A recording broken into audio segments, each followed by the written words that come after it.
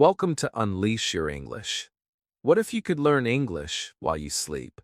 Yes, while your eyes are closed and your body rests, your brain keeps working. Sounds too good to be true? But many learners, just like you, are discovering that sleep learning is real and powerful. In this video, I'll show you how I used bedtime English to grow my speaking, listening, and confidence, all while lying in bed. Backhand index pointing right. Do you ever feel too tired to study at night? Comment below. I used to feel the same.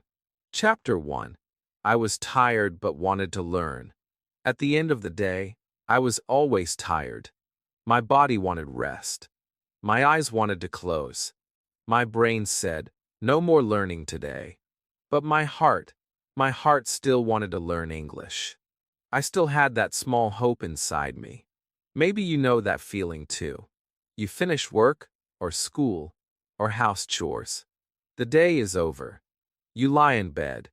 But something inside says, I didn't practice today. You feel a little sad, a little guilty.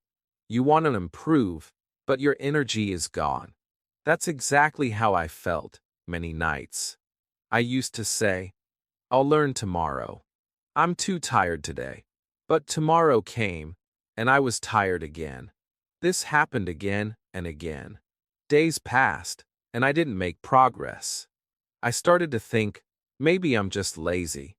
Maybe I don't have enough willpower. But deep inside, I knew that wasn't true.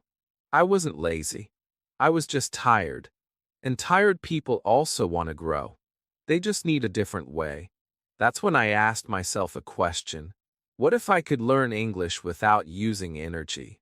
What if I could learn while doing nothing? What if I could learn while sleeping? At first, this idea sounded strange. Learn in my sleep? Really? But I was curious. I began to search. I read stories. I watched videos. I saw other people trying it. They played English audio before bed. They listened to simple sentences while lying down. And they said it helped. Their brain remembered words without effort. That gave me hope. I thought, if they can try, why not me? So one night, I decided to try it. I didn't study. I didn't open a book. I just chose a calm English story and pressed play. I closed my eyes. I let the voice play slowly, softly. At first, my mind wandered. I didn't understand every word. But I didn't worry. I just listened. And then, I slept. That was all. The next morning, something small but powerful happened. I woke up with a sentence in my mind. A very simple one. This is a book. I didn't study it. I didn't repeat it 10 times. But it stayed with me. It was like my brain picked it up during sleep and saved it. That small moment gave me motivation. I smiled. It felt like magic. But maybe it wasn't magic. Maybe it was just the brain doing what it always does. Listening, learning, remembering, even while we rest. After that night, I started doing it more. I didn't expect fast results. I didn't think I would become fluent in 1 week. But I felt something changing. My fear of English went down. My ears became more used to the sound of English. My brain stopped saying, this is hard. Instead, it said, I've heard this before. And that made a big difference. Sleep learning didn't replace my speaking or reading practice. But it became my helper. My soft, silent helper at night. When I was too tired to talk, English still talked to me. When I had no energy to read, I could still listen. And every night, I felt I was doing something good, something small, but real for my English. So if you feel tired at night, it's okay. You don't need to feel guilty. You don't need to study with full power. Just play a calm English audio. Close your eyes. Relax. Let your brain do the work in silence. Let English enter your dreams. Because sleep is not the end of learning. It's the beginning of a peaceful way to grow. I used to think, I can't learn when I'm tired. But now I know, I can. I just need a gentle way, a slow way, a soft voice that says, you can still learn, even when you rest. And so can you. Chapter 2. How Sleep Helps Your Brain Learn. When I was younger, I thought sleep was just sleep. You lie down. You close your eyes. You rest. That's it. But now, I understand something amazing. Sleep is not just for rest. It's also for remembering. Yes, while your body sleeps, your brain is still working. It is like a quiet little worker who organizes everything you learn during the day. It takes your memories, your thoughts, your feelings, and it puts them in the right place. And that includes English. I didn't know this before, but one day, I read something very interesting. It said, when you sleep, your brain strengthens new connections. I read it again and again. It made me think, does that mean if I listen to English before or during sleep, my brain will remember it better? I was so curious. I didn't understand the science deeply, but I understood the feeling. Maybe my sleep could help me learn. So I kept reading in simple English. I found out that there are different stages of sleep. In one stage, your brain is very active. It is dreaming, replaying, connecting things. And in another stage, your brain is organizing, saving information, like files on a computer.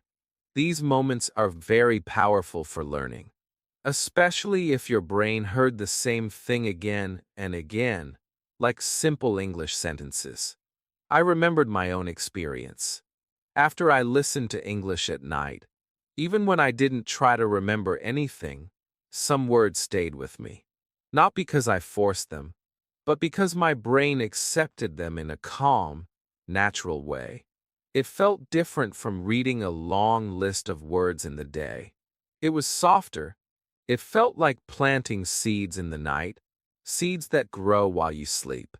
Many people think learning must be hard. You must sit down, take notes, do exercises, memorize long rules. Yes, that's one way. But it's not the only way. Your brain also learns through calm, slow repetition. That's why children learn so well. They hear the same words every day. They don't even try, but they remember. Sleep learning is a bit like that. It's natural. It's slow, but it's powerful. I learned that the brain loves patterns. And when you sleep, it can focus on those patterns without stress. There are no distractions. No phone. No messages. Just you in English. Your ears are still open when you sleep. Not wide open, but soft open. They can still catch sounds, especially if those sounds are peaceful and slow. So if you play gentle English at night, stories, phrases, affirmations, your brain starts to accept them. Slowly, silently, deeply. One night, I listened to this sentence. English is easy when I relax. It repeated again and again. I didn't try to memorize it. I just let it play. The next day, I was brushing my teeth, and that sentence came to me. English is easy when I relax. I smiled. It didn't feel like study. It felt like a message from my sleeping mind, a gift from my dreams. That's when I knew sleep is not just for rest. It's for language too.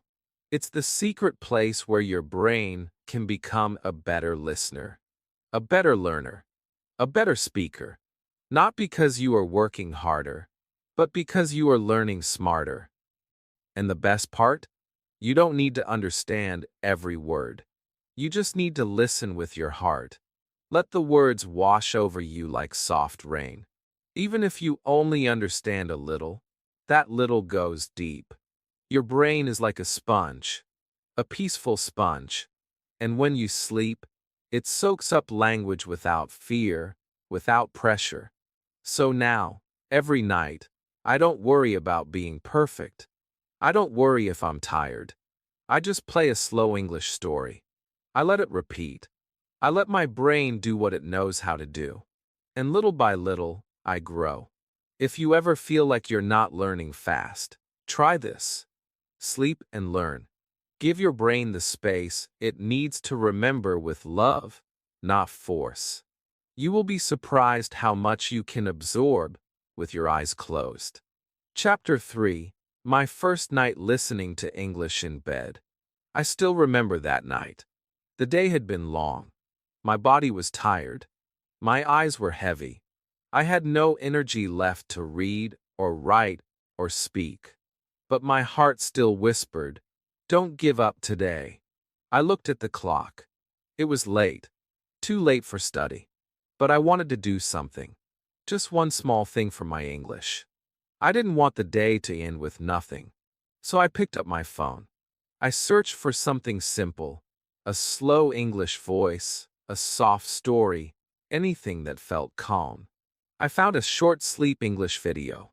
The title said, "Listen and relax. Learn while sleeping." I smiled. It was like it was made for me.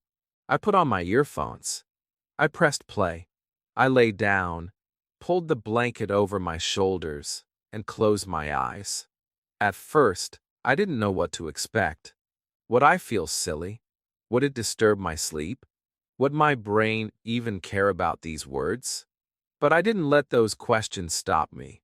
I told myself, just try. No pressure.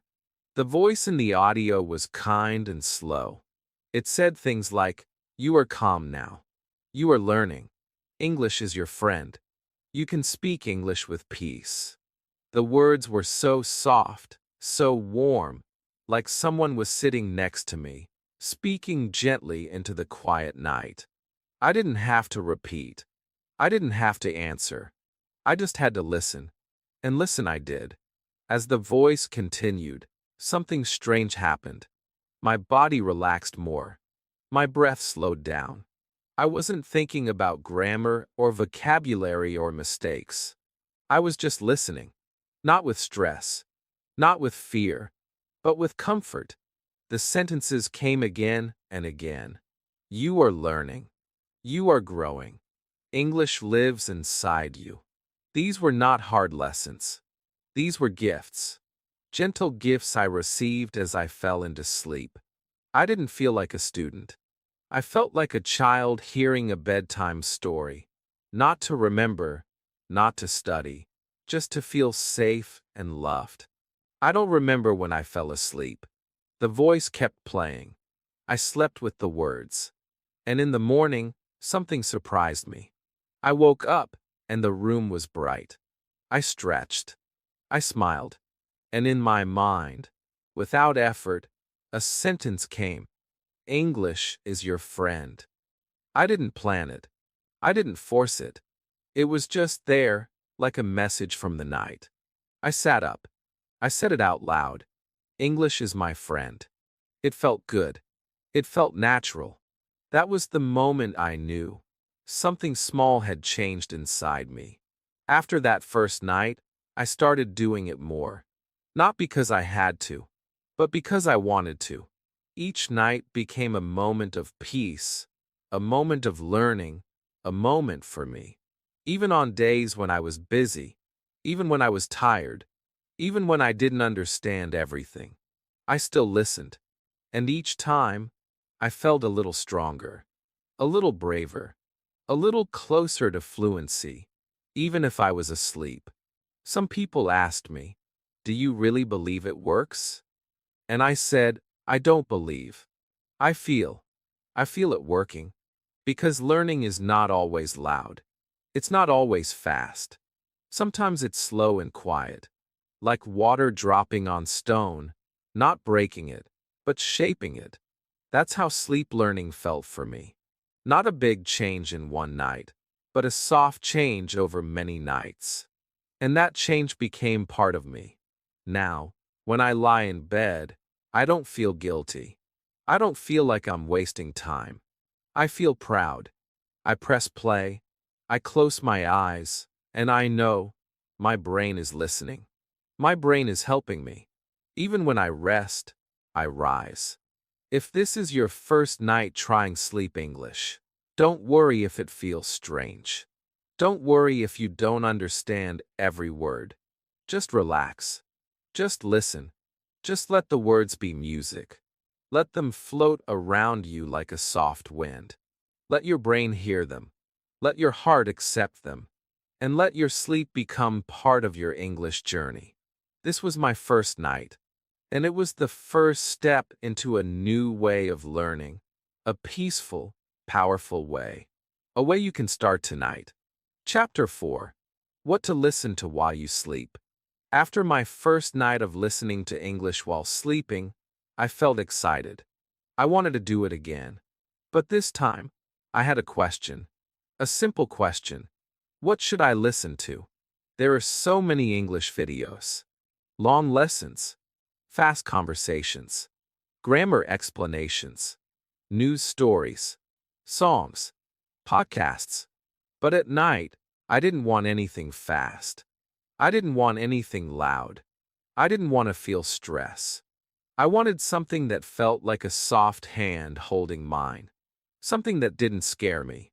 Something that helped me fall asleep, not wake me up. And so, I started searching for the right kind of English. I tried listening to fast English conversations at first, but they were too noisy. My brain didn't rest. I stayed awake, trying to understand every word. That was not sleep learning. That was just tired learning. Then I tried grammar videos. The voice was clear, but the words were hard. My brain was confused, and I couldn't sleep. I understood something important that night. Sleep learning must be soft, slow, and simple. It should feel like a bedtime story, not like a test. So I started looking for peaceful English. I typed words like slow English, easy listening, bedtime English story. And then I found it. A small video where the person spoke slowly, clearly, and kindly. The voice was soft. The music was gentle. The sentences were easy. I wake up. I brush my teeth. I eat breakfast. I feel calm. I listened. And slowly, my mind relaxed. The words were not complicated, but they were real. They were the kind of sentences I wanted to say in my daily life. I closed my eyes. And just like that, I was asleep. That night, I learned something important. The best sleep English is simple daily English. Sentences about your morning, your feelings, your routine. Things like, I get up. I go to the kitchen. I drink water. I feel peaceful. I am learning English. These sentences may look small, but they are powerful. Why? Because they are true for your life. They are sentences your brain understands. And when your brain hears them again and again, in a soft, sleepy state, it starts to accept them. It remembers them not just as words, but as part of your world. Another thing that helped me was stories. Not action stories. Not scary stories. But gentle stories. Stories with short sentences and kind voices. For example, she wakes up. She looks outside. The sky is blue. She smiles. She feels happy. These small stories are like dreams for the brain. They are not full of big ideas. They are full of feeling. And feeling is the secret. The brain remembers better when it feels something. A smile. A peaceful moment. A quiet thought. These are things that stay with us, even after sleep. I also found something beautiful. Affirmations. These are short, powerful sentences that give you strength. Things like, I am learning every day. My English is getting better. I can speak with confidence. I believe in myself. When I heard these affirmations at night, something changed in my heart. I didn't just listen to English. I listened to kindness. I listened to belief. And when I woke up, I felt stronger. Not just as a student, but as a person. Now, every night, I make a small choice. I don't scroll my phone. I don't watch something loud. I simply choose one thing. A slow, soft English video with easy sentences and calm emotion. That's it. That's enough. I play it. I close my eyes. I let the words float around me. Sometimes it's a story. Sometimes it's daily routine phrases. Sometimes it's just someone talking kindly to me. It doesn't matter. What matters is that it's peaceful and true. So if you're not sure what to listen to tonight, here's my advice. Start simple. Start soft. Start with your life. Listen to English that talks about waking up, making tea, looking at the sky, taking a walk, feeling calm. Listen to words that match your day, and let them sink into your mind like soft music. You don't need hard English to grow. You need real English. Gentle English. English that feels like a friend, not a teacher. Choose that, and your sleep will not just rest you. It will teach you. And tomorrow morning, when you wake up, don't be surprised if one of those sentences is waiting for you, like a little gift from your dreams. Chapter 5. The Power of Repeating Sentences at Night. When I started listening to English while I slept, something strange and beautiful happened. It wasn't the big, hard words that stayed in my mind. It wasn't the grammar rules or the complicated explanations. It was the simple sentences, the ones that repeated again and again. I am learning English. I feel calm. This is a book. I didn't try to memorize them. I didn't even know I was learning them. But the next morning, they were still there, inside me, like soft echoes in my heart. That's when I learned the secret. Repetition is the key, especially at night. You see, your brain loves patterns. It remembers things it hears often. It doesn't care if the words are big or small. It cares if the message is clear and repeated. When you hear the same sentence 5 times, your brain starts to recognize it. When you hear it 10 times, your brain begins to hold it. When you hear it 20 times, even while sleeping, it becomes a part of you. Not just as sound, but as meaning, as memory, as something real. I used to think, why listen to the same sentence again and again? Isn't that boring? But now I know, boring is good. Repetition is powerful. Repetition is how children learn. They hear the same story every night. They sing the same song again and again. They say the same words every day, and that's why they learn fast. They don't get bored. They feel safe. They feel familiar. They feel strong. And adults can learn the same way, especially during sleep. At night, I would play one short video. It only had 5 or 6 simple sentences. But those sentences repeated again and again for 15 minutes. At first, I didn't think much about it. I was half asleep. But in the morning, I started saying those sentences without thinking. I didn't study them. I didn't write them. I just heard them, many times, in a peaceful voice. And they stayed. That's when I knew I had found something special. Let me give you an example. One night, I listened to this sentence. I am not afraid to speak English. It played slowly, softly, again and again. I don't know how many times. Maybe 20. Maybe more. I was already asleep when the video ended. But the next day, when I looked in the mirror, those words came to my mouth. I said, I am not afraid to speak English. And I believed it. Because it didn't feel like someone else's sentence anymore. It felt like mine. That is the real power of repeating sentences at night. You don't just learn the sentence. You become it. The words move from your ears to your heart, from your memory to your voice. You don't try to remember. You just remember. And you don't speak with fear. You speak with trust, trust that was built slowly in the silence of sleep. Now, every night, I choose 5 or 6 simple sentences. I make sure they are sentences I want in my life. Sentences like, I speak English with confidence. Every day I improve. English is my friend. I can understand and be understood. I don't choose hard grammar or rare vocabulary. I choose life sentences. Sentences that fit my morning, my routine, my dream. Then I listen. I let them play. I close my eyes. And I let them repeat until my brain takes over.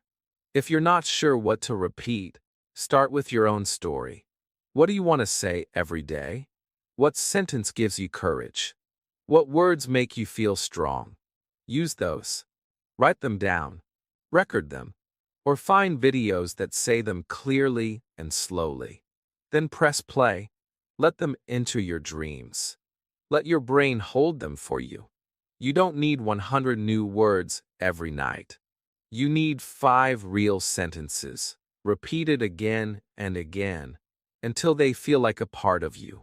Until you wake up one morning, look at yourself, and say them without fear, without thinking, without effort. That's not just learning. That's transformation. So tonight, before you sleep, ask yourself, what do I want to hear 20 times? What do I want to believe? What words will help me tomorrow? Choose them. Repeat them. Sleep with them. And when you wake up, they will be yours. Chapter 6. English while you sleep, but with emotion. One night, I tried something new. I didn't just play English sentences. I played a story. It was slow. It was simple. It was about a boy who walked in a quiet village. He saw a flower. He smiled. The wind touched his face. He looked at the sky. He felt free. The words were easy, but something about the story touched me deeply. As I lay in bed with my eyes closed, I didn't just hear English. I felt it. I felt the peace. I felt the boy's smile. I felt the soft wind, even though I was not in that village. And that's when I realized something very powerful. Emotion is the magic in sleep learning. We often think learning is only about the brain, but it's not. It's also about the heart, the feelings, the connection. The memory becomes strong when the moment feels real. You don't remember every sentence your teacher said in class, but you remember the time someone said something kind to you. You remember how it made you feel. That's what emotion does. It makes things stay inside you. And when you connect emotion to English, especially at night, your brain holds it longer and deeper. From that night on, I stopped choosing random sentences. I started choosing English that made me feel something. Peace, hope, joy, calm. I looked for slow stories with beautiful images, a walk in the garden, a girl reading under a tree, a family having tea in the evening light. I didn't just want English words. I wanted English feelings. Because those feelings stayed with me through the night. And when I woke up, they stayed in my mind like soft music that never ended. There is something beautiful that happens when you feel something in your sleep. The sentence becomes more than a sound. It becomes a picture in your mind. A little dream in English. For example, one night I listened to this sentence. She opened the window, and the sky was pink. It repeated many times. And in my sleep, I saw that pink sky. I saw the open window. I felt the air. I didn't plan to imagine it. It just came. And the next day, that sentence felt so real. I could say it with my eyes open, but still see the sky from my dream. That's why emotional English is so powerful for sleep. When your heart is touched, your brain listens better. It's not about big grammar. It's about soft stories. It's about kindness. It's about peace. And in your dreams, Peace is the best teacher. I also started adding soft music behind the stories. Not loud music, just gentle sounds, like rain or ocean waves or birds in the morning. These sounds made me relax. They made the words feel more alive. The English became part of a bigger feeling, and my sleep became deeper, calmer, sweeter. I didn't just learn English. I started to dream in it. Not always, but sometimes. And those dreams felt like small miracles. So now, when someone asks me, what is the best English to listen to while sleeping?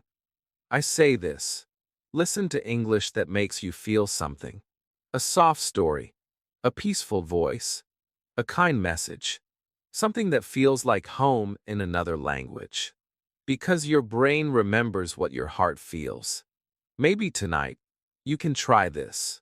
Close your eyes. Press play on a slow English story. Don't worry about the meaning. Don't try to understand every word. Just feel.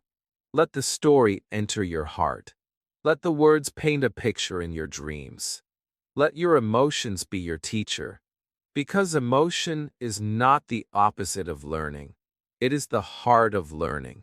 And when you wake up, you will remember not just words, but feelings. And those feelings will help you speak from a deeper place. A place where language is not just knowledge, it is life. Chapter 7. Creating a Peaceful English Sleep Routine. Sleep learning changed my life, but not just because of the English. It changed my life because it changed my nights. Before, my nights were full of noise. My phone, my thoughts, my stress, all of it followed me into bed. I would scroll, I would worry, I would think about all the things I didn't do. My body was in bed, but my mind was still awake. And I didn't rest. I didn't grow. I just survived the night. But then I started something small, a sleep routine with English. A routine that was quiet, gentle, and beautiful. And everything changed. A peaceful English sleep routine is not about being perfect. It's not about doing 100 things. It's about making your evenings soft, like a song that gets slower and slower before silence. You don't need fancy tools. You don't need a study desk. You just need a little time, a little space, and a little love for your language journey. You start with one simple decision. Tonight, I will listen to soft English before I sleep. My routine begins before I even touch my phone. First, I dim the lights. I turn off the bright screens. I tell my brain, the day is ending. Let's slow down now. Then I wash my face with warm water. I feel the tiredness go away. I brush my teeth. I stretch my arms. I put on clean clothes. I make myself comfortable. These little things are not just for the body. They are for the mind. They are signals. Signals that tell my brain, it's time to rest and to learn softly. Then, I prepare my sleep English. I don't choose in a hurry. I take a minute to find something that feels good. Not too long. Not too hard. Just right. A calm voice. Simple sentences. Maybe a bedtime story. Maybe a soft affirmation video. Maybe a list of daily phrases. Something I already know, or something I want to feel. I check the volume. Not too loud, not too soft. I make sure the voice is clear. I don't want to fight with the sound. I want to float with it. Then I lie down. I take a deep breath. I put my phone on the side, not in my hand. I close my eyes. I press play. And I let go. Sometimes I fall asleep in 5 minutes. Sometimes I listen longer. It doesn't matter. I don't try to control it. I let the routine take care of me. Because that's what a good routine does. It holds you. It guides you. It gives your brain a soft path to follow every night. The same steps, the same sounds, the same rhythm. And with time, Your brain starts to expect it, to welcome it, to love it. One night, I forgot to do my routine. I was busy. I went to bed late. I didn't listen to English. I just slept. The next morning, I woke up feeling something was missing. I didn't feel bad. I just felt empty, like I had missed a meeting with my best friend. That's when I knew this routine was no longer just a habit. It was part of me. Now, my brain knows. When the light goes down, when the water touches my face, when the soft voice plays, it's time to learn. But not with pressure, not with stress, with peace, with kindness, with love for English. I also learned that a routine helps you stay on the path. We all have busy days. Some days are noisy. Some days we forget things. But a routine waits for you. It doesn't need you to be perfect. It just needs you to show up, to press play, to lie down, to listen. That's all. If you don't have a routine yet, you can start tonight. It can be simple. Just choose 3 steps. Maybe brush your teeth, stretch, then listen. Or change into soft clothes, dim the light, then play a slow English story. Whatever feels good to you. Repeat it every night. Let it become your safe place, your soft classroom, your time for calm and growth. Because the truth is, your brain learns best when it feels safe. And your sleep routine can be that safe space. A space where there are no mistakes, no tests, just words, just rest, just learning, slowly, silently, beautifully. And every morning, you will rise, not just rested, but a little stronger, a little wiser, a little more fluent. All because of one small, peaceful routine. Chapter 8. What I learned after 30 nights of sleep learning. When I began my sleep learning journey, I wasn't sure what to expect. I didn't have a big goal. I didn't expect to speak perfect English in 1 week. I just wanted to try something gentle, something kind, something possible. My days were full, my mind was tired, but my dream to speak English was still alive. So I gave my nights to learning, quietly, softly, without pressure.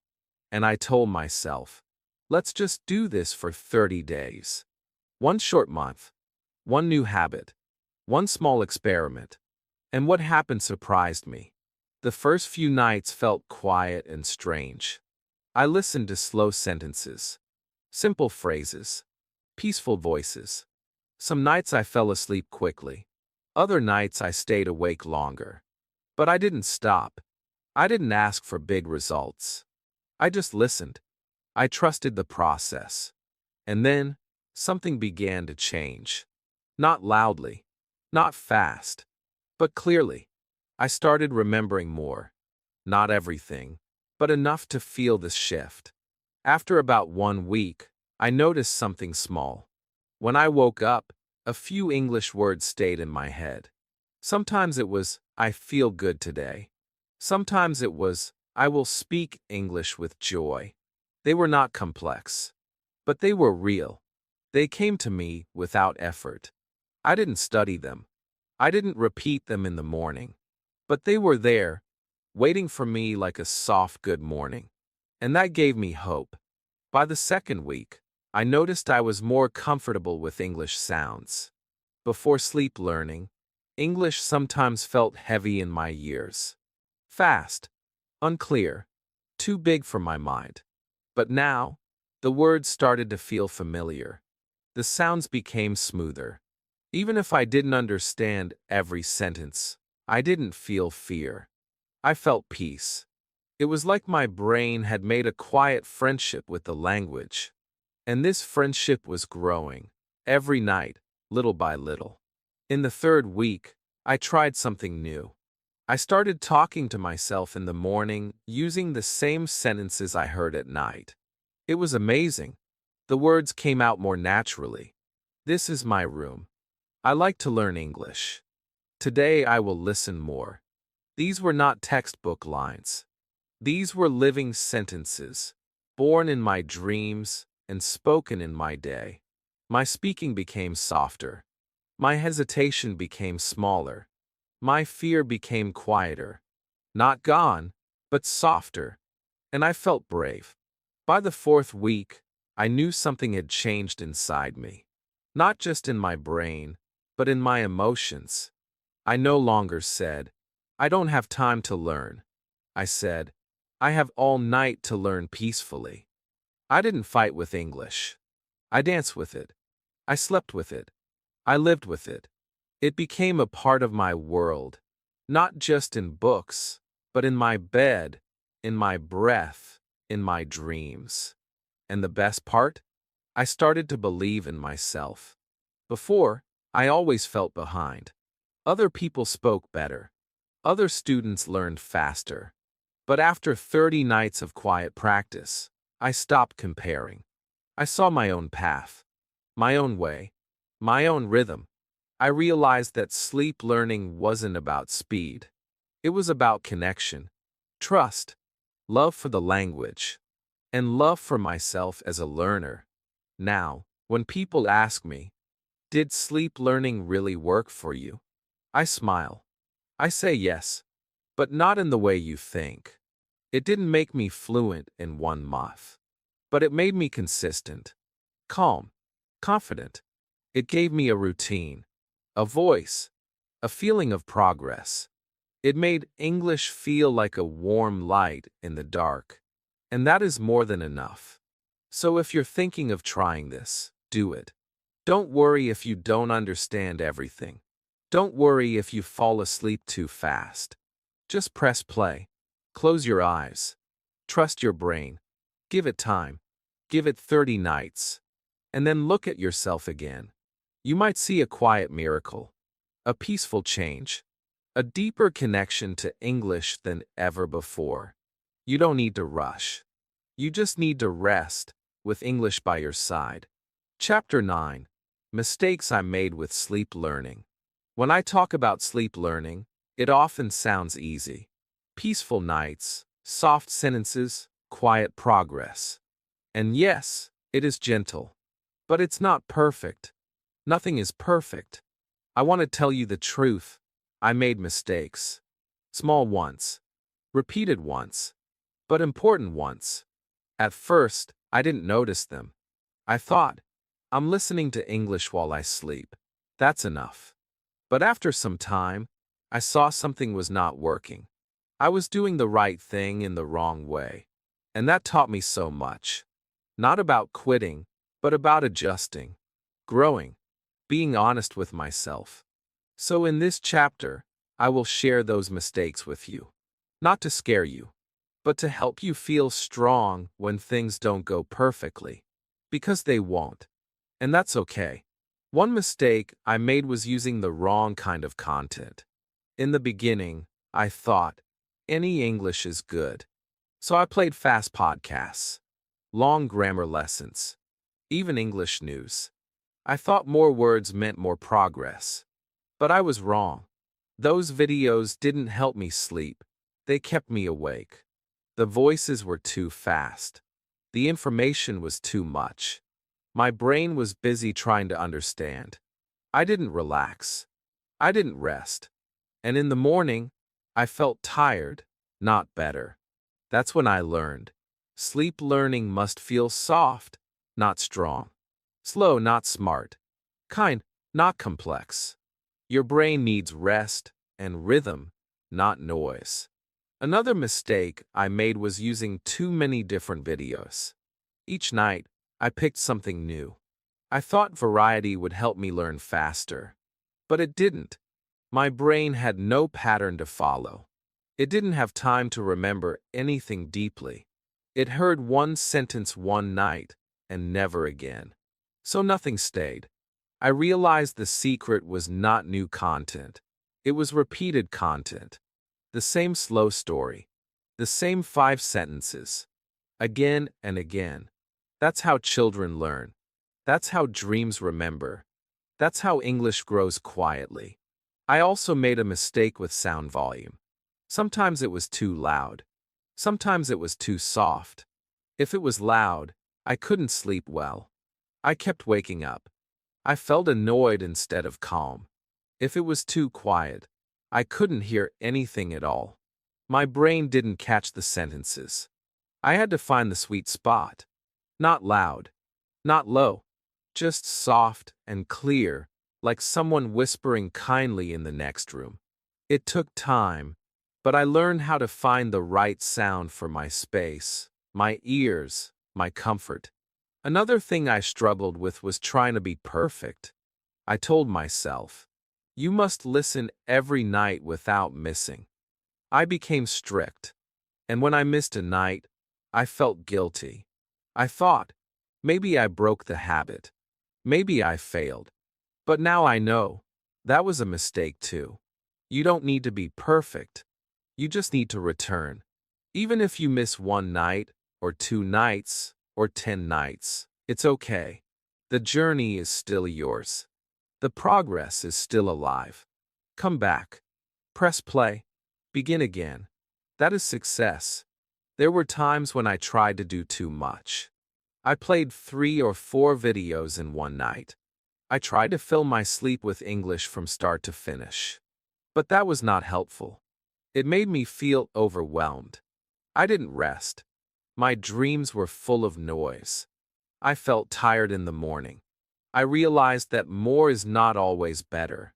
Sometimes one short video, with love, with peace, with good energy, is more powerful than hours of mindless noise. And maybe the biggest mistake I made was not believing in the small changes. I expected big results in 1 week. I wanted to wake up fluent.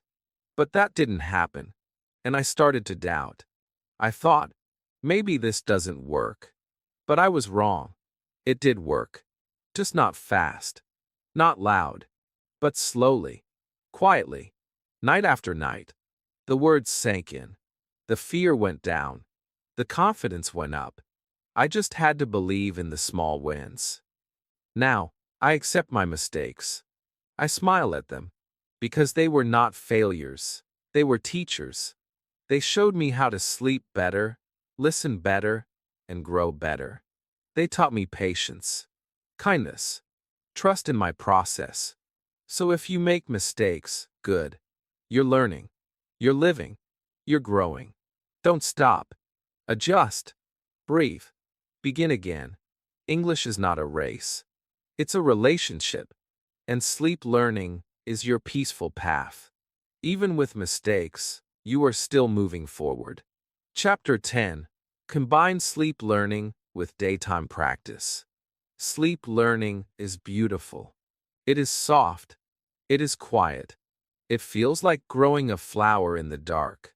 But even the most beautiful flower needs sunlight. It needs care. It needs space to rise in the morning. That's why I learned something important. What you hear at night must be used in the day. Sleep learning is not the full story. It's the beginning, the dream, the whisper. But to speak English in real life, you must also practice in the light. And when you combine your sleepy listening with your waking words, something powerful happens. The sentences become alive. At first, I didn't understand this. I thought, I'm listening every night. Isn't that enough? But after 2 weeks, I felt stuck. The words were in my head, but not in my mouth. I remembered them, but I didn't say them. And I asked myself, why? And the answer came. I was not using what I learned. The seeds were in the soil, but I was not giving them sunlight. That's when I changed something simple. I started speaking the same sentences in the morning that I heard at night. It was easy. No pressure. Just a few minutes after waking up. I would stretch, sit up, and say one sentence out loud. I am learning English. Then another. Today, I will speak with joy. These were the same sentences I had heard in my sleep. And saying them out loud felt natural. Like I wasn't learning something new. I was remembering something familiar.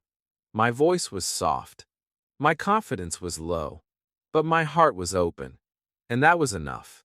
Soon, it became my little ritual. I listened at night. I spoke in the morning. I wrote one sentence in my notebook. I looked in the mirror and said it again. I whispered it in the kitchen. I repeated it while brushing my teeth. These were not grammar lessons. These were real-life moments. Sleep gave me the language. The day gave me the voice. And together, they made me grow. I learned that the brain holds on to words it uses. Not just hears. Not just sees. But uses. And using doesn't have to mean speaking to others. You can speak to yourself. You can write in a diary. You can make a video. You can say, "This is my spoon," or "I like sunny weather." These small sentences, spoken after a night of sleep listening, feel deeper. They stay longer. They come easier. Because they are no longer strangers. They are friends. One beautiful thing I discovered was that my mistakes became fewer. When I repeated sleep-learned sentences during the day, I made fewer errors. Why? Because my brain had already practiced the structure, the sound, the flow. My tongue had already felt it during sleep. And in the day, it simply remembered. It felt like I wasn't trying. I was just expressing what was already inside me. I also noticed my confidence rising. Not in a big, loud way, but in a quiet, real way. I wasn't afraid of simple conversations. I wasn't afraid to speak to myself. I wasn't afraid to say, "I don't know this word," because I knew I had other words I could use. Sleep had given me a soft foundation. The day helped me build on it, one brick at a time. So now, every morning, I begin with gratitude. I thank the night for teaching me gently. And I thank the day for letting me practice freely. And I tell myself, English is not something I do. It's something I live. If you're learning through sleep, remember this. Use what you hear. Don't just listen and forget. Speak it. Write it. Feel it again with your eyes open. Turn it into part of your daily routine. Even one sentence. Even 1 minute. That is enough to connect your dreams to your reality. You are not just learning English at night. You are preparing your brain to speak with confidence during the day. And that is the real magic. Chapter 11. My favorite sleep sentences you can use tonight. After many nights of trying different English videos, listening to stories, affirmations, and simple phrases, I began to notice something. Some sentences stayed with me longer. Some sentences came back to me in the morning. And some sentences felt like they were written just for me. They were not difficult. They were not fancy. But they were powerful. They helped me feel calm. They helped me feel strong. They helped me believe in my English journey. Even when I was tired, even when I felt slow, I started collecting those sentences. I wrote them down. I repeated them softly at night. And now, I want to share them with you. Because maybe they can help you too. These are not just practice sentences. These are sleep sentences. Sentences for your heart, not just your head. Sentences that are gentle and full of hope. You don't need to study them. You don't need to understand every word. Just listen. Repeat slowly. Let them live inside you. Let them grow with you. In your dreams, in your breath, in your daily life. One of my favorite sentences is, "I am learning English every day." It's simple. It's true. And when I hear it at night, my brain feels proud. I don't need to be perfect. I just need to continue. This sentence reminds me that every little effort counts, even in sleep. Another one I love is, "English is becoming easier for me." I say this with a small smile. Because it's true. Not suddenly. Not all at once. But slowly, step by step, English becomes less scary. less confusing, more friendly, more natural. Here's another one that helped me during hard days. I don't need to be perfect. I just need to try. This sentence felt like a friend, a quiet, kind friend who sat beside me and said, "It's okay." Because learning a language is not about being perfect. It's about being present, being brave, trying again and again without fear. There are also sentences for confidence. I can speak English. I am not afraid of mistakes. I have words inside me. When I hear these at night, they go deeper than my mind. They go to my heart. They change the way I see myself. I stop thinking like a beginner. I start feeling like a speaker. I also use daily life sentences because they prepare me for small real-life moments. Sentences like, "This is my bed. I wake up and drink water. I am ready for a new day." These may sound simple, but when you hear them again and again during sleep, they become automatic. You see your bed and say, "This is my bed." You pour water and say, "I drink water." No thinking, just speaking. That's fluency. One special sentence I listen to every night is, "English is my friend." I love this sentence because it changes my relationship with the language. I don't fight with it. I don't fear it. I walk with it. I smile with it. And that helps me stay connected, even on days when learning feels slow. So here's what I do. I pick 5 or 6 of these sentences. I repeat them before sleep. I listen to them softly, again and again. I let them enter my mind like a lullaby.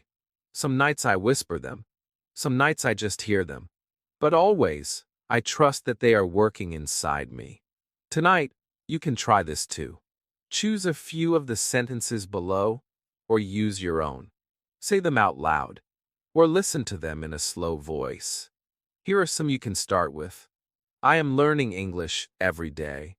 I don't need to be perfect. I feel calm and ready. I can understand more and more. English lives inside me. I believe in my progress. You don't need to say all of them. Just pick the ones that speak to you, the ones that feel warm and real. And then, close your eyes. Breathe. Listen. Let the sentences flow. Let them become part of your dreams. And when you wake up, don't be surprised if one of them is already in your heart, waiting for you, like a quiet gift from the night. Chapter 12. Sleep learning is real, and you can start tonight.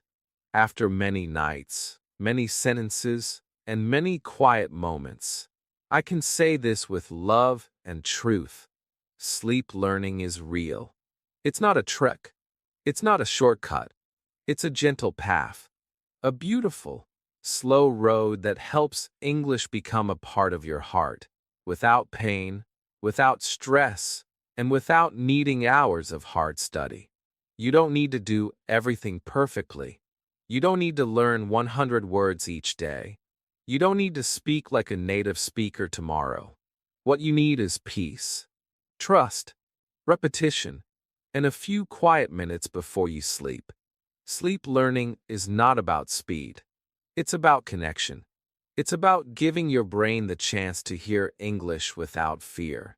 To hear it again and again, softly, gently, until it becomes familiar, until it becomes part of your dreams, your thoughts, your emotions. You may not feel the change after one night, or even after 1 week. But if you stay with it, if you listen every night, even for 10 minutes, you will feel the change.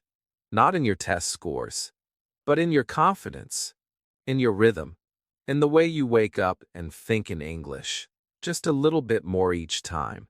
Many people ask me, is it really possible to learn while sleeping?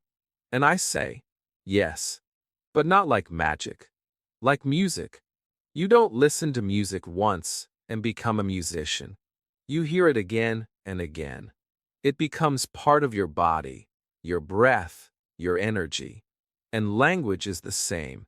When you listen to soft English stories while you sleep, you are giving your brain a gift of rhythm, of words, of comfort, and those words stay with you.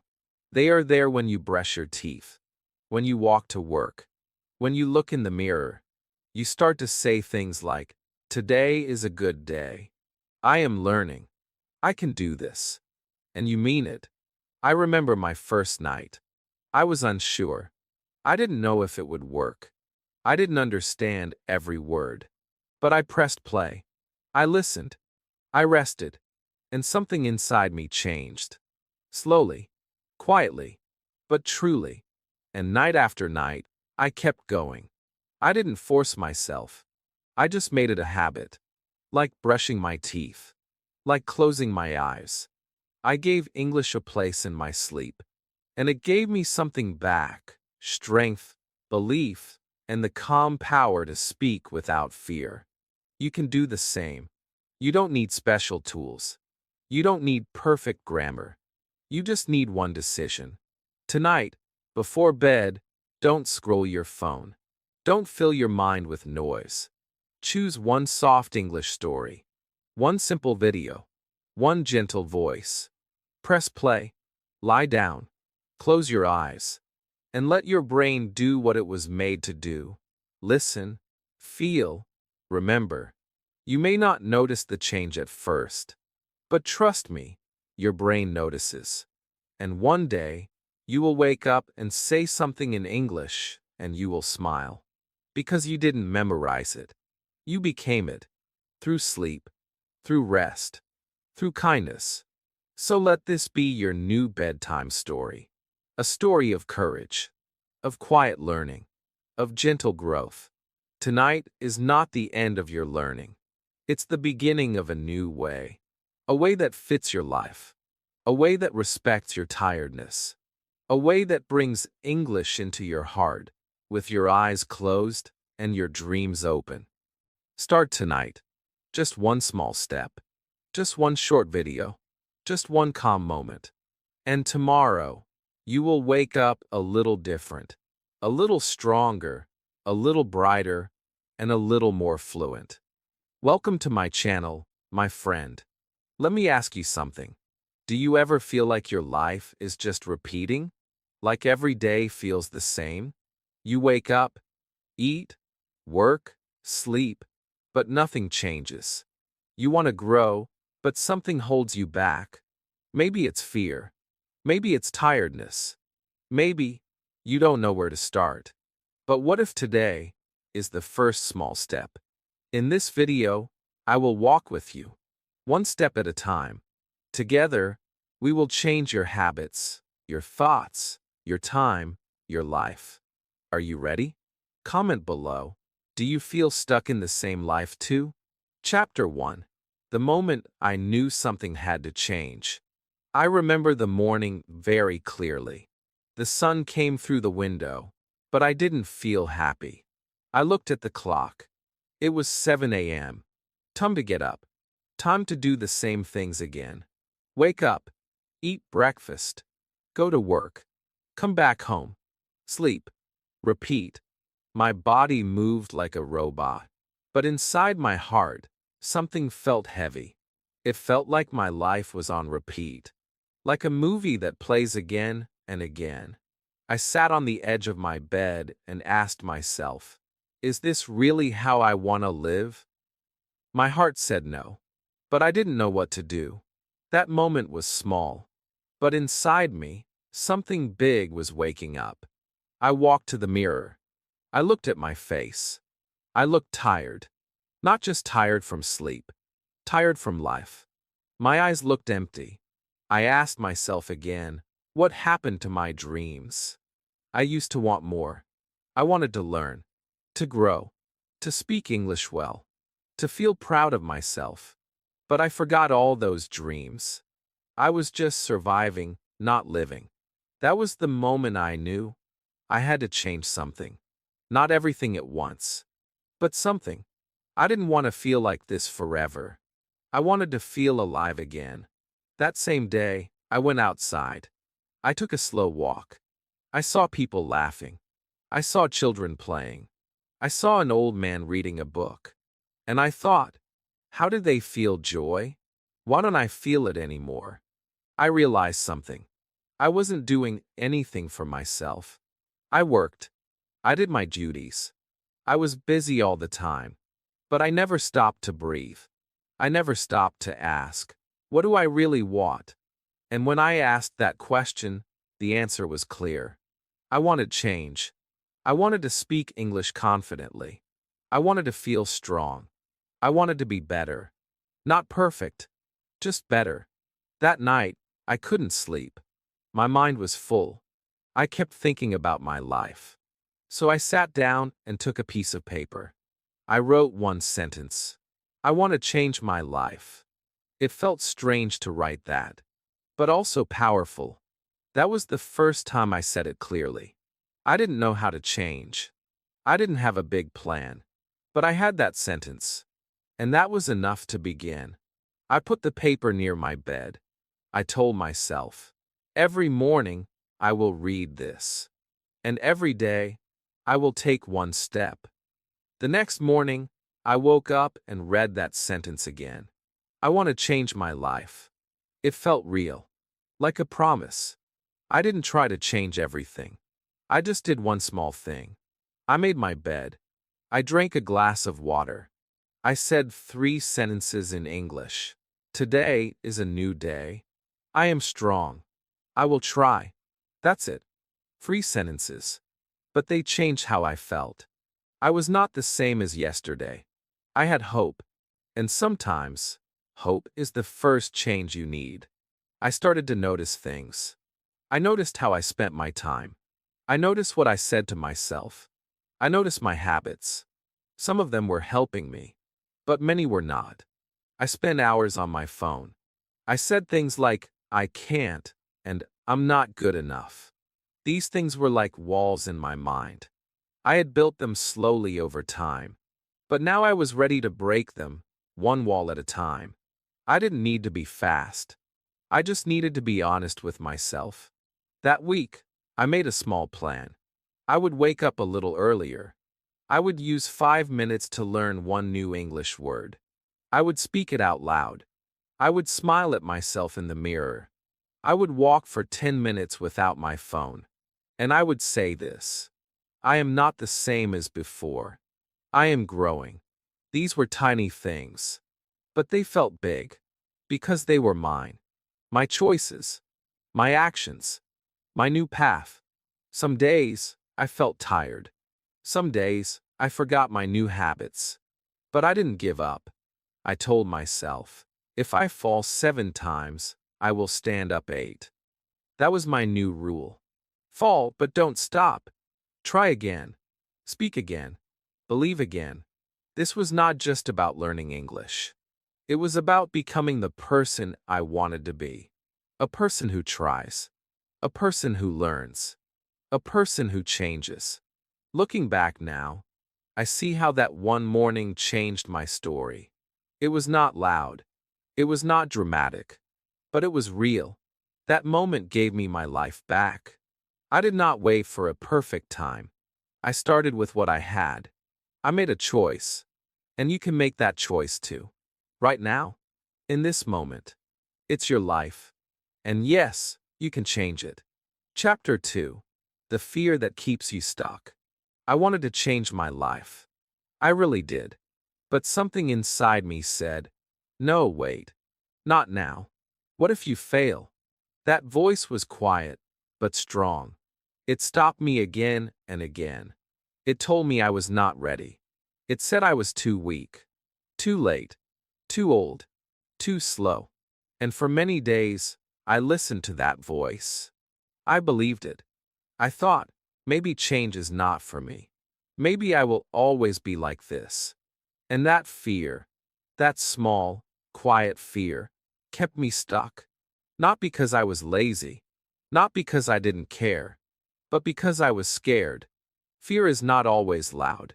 Sometimes, it feels like a soft blanket. It tells you to stay in bed. Stay where it's safe. Don't try anything new. Don't speak English. Don't start a new habit. Just stay here. No one will judge you. No one will laugh. No one will see your mistakes. It feels safe. But that safety is a trap. Because slowly, without knowing, you stop growing. You stop trying. And your dreams begin to fade. That's what fear does. It doesn't scream. It whispers. And those whispers hold you back from the life you want. I remember one day, I tried to speak English in public. Just one sentence. "Excuse me, where is the bus stop?" I knew the words. I had practiced them. But when I opened my mouth, nothing came out. My heart beat fast. My face felt hot. I thought, what if I say it wrong? What if they laugh? What if I look stupid? So I stayed silent. I walked away. And later that day, I felt sad.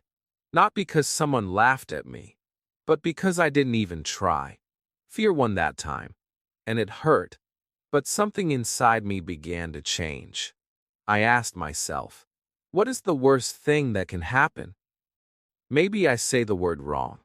Maybe someone doesn't understand me. That's okay. I can try again. I can learn. I can improve.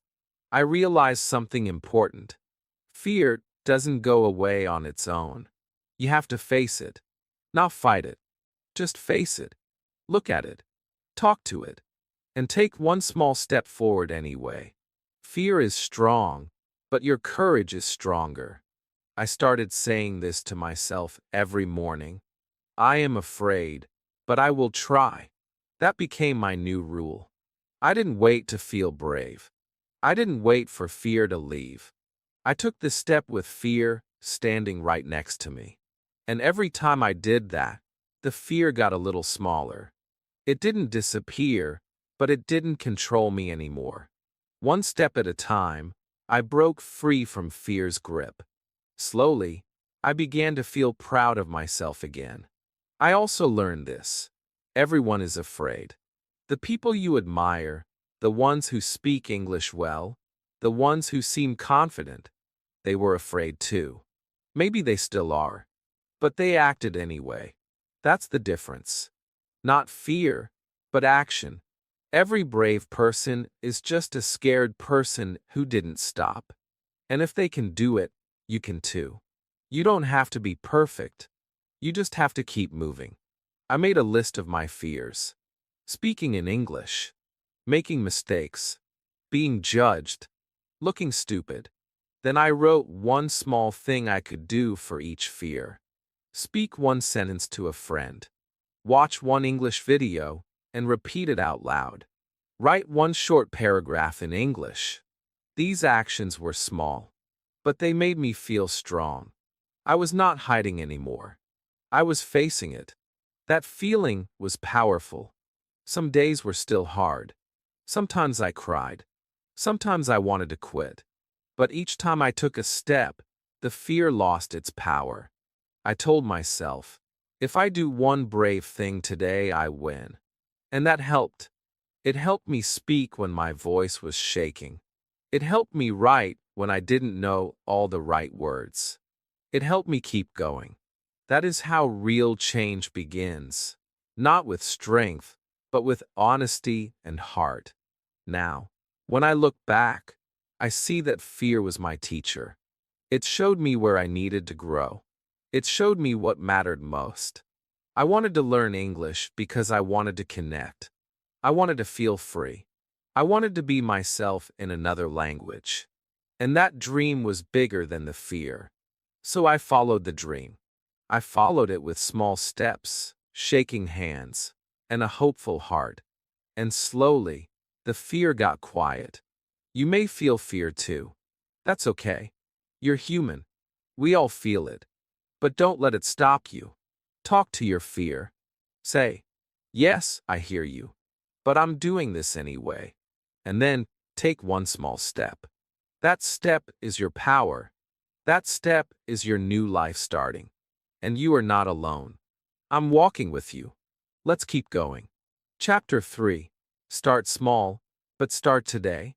I used to think that changing my life meant doing something big, like moving to another country, starting a big job, speaking perfect English in one day. But that thinking made me feel tired. It made me feel stuck. Because when the dream feels too big, you don't start at all. You sit, you wait, you think and think, and in the end, you do nothing. I wasted many days like that, waiting for the right time, the perfect plan, the big moment. But it never came. Then one day, I realized something important. You don't need a big change. You need a small start. And you need to start now. That day, I picked one small thing. I opened my English notebook. It was dusty. I hadn't used it for weeks. I took a pen and wrote one word. Change. Then I wrote a sentence. I want to change my life. That's it. One word. One sentence. One honest beginning. It felt small, but it felt real. I didn't try to study for 3 hours.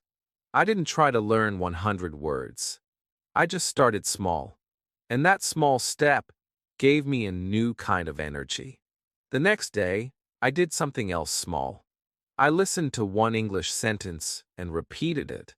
I said it slowly. Today is a good day. I said it 5 times. I smiled while saying it. It was simple, but it made me feel strong. That one sentence stayed in my mind all day. Every time I felt tired, I remembered it. Today is a good day. That one sentence became like a friend. It gave me light. Small actions have big power. You brush your teeth every day, right? You drink water. You put on your shoes. You do these small things without thinking. Now imagine if you did one small English thing every day. Just 5 minutes. Just one word. Just one sentence. Slowly, that small thing becomes a habit. And that habit becomes your strength. And that strength becomes your new life. Many people don't start because they want to be perfect. They think, if I can't speak fluently, why try? But that's like saying, if I can't run 10 kilometers, I won't take one step. It doesn't make sense. Every big thing starts small. Babies learn to walk by falling. Musicians start with one note. English speakers begin with hello. And every small step counts. I began to build a list of small actions. Things I could do in 5 or 10 minutes. Read one short story. Watch one cartoon. Say one new sentence. Write one line in my journal. Speak to myself in the mirror. I called it my tiny steps list. It was not fancy, but it was mine. And every time I did one thing from the list, I felt proud. Not because it was big, but because I showed up. I didn't wait. I started. The truth is, change is not loud. It's quiet. It happens when no one is watching. It happens when you choose to try, again and again. I had days when I didn't want to do anything. I felt slow, tired, lazy, but I remembered my rule. Just do something small. Even if it's just one sentence. Even if it's just listening for 2 minutes. I gave myself permission to start small. And that saved me from giving up. One day, I met a friend who was also learning English. She told me she practices just 5 minutes before sleeping. I asked her, only 5 minutes? Does it work? She smiled and said, yes, because I do it every day. That's when I understood. It's not about time. It's about consistency. A little, every day, is stronger than a lot, one day. I wrote that in my notebook. Small steps. Every day. Forever. I also found that starting small removes fear. Big things make us nervous. They feel heavy. But small things feel light. Easy. Safe. And once you do the small thing, something amazing happens. You feel ready to do more. One small step creates the next. It's like walking upstairs. You don't jump to the top. You go one step, then the next, then the next. That's how life changes. If you're watching this video now, maybe you're waiting too. Waiting to feel ready. Waiting to have time. Waiting to be perfect. But let me tell you something, my friend. You don't need to wait. You just need to start. Pick one thing, one word, one idea, one practice, and do it today, not tomorrow, not next week. Today, right now. After this video, say one sentence out loud. Write one goal. Set a 5-minute timer and just begin. You don't have to do everything. You just have to do something. And you can do it. I believe in you. So let's not wait anymore. Let's change our lives, one small step at a time. Are you ready? Then start now. Just start. Chapter 4. Morning is the door to a new life. Every morning is a new beginning. But for many years, I didn't see it that way. I used to wake up late. My body was tired. My mind was foggy. I picked up my phone and started scrolling. Time passed. 1 hour, 2 hours. No energy. No joy. I rushed to get ready.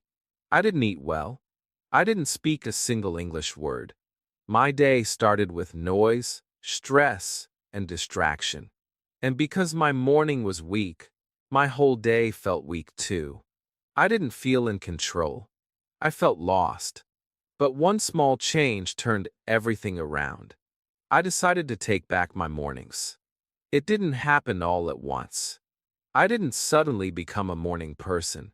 I didn't wake up at 5 a.m. and go for a run. I started small. I set my alarm just 10 minutes earlier. And those 10 minutes, they became my gift. My quiet time. My space. I used those minutes to do one thing for myself. Not for my job. Not for school. Just for me. And slowly, those 10 minutes changed my life. Because the way you start your day becomes the way you live your life. I began with simple morning steps. First, I made my bed. That small action made me feel calm and ready. Next, I stood by the window and took 3 deep breaths. Then, I picked one English sentence and said it out loud. Today is a fresh start. That sentence became my morning key. Every day, a new sentence. I will do my best. I can speak English. I feel strong today. I said the words slowly, with feeling, with my hand on my heart. These were not just English words. They were life words. They gave me power. I also started a morning English list. It had 5 simple steps. Step 1. Say good morning in English. Step 2. Repeat a short sentence. Step 3. Read one line from my favorite book. Step 4. Write one sentence in my journal. Step 5. Smile and say, I'm proud of myself. These steps took just 5 to 10 minutes. But they gave me a reason to wake up. They gave me purpose. And little by little, I stopped waking up late. I stopped grabbing my phone first. I began waking up for myself. The more I practiced my morning routine, the stronger I felt. I noticed a change in my mood. I felt more relaxed, more focused. I made better choices during the day. I spoke more English. I learned more words. All because I started the day with intention. My mornings were no longer just a time to get ready. They became a time to grow, a time to connect with my goals, a time to speak to myself kindly, in English. One day, I added music to my mornings. I chose a happy English song. I played it softly while getting ready. I sang a few lines. It's a beautiful day. I'm feeling good. I didn't understand all the lyrics at first, but I liked the sound. I danced a little. I smiled. And I felt awake, not just in body, but in heart. Music became part of my morning energy, a small joy that helped me love the day ahead. Sometimes, I added a morning walk, just 5 minutes outside. While walking, I spoke to myself in English. The sun is bright. I hear birds. The air is fresh. I looked around and described what I saw. It was like talking with the world. These simple sentences made my English more natural. They made me feel connected to the moment. And slowly, the morning became my classroom, the best classroom I ever had. Many people think success comes from big actions. But I've learned that success often begins with a quiet morning, when no one is watching, when the world is still. That's when you decide who you are and what you want to be. I wanted to be someone who grows, someone who learns, someone who speaks English with confidence. So I started each morning like that person. Not perfectly, but honestly. Even now, when I feel lost, I go back to my morning steps. They ground me. They remind me who I am becoming. I don't need a fancy plan. I just need my small morning habits. They are my roots, my anchor, my silent promise to myself. If you feel tired or lost, don't wait for a big change. Just start with your morning. Wake up 10 minutes earlier. Sit quietly. Breathe. Say one English sentence. Smile at yourself in the mirror. Make your bed. Drink some water. Listen to a calm voice. These are not just morning things. These are life things. And when you repeat them every day, they will carry you forward. One morning at a time. Chapter 5. The people around you matter. As I began to change my habits, speak more English, and build a better life, I noticed something strange. Some people smiled at my progress. They said, "Wow, you're improving." They asked questions. They encouraged me. They listened when I spoke. But others stayed silent. Some even laughed. "Why are you learning English so seriously? You're not going to become fluent overnight." Their words were not kind. They were like small stones thrown at my heart. And that's when I learned something important. The people around you matter more than you think. At first, I didn't believe it. I thought, I can grow on my own. I don't need anyone. But the truth is, we are all human. We are shaped by the people we talk to every day. Their words become our thoughts. Their habits become our habits. If they are lazy, we feel lazy. If they speak badly about dreams, we begin to doubt our own. If they laugh at learning, we feel embarrassed to learn. Even if we don't realize it, their energy affects our spirit. There was one friend I used to talk to often. Every time I said, "I want to learn English," she replied, "You? Learn English? It's too hard." At first, I laughed. I thought she was joking. But over time, her words stuck in my mind. I started believing her. I stopped practicing. I felt small again. That friend didn't hit me. She didn't scream. But her words were like invisible chains around my dream.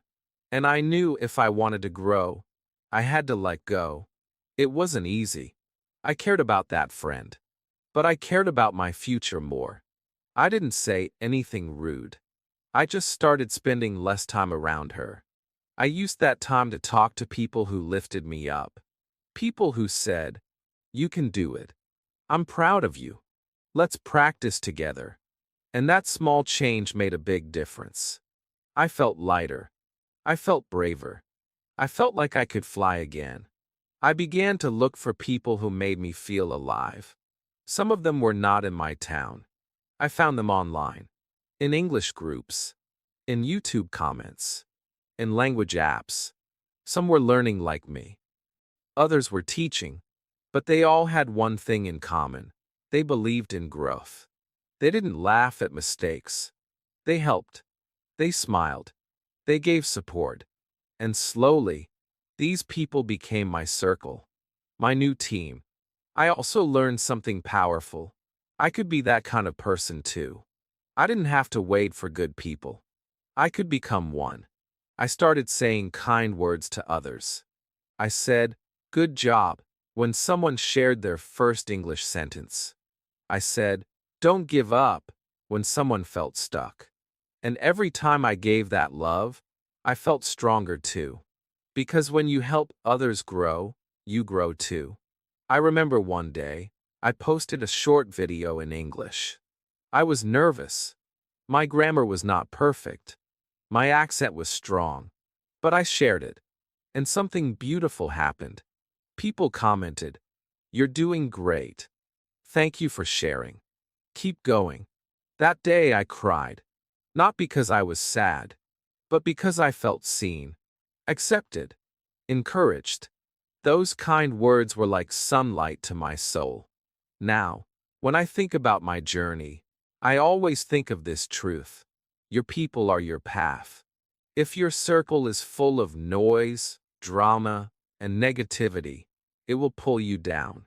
But if your circle is full of light, support, and dreams, it will lift you higher than you ever imagined.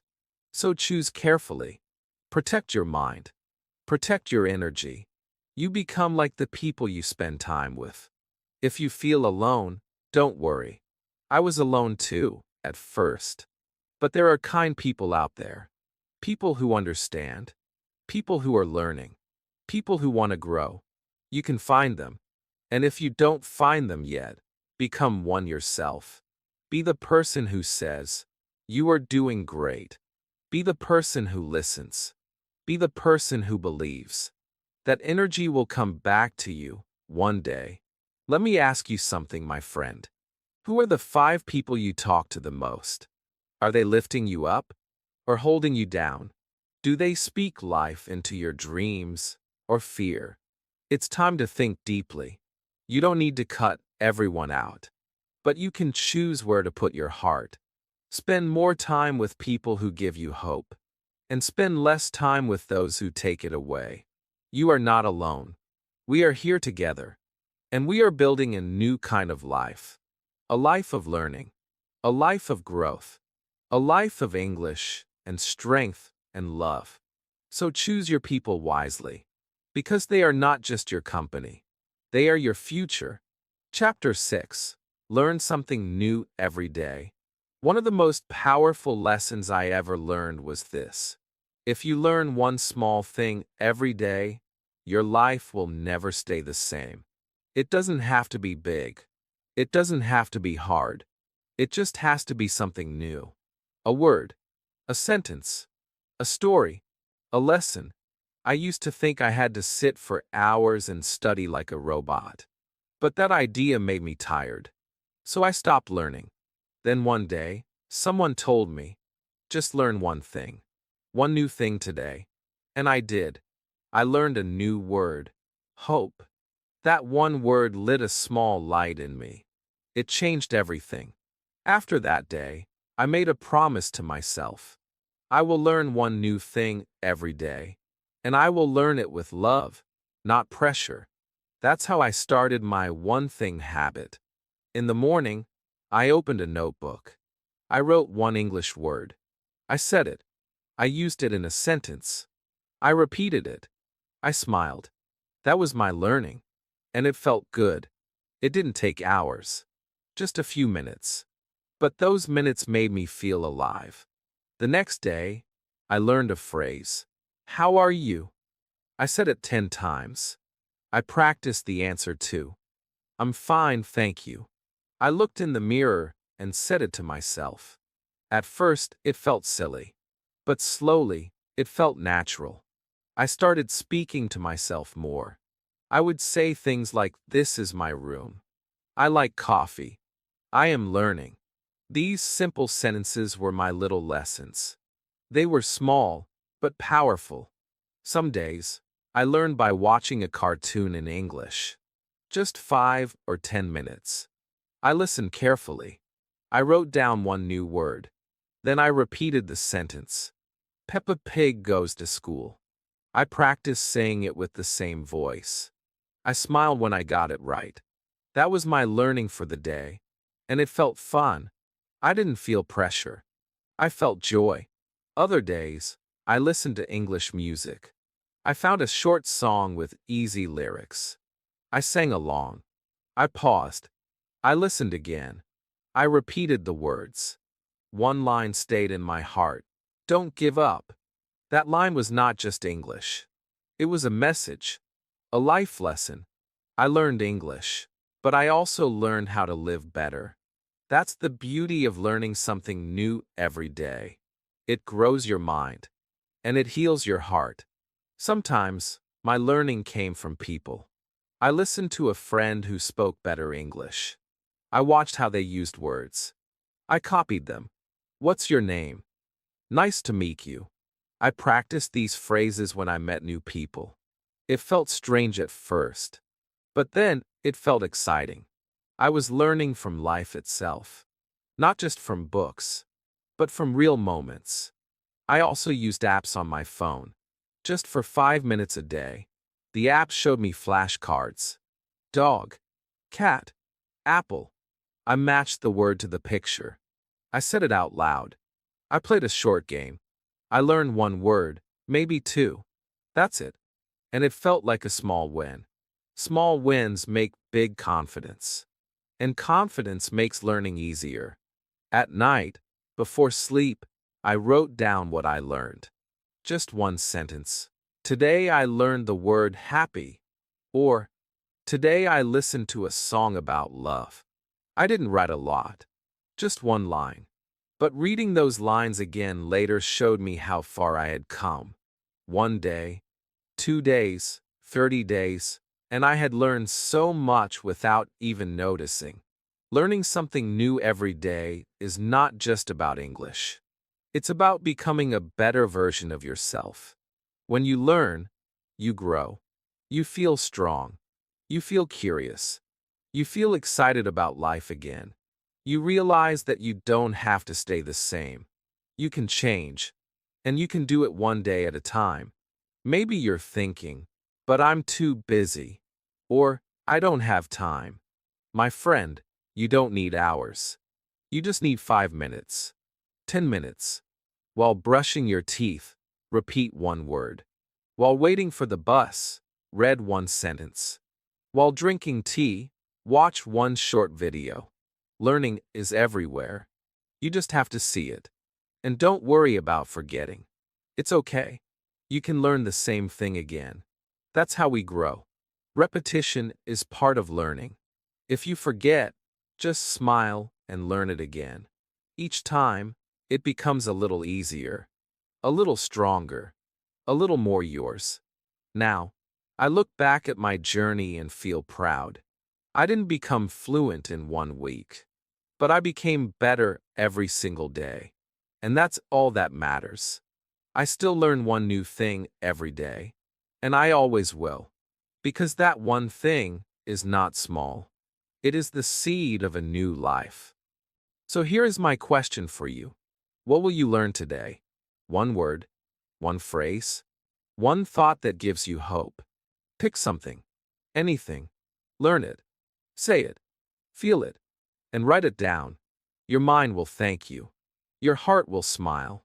And your life will begin to change, one beautiful day at a time. Chapter 7. Talk to yourself kindly.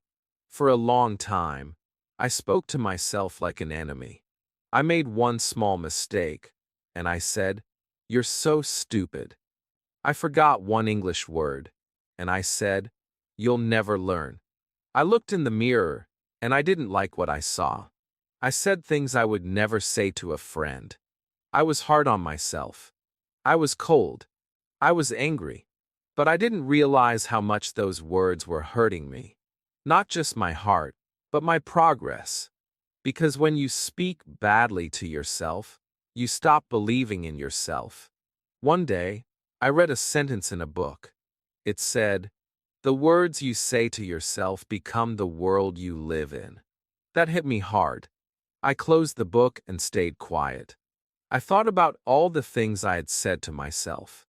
You're too slow. You're not smart enough. Why are you like this? No wonder I felt tired. No wonder I didn't grow. I was living in a world of fear, a world of self-doubt, a world where I was never enough. But something inside me whispered, what if you spoke to yourself with kindness instead? That night, I stood in front of the mirror. I looked at my face. I looked into my eyes. I took a breath and said, I'm trying. And that's enough. I didn't believe it at first. My heart wanted to say something mean again. But I kept repeating it. I'm trying. I'm learning. I'm not perfect, but I'm growing. Slowly, the words felt softer, realer, warmer. I didn't feel amazing, but I felt safe. And sometimes, feeling safe is the first step toward feeling strong. The next day, I wrote down a few kind sentences in English. I am learning every day. I am allowed to make mistakes. I am doing my best. I said them in the morning. I said them at night. I wrote them on small pieces of paper and put them near my bed, my desk, and my mirror. I started speaking to myself like a friend, like someone I loved. And something began to change. Not outside, but inside. When I made a mistake in English, I didn't say, you're stupid. I said, it's okay. Mistakes help me grow. When I felt tired, I didn't say, you're lazy. I said, rest is part of the journey. When I forgot a word, I didn't say, you're hopeless. I said, next time, I'll remember better. These small changes in words created big changes in my feelings. I felt more confident. I felt more open. I began to enjoy learning again. Talking kindly to yourself is not lying. It's not pretending everything is perfect. It's choosing love over judgment. It's saying, I see you. I know you're trying. Keep going. That kind voice becomes your inner teacher. It lifts you. It guides you. It makes you feel safe enough to try new things. That voice says, speak, even if you're afraid. Write, even if you make mistakes. Learn, even if it takes time. Sometimes, people around you don't speak kindly. Sometimes, they say, your English is bad. Or, you'll never do it. But you don't have to believe them. You can become your own supporter, your own best friend, your own light.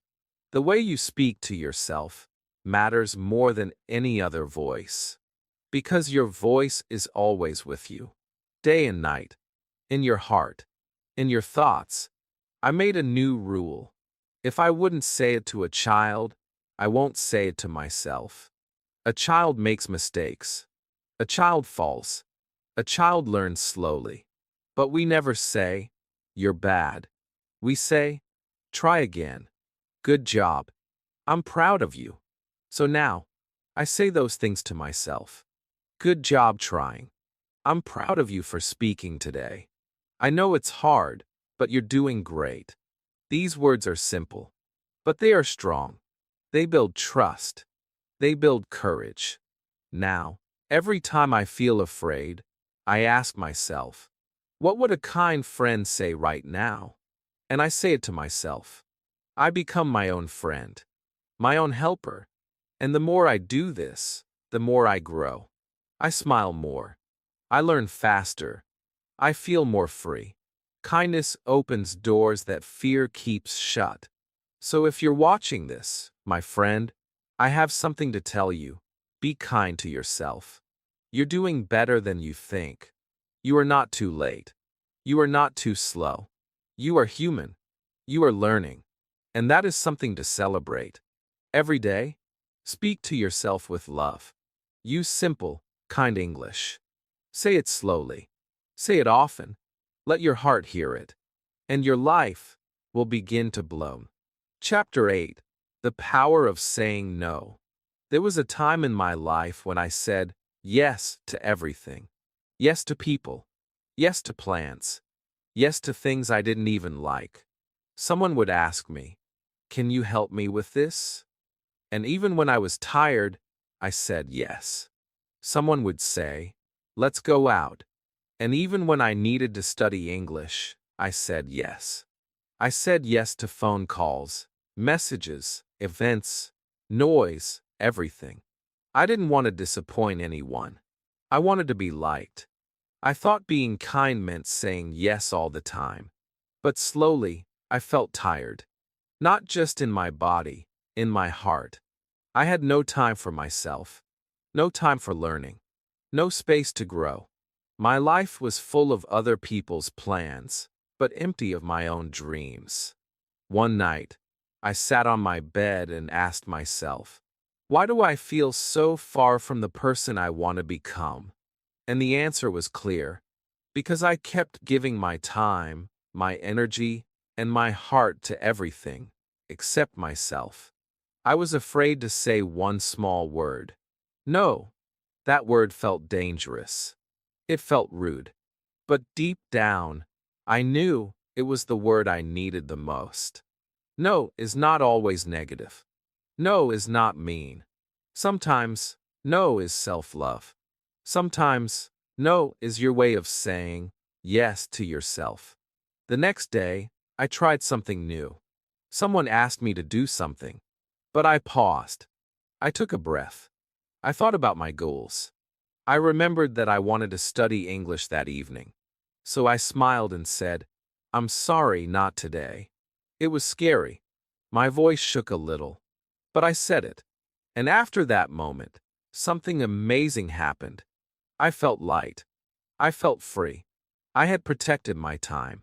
I had chosen myself. And that choice gave me power. From that day, I started saying no more often. Not to be unkind, but to stay kind to myself. I said no to too much screen time. I said no to people who drained my energy. I said no to things that didn't help me grow. And each no made space for a better yes. Yes to reading. Yes to listening to English podcasts. Yes to walking in silence. Yes to writing in my journal. Yes to rest. Yes to peace. Many people think that saying no will make others angry. But I learned something. The people who truly care will understand. And the people who don't understand were not helping you anyway. If someone gets upset because you chose to grow, maybe they were never on your side. Your time is your life. And not everyone deserves a piece of it. I also learned how to say no kindly in simple English. I practice sentences like, thank you, but I can't today. Or, maybe next time, I need some time for myself. Or even, I'm focusing on something important right now. These sentences help me protect my space without hurting others. Saying no doesn't mean closing your heart. It means opening it for what really matters. There's a secret I want to share with you. Every time you say no to something that doesn't help you, you are saying yes to your future. Every time you say no to wasting time, you say yes to learning. Every time you say no to fear, you say yes to growth. No is a small word, but it opens big doors. I remember a friend who wanted to watch TV every night. I used to join her. We watched for hours, laughing, wasting time. One day I said, not tonight. I want to practice English. She laughed. She said, one day won't change anything. But for me, that one day changed everything. I stayed home. I watched a short English video. I learned 3 new phrases. I felt proud. That night, I understood something deep. One small no helped me become who I wanted to be. Now, when people ask me how I find time to learn, to grow, to speak English, I smile and say, I just say no more often. And it's true. I still say yes to love, to kindness, to friends. But I also say yes to my goals, my dreams, my peace. And the way I do that is by saying no to everything that pulls me away from those things. So today, my friend, I ask you, what do you need to say no to? Is it too much social media? A bad habit? A person who makes you feel small? A distraction that steals your time? Think about it. Write it down. Practice saying no in your heart, in your voice, in your life. You don't need to be rude. You just need to be clear and strong and honest. You deserve time for yourself. You deserve to learn, to speak, to rest, to grow. But first, you must protect your space. Use the power of no. It will give you back your life. Chapter 9. Move your body, move your life. There was a time when I felt slow. My mind felt heavy.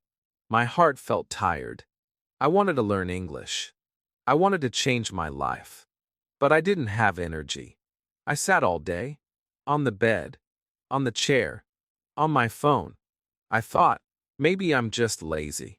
But deep down, I knew something was missing. And one day, I found the answer. I was not lazy. I was not broken. I just needed to move. That morning, I didn't go to the gym. I didn't do anything big. I just stepped outside. I walked to the end of my street and back. The sun touched my face. The wind touched my hands. My heart started beating faster. My legs felt awake. My mind felt light. It was just 5 minutes, but I felt alive again. And I smiled. Because in that moment, I remembered my body is not my enemy. It is my friend. It can help me grow. After that day, I started a new habit. I called it the 5-minute walk. Every morning, before breakfast, I walked. Just 5 minutes. No phone. No noise. Just steps. I said simple English words in my mind while walking. Tree. Sky. Road. Step. Breath. Sometimes I said full sentences. I am walking. I feel fresh. This is my time. I wasn't just moving my body. I was speaking. I was learning. I was living. Movement became my secret tool. On days when I felt sad, I walked. On days when I felt nervous before speaking English, I moved my arms. I stretched my hands. I stood tall. And guess what? My words came out more easily. My voice was louder. My fear was smaller. When my body moved, my courage grew. When I sat too long, my energy disappeared. But with just a little movement, everything came back. Sometimes I danced. Not in public, just in my room. I played a happy English song. I moved slowly. I let my body feel the music. I didn't care how I looked. I just moved. And I smiled. I felt light. Dancing helped me feel the words in my body. I sang along. I'm happy. I'm free. I'm learning. It was like English was not just in my mouth, but in my feet, in my hands, in my heart. One day, I watched a video. A teacher said, "Your body language changes your brain. If you stand tall, your brain feels strong. If you smile, your brain feels happy." I tried it. I stood up straight. I lifted my chin. I looked in the mirror and said, "I can do this." And I believed it. Not just because of the words, but because of how my body moved with the words. You don't need a gym. You don't need equipment. You just need one thing, a little space. A few steps. A few deep breaths. You can stretch your arms. You can walk in place. You can do small circles with your neck. While doing that, say English words. Left, right, up, down. I feel strong. I feel ready. That is not exercise. That is healing. That is learning.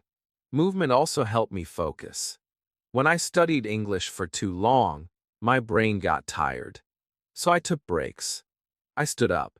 I touched my toes. I shook my hands. I did 10 steps around the room. Then I sat again. My mind felt fresh. My eyes were clear. I could study more. And I didn't feel stressed.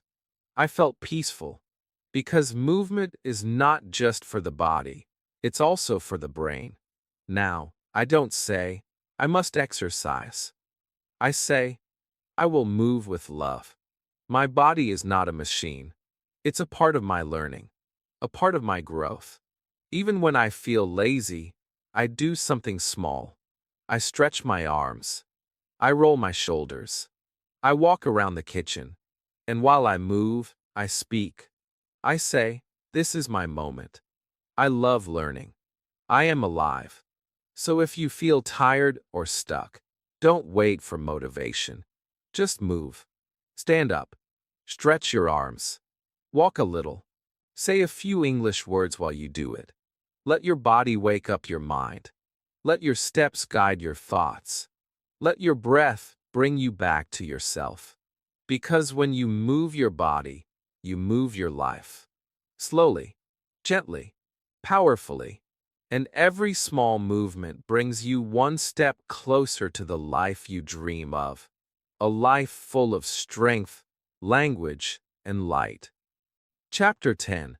Your phone is not your boss. I used to wake up and check my phone before I even opened my eyes fully.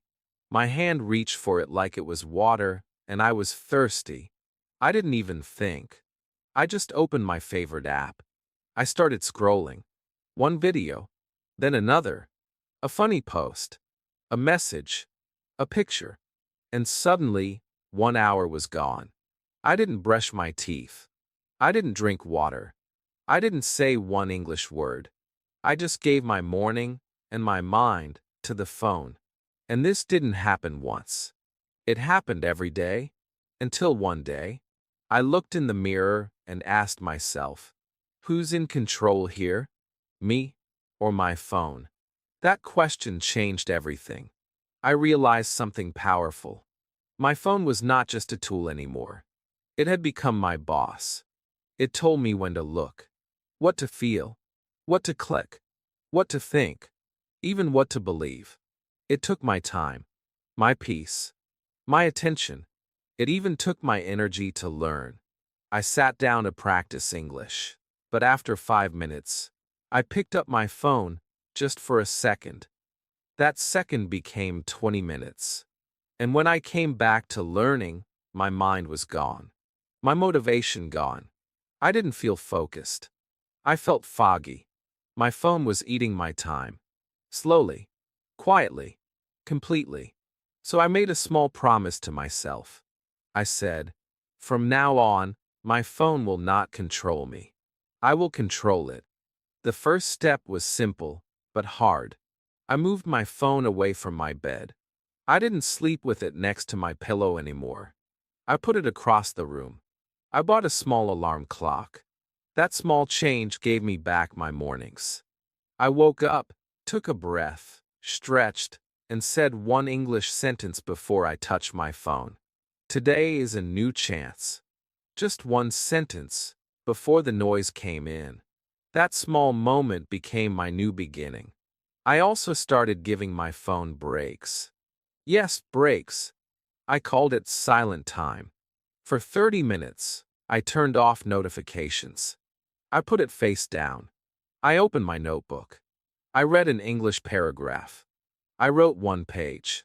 I spoke to myself. No distractions. No messages. Just learning. Just peace. At first, I kept looking at the phone. I wanted to touch it. But slowly, my hands stopped reaching. My mind started breathing. I asked myself, what do I want more, another video, or my dream? And I knew the answer. I wanted to speak English. I wanted to feel proud of myself. I wanted to grow. And my phone could help, but only if I used it wisely. So I cleaned my phone. I deleted apps I didn't need. I turned off the noise. I added new tools, a dictionary, an English podcast app, a flashcard game. I made my phone my partner, not my master. I said, from now on, you work for me. I also changed my phone language to English. Now, every time I opened it, I saw English words. Settings. Messages. Gallery. It became a small classroom. Every tap, every screen became a way to learn. Even my wallpaper had a sentence. Keep going. You are doing great. That one sentence gave me a smile every time I unlocked my phone. Sometimes I still waste time. I still scroll. I still get lost in funny videos. But now I catch myself. I ask, is this helping me? Or is this stealing my time? If the answer is stealing, I stop. I close it. I do something real. I write. I walk. I practice English. I breathe. I live. Because the truth is, your phone is not bad. But it's powerful. If you don't control it, it will control you. If you don't choose what to focus on, it will choose for you. And usually, it chooses distraction, comparison, laziness. But you are stronger than that. You are not your screen. You are your choices.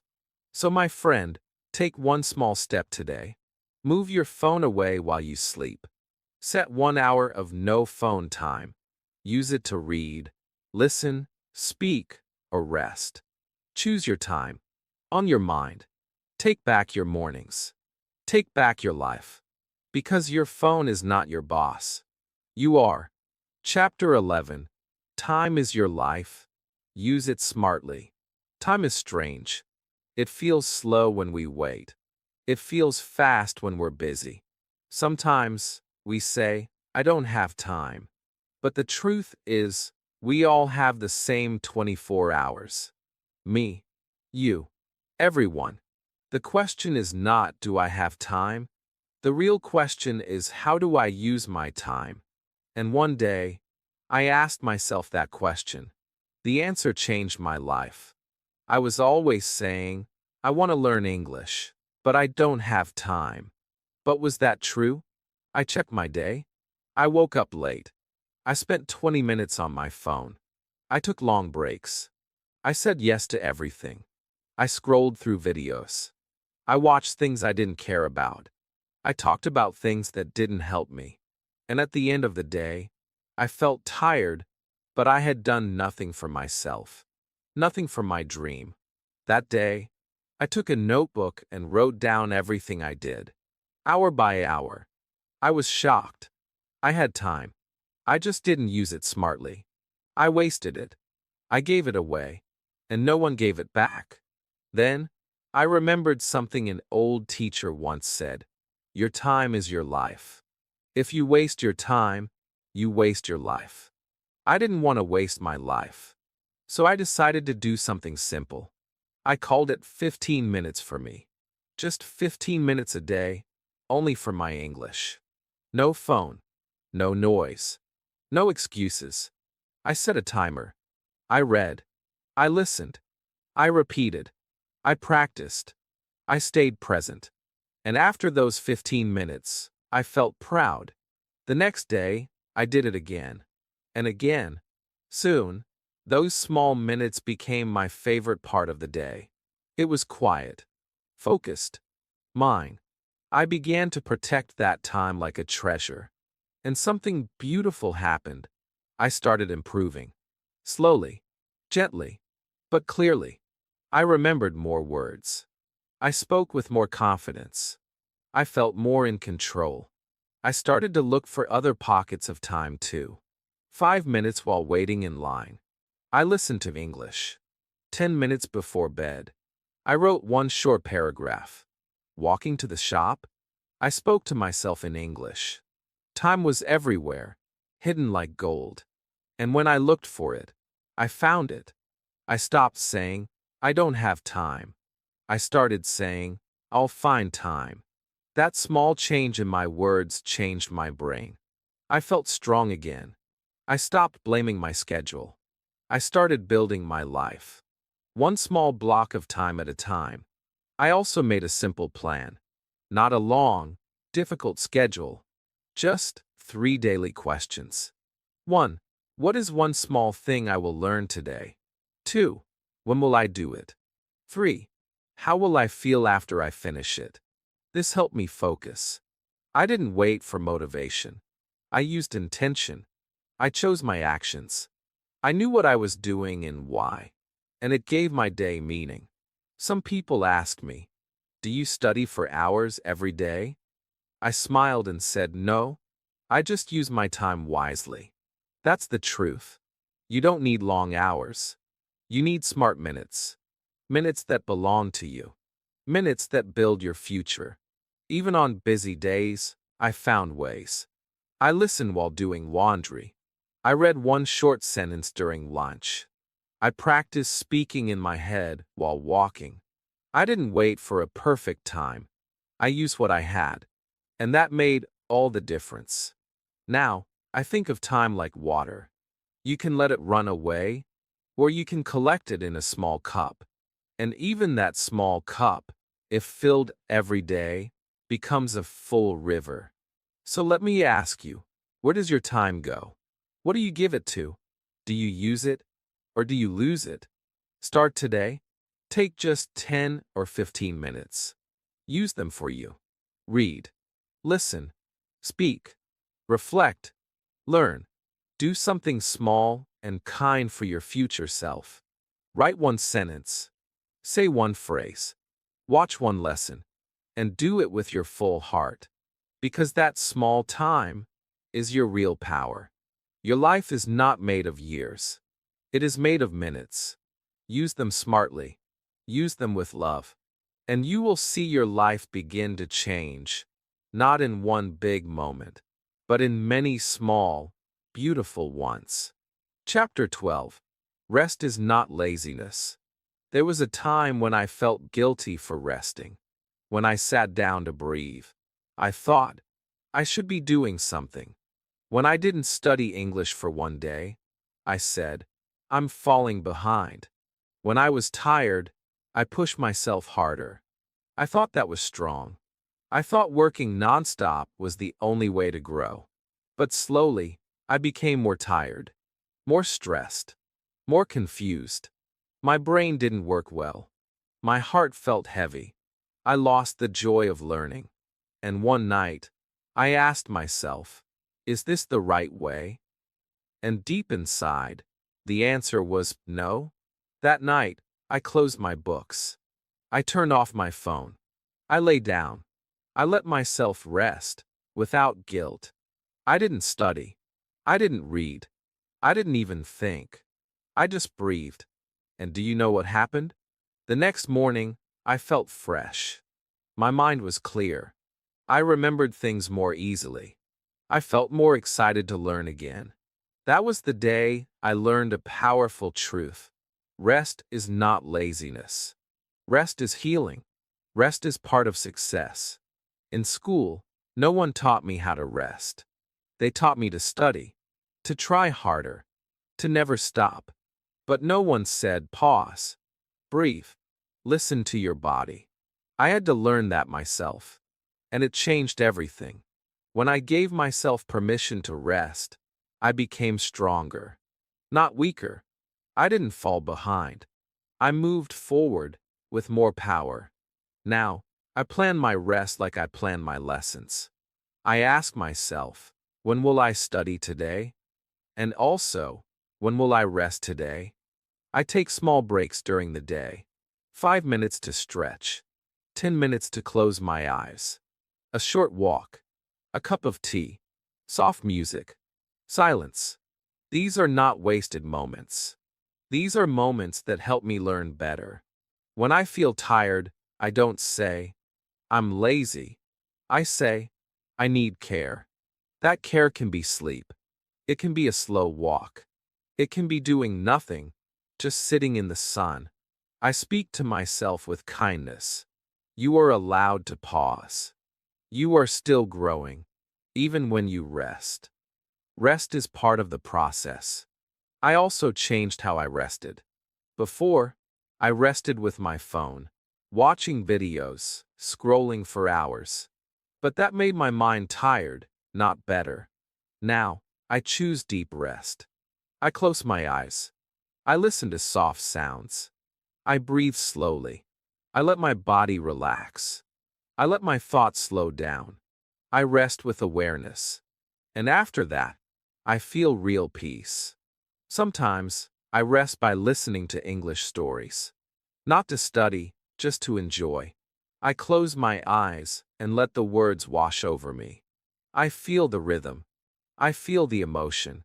I rest and learn at the same time, gently. It's beautiful.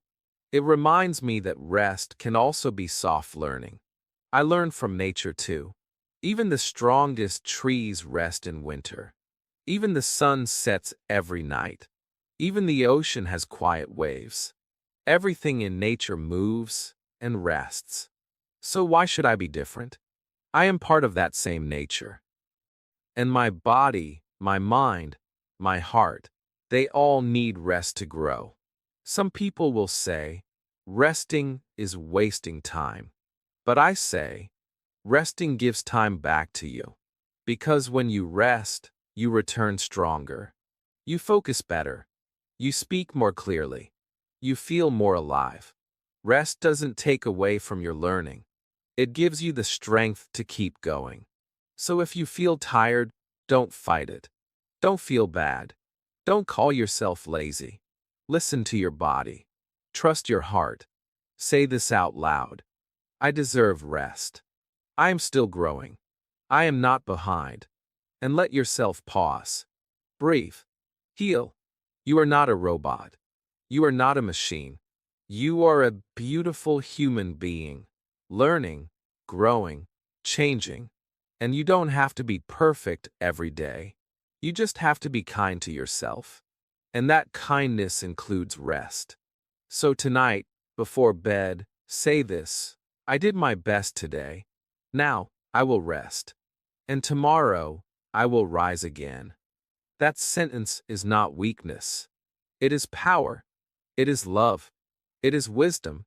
Because true strength is not about doing more. It's about knowing when to stop and when to breathe. Chapter 13. Track your progress, even if it's small. I remember a time when I felt like I was going nowhere. I was trying. I was learning. I was speaking a little English every day, but it felt like I wasn't getting better. I couldn't see the change. I couldn't feel the progress. And when you can't see results, it's easy to feel lost. You start to ask, why am I doing this? Am I just wasting my time? I almost gave up. But then, something simple saved me. A notebook. One evening, I opened a new notebook and wrote one sentence. Today, I learned 5 new English words. That was it. Nothing big. Nothing special. Just 5 words and a short sentence. The next day, I wrote another sentence. Today, I watched one video in English. The next day, I spoke one sentence in English with my friend. And slowly, day by day, I started to see something beautiful. My notebook was filling up. My small efforts were adding up. I was growing, even when I didn't feel it. That notebook became my mirror. It showed me who I was becoming, not in one day, but through many small, quiet wins. It reminded me that learning is not a race. It's a path, a soft, steady path. And if you walk it every day, even for 5 minutes, you will go far. But to stay on that path, you must learn to see your progress. Now, I always track my learning. I don't write essays. I don't make charts. I keep it simple. I write one thing I did each day, one sentence I understood, one word I remembered, one fear I faced, one minute I practiced.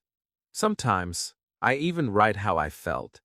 I felt proud today because I answered a question in English. Or, I felt nervous, but I still tried. These feelings are important. They are part of your story. They remind you that learning English is not just about language. It's about you, your courage, your effort, your heart. I also started a small wall calendar. Every time I studied or practiced English, I put a small mark, a star, a smile, a check. And at the end of the month, I looked at all the marks. Even if I missed some days, I could see I was trying. And that gave me hope. Because when we only look forward, we forget how far we've come. But when we stop and look back, we see our strength. Some days, your progress will be big. Maybe you have a full conversation. Maybe you read a full story. But most days, your progress will be small. A new word, a short sentence, one brave moment.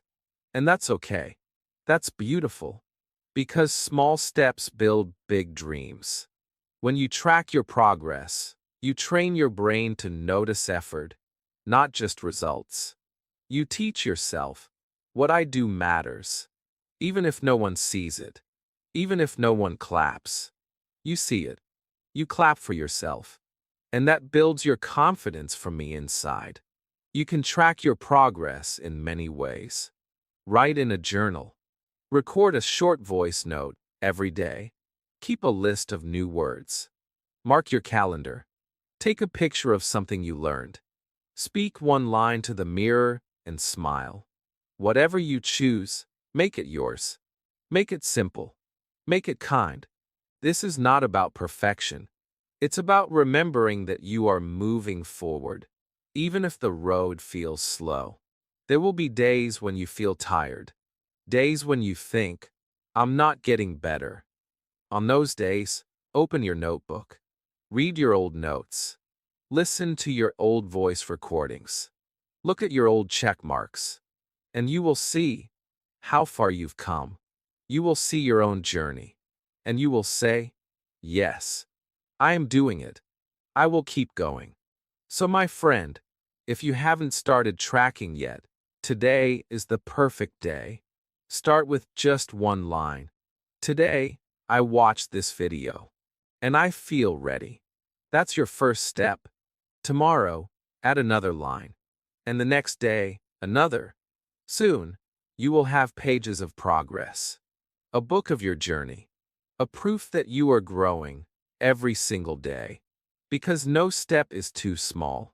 And no effort is wasted. Your story is being written. One sentence at a time. Chapter 14. You can start again, any day. There were many times in my journey when I stopped. Days when I didn't learn anything. Days when I didn't speak English. Days when I felt lazy, tired, slow. Sometimes those days became weeks. And during those quiet times, something dark entered my mind. A voice that whispered, you failed. You stopped. You're not serious. Maybe you're not the kind of person who can do this. I believed that voice for a while. I looked at others who were learning faster, speaking better, showing results. And I felt small again. I felt like I was back at the beginning. All my efforts wasted. That's what I thought. But one day, I heard a different voice. Softer. Kinder. It said, you don't need to be perfect. You don't need to do everything right. You just need to begin again. I held on to that sentence like it was light in the dark. Begin again. Begin again. Begin again. That simple idea changed everything. I realized something deep. Falling is not failure. Stopping is not the end. What matters most is starting again. The next morning, I woke up, and I didn't think about all the missed days. I didn't punish myself. I didn't feel ashamed. I just did one small thing. I opened my notebook. I wrote one sentence. Today, I start again. That sentence felt like hope, like a door opening. I didn't need to catch up. I didn't need to be perfect. I just needed to take one step. And that one step made me feel alive again. Life is not a straight line. Sometimes we move fast. Sometimes we pause. Sometimes we fall. But the beautiful thing is, we are allowed to come back. We are allowed to restart. No matter how many times we stop, the road is still there. Our dream is still waiting. English is still waiting. A better version of ourselves is still waiting.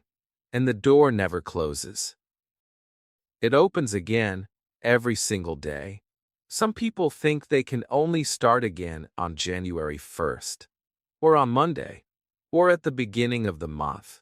But why wait? Why wait for the calendar to say yes? Your heart can say yes.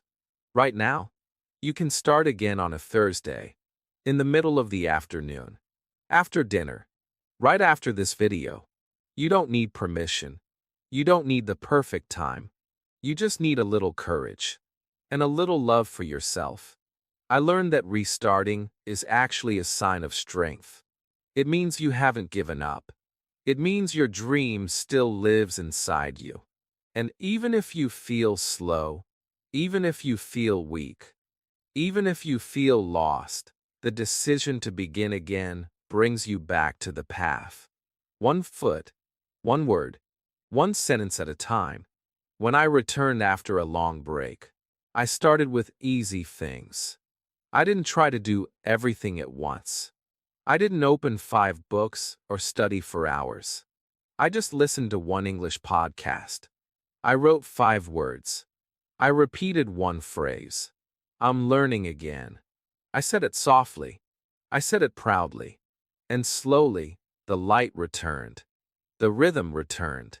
I felt like me again, the version of me that never gave up. Sometimes we think that stopping is weakness. But stopping is part of the journey. The important thing is, don't stay stopped. Rest, yes. Reflect, yes. But don't stay frozen. Don't stay in the past. The present is always ready for you. The future is still open. You are not behind. You are still on the road. Even now. Now when I miss a few days, I don't panic. I don't feel ashamed. I just breathe. I smile. I say, okay, let's begin again. I open my notebook. I open my heart. And I take the first step. And that first step always leads to the second. And the second leads to the third. And before I know it, I'm moving again. Maybe you've stopped too. Maybe you haven't studied in a week. Or a month. Maybe you feel far away from your goals. That's okay. You are human. You're allowed to pause. But I'm here to tell you something true. You can come back. You can pick up your pen. You can speak again. You can dream again. And it all begins with one choice. So if you need a sign, this is it. If you're waiting for permission, this is it. If you're asking, can I really start again? Yes, my friend. You can. And you must. Because the world still needs your story, your voice, your light. Don't stay silent. Don't stay still. Begin again. Gently. With hope. Say it out loud. I begin again. Write it down. Speak it slowly. Let the words live in your heart. Let them guide your hands. Let them move your feet. You are not the person who failed. You are the person who rises. Again, and again, and again. Chapter 15. You have the power to change your life. I want you to stop for a moment and look at where you are. Not where the world says you should be. Not where others are. Just here. With your own journey. With your own time. You are here now. Listening. Learning. Feeling. That means something powerful. It means you are not finished. It means you are still reaching. Still trying. Still growing. And that is the greatest proof that you have the power to change your life. Not one day. Not someday. But today. This day. This moment. It starts with you. For a long time, I thought that change had to come from outside. I waited for someone to push me. I waited for life to become easier. I waited for a teacher, a friend, a miracle. But life taught me something simple and true. No one is coming to save me. I must save myself. No one can do the work for me. I must pick up the pen, open the book, speak the words, try again. Every step belongs to me. And once I accepted that, I stopped waiting. I started moving. You don't need to be perfect to begin. You don't need to have all the answers. You just need a little courage and a lot of heart And I know you have both, because you're here. You've walked with me through these chapters. You've listened to the stories. You've felt the struggle. You've heard the truth. And now, you're standing at the edge of something new. This is not the end. This is the beginning. A beginning you chose. Changing your life doesn't mean you become someone else. It means you become more of who you really are. A person who wants to grow. A person who wants to speak clearly. A person who wants to live with meaning. That person is already inside you. You don't need to create them. You just need to uncover them. Slowly, gently, with love, with action. Think about all the small steps you've already taken. You woke up earlier. You said your first English sentence. You made a morning habit. You practiced even when you felt tired. You said no when something wasn't good for you. You rested when your heart needed silence. You tracked your wins. You came back after a long break. You showed up. Again and again. These are not small things. These are the bricks of a new life. You are building it with your own hands. And if you ever feel like giving up, I want you to remember something very important. You have already changed. You're not the same person you were before. You think differently now. You notice your time. You protect your energy. You speak more kindly to yourself. You move your body with purpose. You believe in small progress. You know how to begin again. These are deep changes. Quiet changes. But real changes. You are becoming powerful in a soft, strong way. You will still have hard days. You will still forget things. You will still fall. That's okay. That's part of being human. But now you know something most people never learn: how to get up again, how to take one breath, one step, one sentence, and keep going. You know that real power is not about being perfect. Real power is about not quitting. Real power is the moment you say, "I'll try again," and you do. There is something beautiful waiting for you. Maybe it's confidence. Maybe it's freedom. Maybe it's the first time you speak English to a stranger and they understand you. Maybe it's the day you read a book without help, or the moment you finally believe in yourself. These moments are coming, but only if you keep walking. So don't stop now. Not when you're so close. The life you want is not far. It's built with small pieces. One morning, one word, one good choice. Again and again. That's how it grows. That's how you become who you were meant to be. And you, my friend, were meant to become something amazing. I believe that with all my heart. Say it with me now. I have the power to change my life. Say it again. Feel the words. Believe them. Write them. Speak them. Live them. And when it gets hard, say them again. Because you are ready now. Not later. Now. You made it to the end, my friend. That means one thing. You are serious about changing your life. And that means you already have everything you need inside you. If this video helped you, like it. If you felt something real, comment below and tell me, what small step will you take today? And if you want more videos like this, gentle, powerful, real, subscribe to the channel. We're growing together. One day at a time. Let's begin again and never stop. Hello, my friends, and welcome back to Unleash Your English. Today we begin something very special. We are going to talk about one of the most powerful books about communication ever written, The 16 Undeniable Laws of Communication by John Maxwell. But don't worry, we will learn it in simple, easy English. You will not only understand the ideas, you will feel them and start using them in your daily life. This book is not about fancy speeches or complicated techniques. It is about speaking in a way that touches people's hearts. It is about sharing your message clearly, kindly, and with confidence. John Maxwell says something that can change your whole idea about communication. He says, "Everyone has a message. You might think your English is not good enough or your ideas are too small. But no, my friend.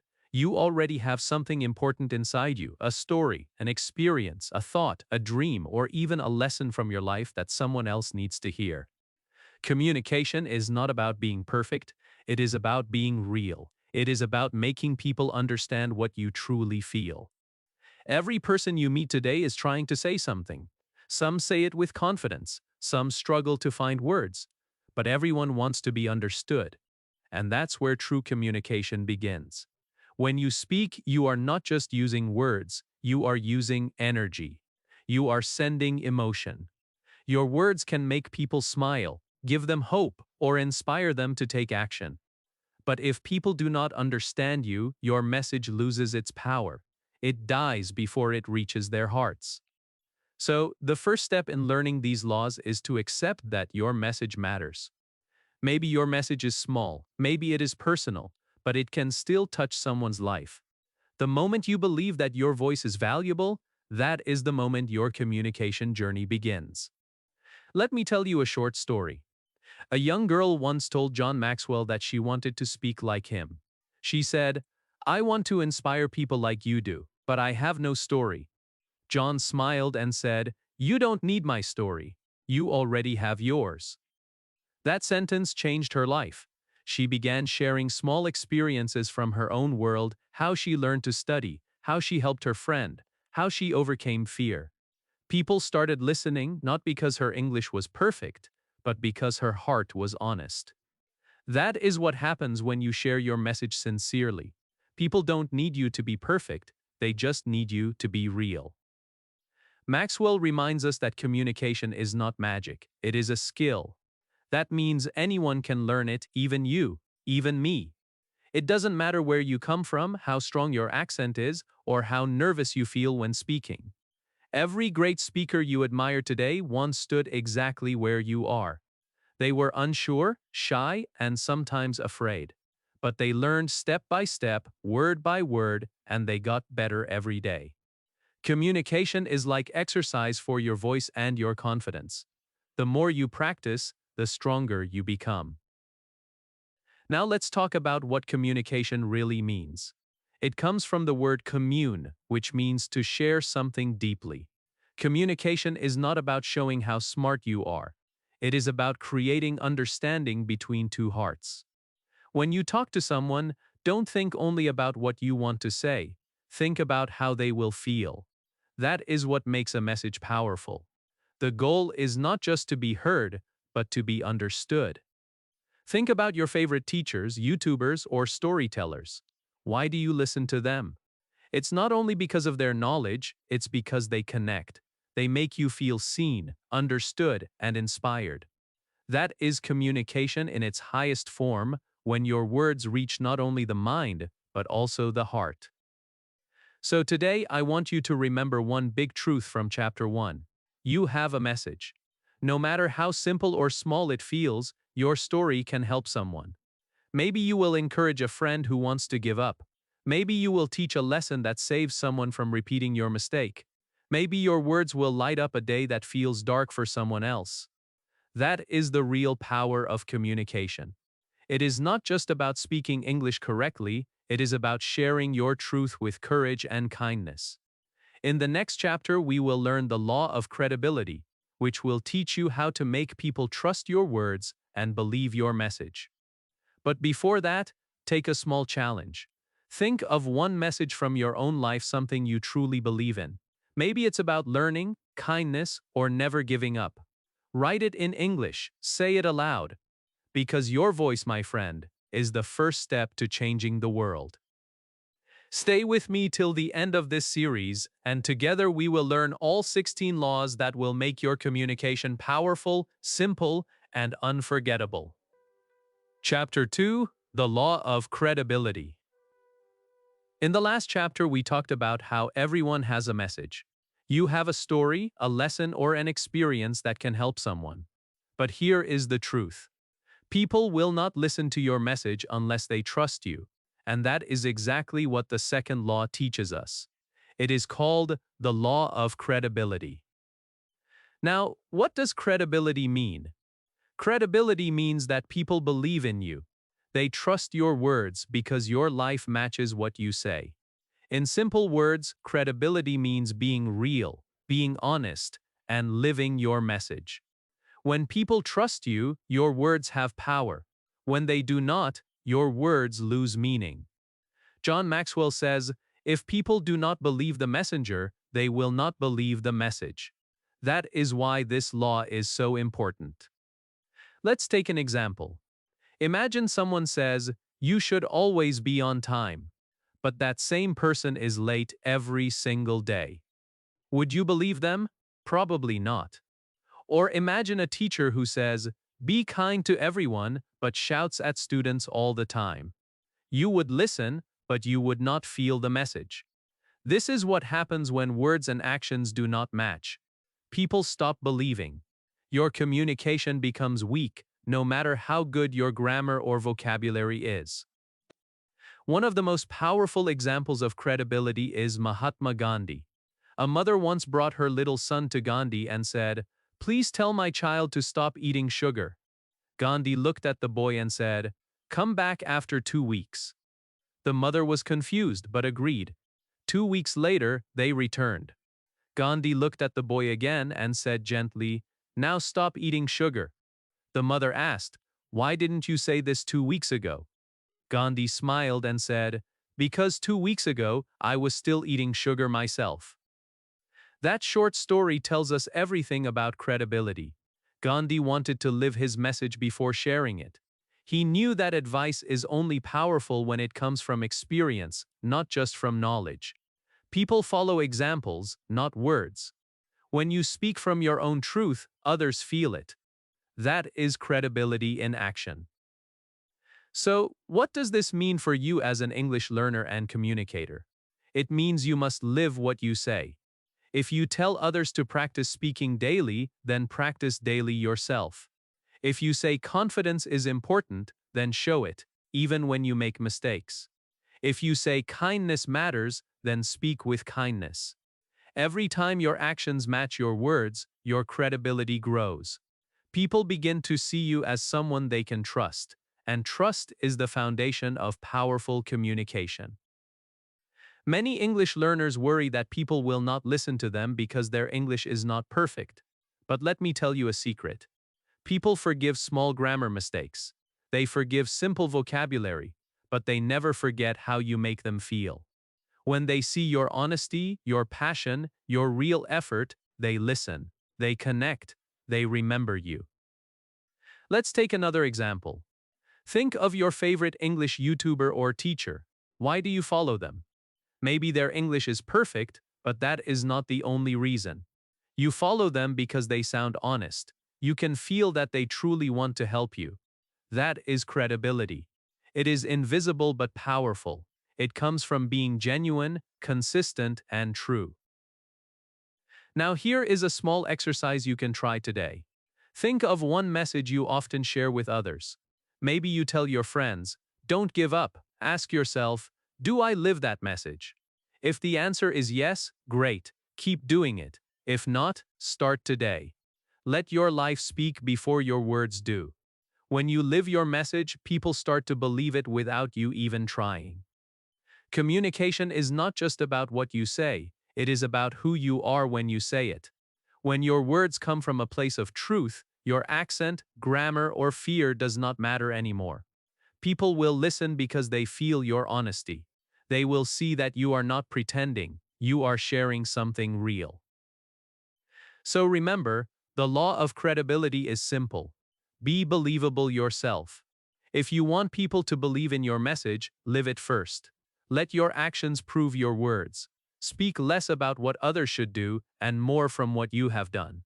When people see your message inside your life, they will trust you without hesitation. Chapter 3: The Law of Observation. The next important lesson in communication is the law of observation. This law teaches you to become a watcher, a learner, and a quiet student of how people speak and connect. Observation means watching carefully and learning from what you see. Every great communicator began as a great observer. Before they spoke powerfully, they listened deeply. Before they inspired others, they studied how others inspired them. John Maxwell says that one of the best ways to learn communication is to watch good communicators in action. Watch their eyes, their voice, their hands, their smiles, their pauses, and their energy. Every small detail teaches you something.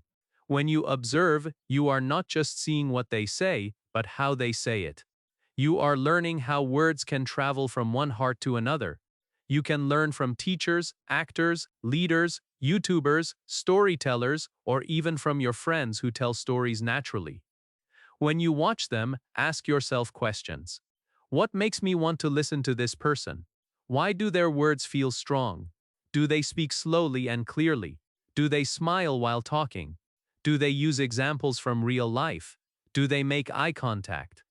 Each answer gives you a clue to improve your own communication. The goal is not to copy them exactly, but to learn their good habits and make them part of your own style. Think about a musician learning a new instrument. At first, they watch others play. They notice how the fingers move, how the sound changes with each touch, how emotion flows through the music. Then they start practicing, slowly and carefully. Communication is the same. You watch the masters, notice what works, and then practice until it becomes natural for you. When you observe, you start noticing things that most people ignore. You see how one pause can make a message powerful. You notice how a kind smile before speaking can make the listener relax. You understand how a soft tone can calm people while a strong tone can motivate them. These small things create big differences. Let me share a short story. A young man once told John Maxwell, "I want to be a great speaker, but I don't know where to start." John said, "Start by watching." The young man spent months attending events, listening to different speakers, and writing notes about what made each one unique. He noticed how one speaker used humor, another used silence, and another told touching personal stories.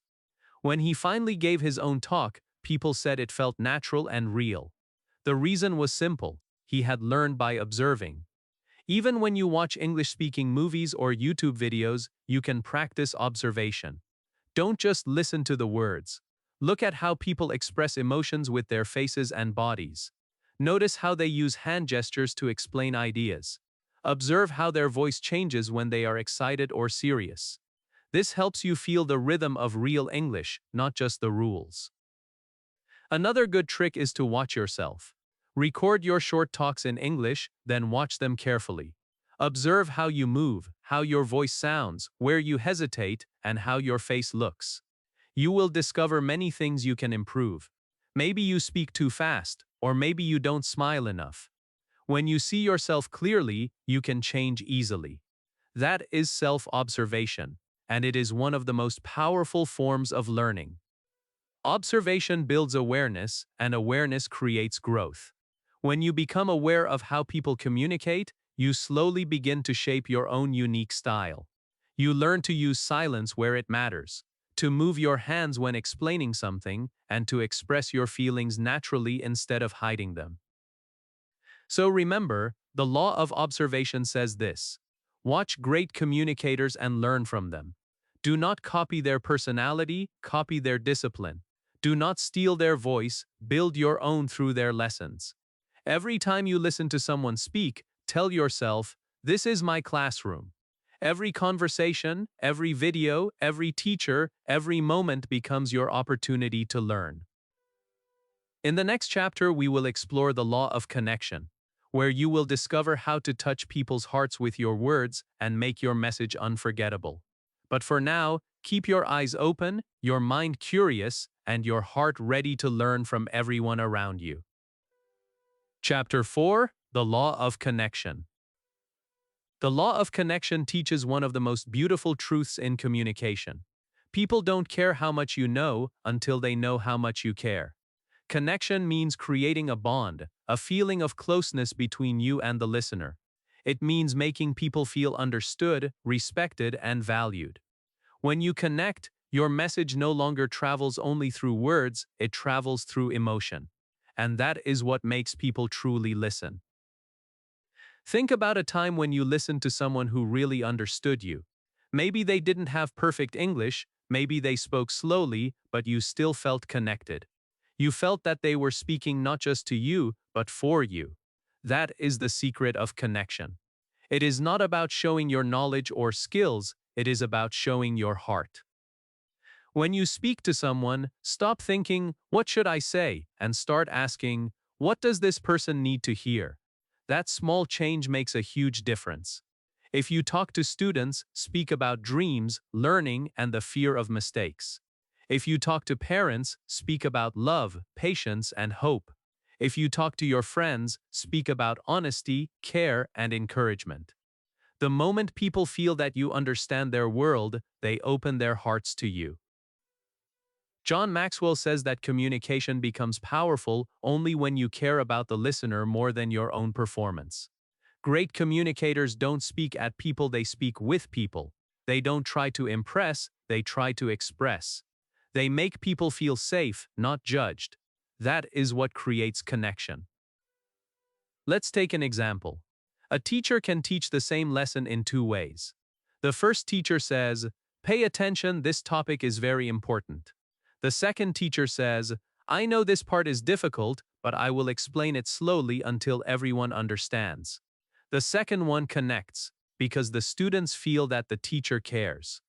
The same thing happens in daily life. People remember kindness more than intelligence. Connection also depends on your attitude. When you speak, your body language must say, "I am here with you." Look into the person's eyes, smile softly, listen carefully when they talk. These small actions build bridges. Communication is not a performance, it is a relationship. You are not trying to win, you are trying to understand. Sometimes people listen but don't connect because they are thinking only about themselves. They speak without empathy, they answer without listening. They try to be interesting instead of being interested. Real connection happens when you forget yourself and focus on others. When you make people feel seen, they will always remember you. Think about your favorite teacher or mentor. You didn't love them just because they explained well. You loved them because they cared about you, they believed in you, and they spoke to you like a friend. That emotional bond made you want to learn more. Connection always multiplies learning. Here is a short story. A young speaker once gave a long speech full of facts and numbers. When he finished, nobody clapped. He felt sad and went to his mentor for advice. The mentor said, "You spoke to their minds, but not to their hearts. Facts tell, but feelings sell." The next time, the young speaker told a story about his own struggle and what he learned from it. People cried, laughed, and clapped. He didn't change his topic, he changed his focus. That is connection. If you want to improve your English communication, remember this law every time you speak. Don't worry about sounding perfect, focus on being present. Use simple words, look at your listener, smile, and speak with kindness. Your goal is not to show your English, your goal is to touch a heart. That is how language becomes powerful.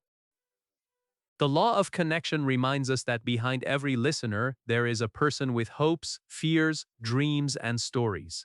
When you speak, speak to that person. Not to their ears, but to their soul. Make them feel that you understand them, and they will remember your message forever. Chapter 5: The Law of Anticipation. The law of anticipation is about creating excitement before you speak. It is the art of making people curious, interested, and eager to know what comes next. When people feel excited about your words, they listen with more focus. Anticipation is what keeps their attention alive from the beginning to the end. Think about your favorite movie trailer. It doesn't show you the whole film, it shows small parts, short moments, enough to make you say, "I want to see this." That feeling is anticipation. It makes you wait for something good. Great communicators do the same. They give listeners small promises, small hints that something special is coming, and that curiosity keeps everyone awake. When you speak in English, you can use anticipation easily. You can say something like, "Today I will share one sentence that changed my life." Or, at the end of this talk, you will understand something you never noticed before. When your listener hears that, their mind says, "What is it? I want to know." That is how you make people pay attention naturally. You don't need to shout or speak fast, you just need to create curiosity. But anticipation is not about tricking people. It is about respecting their time and interest. If you make them wait, give them something worth waiting for. Never promise something great and then give something small. When you say, "I will tell you a story that changed everything," make sure your story really gives a strong lesson or emotion. People feel disappointed when curiosity is broken, so build interest carefully and deliver truthfully. Let's look at an example. A teacher started her class one day by saying, "At the end of today's lesson, you will know the secret to remembering every new English word you learn."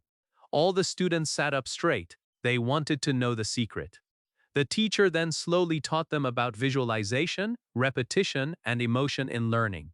She built curiosity, then gave them something real. At the end, they smiled because the lesson was worth the wait. That is the power of anticipation done right. Anticipation can also be created through questions.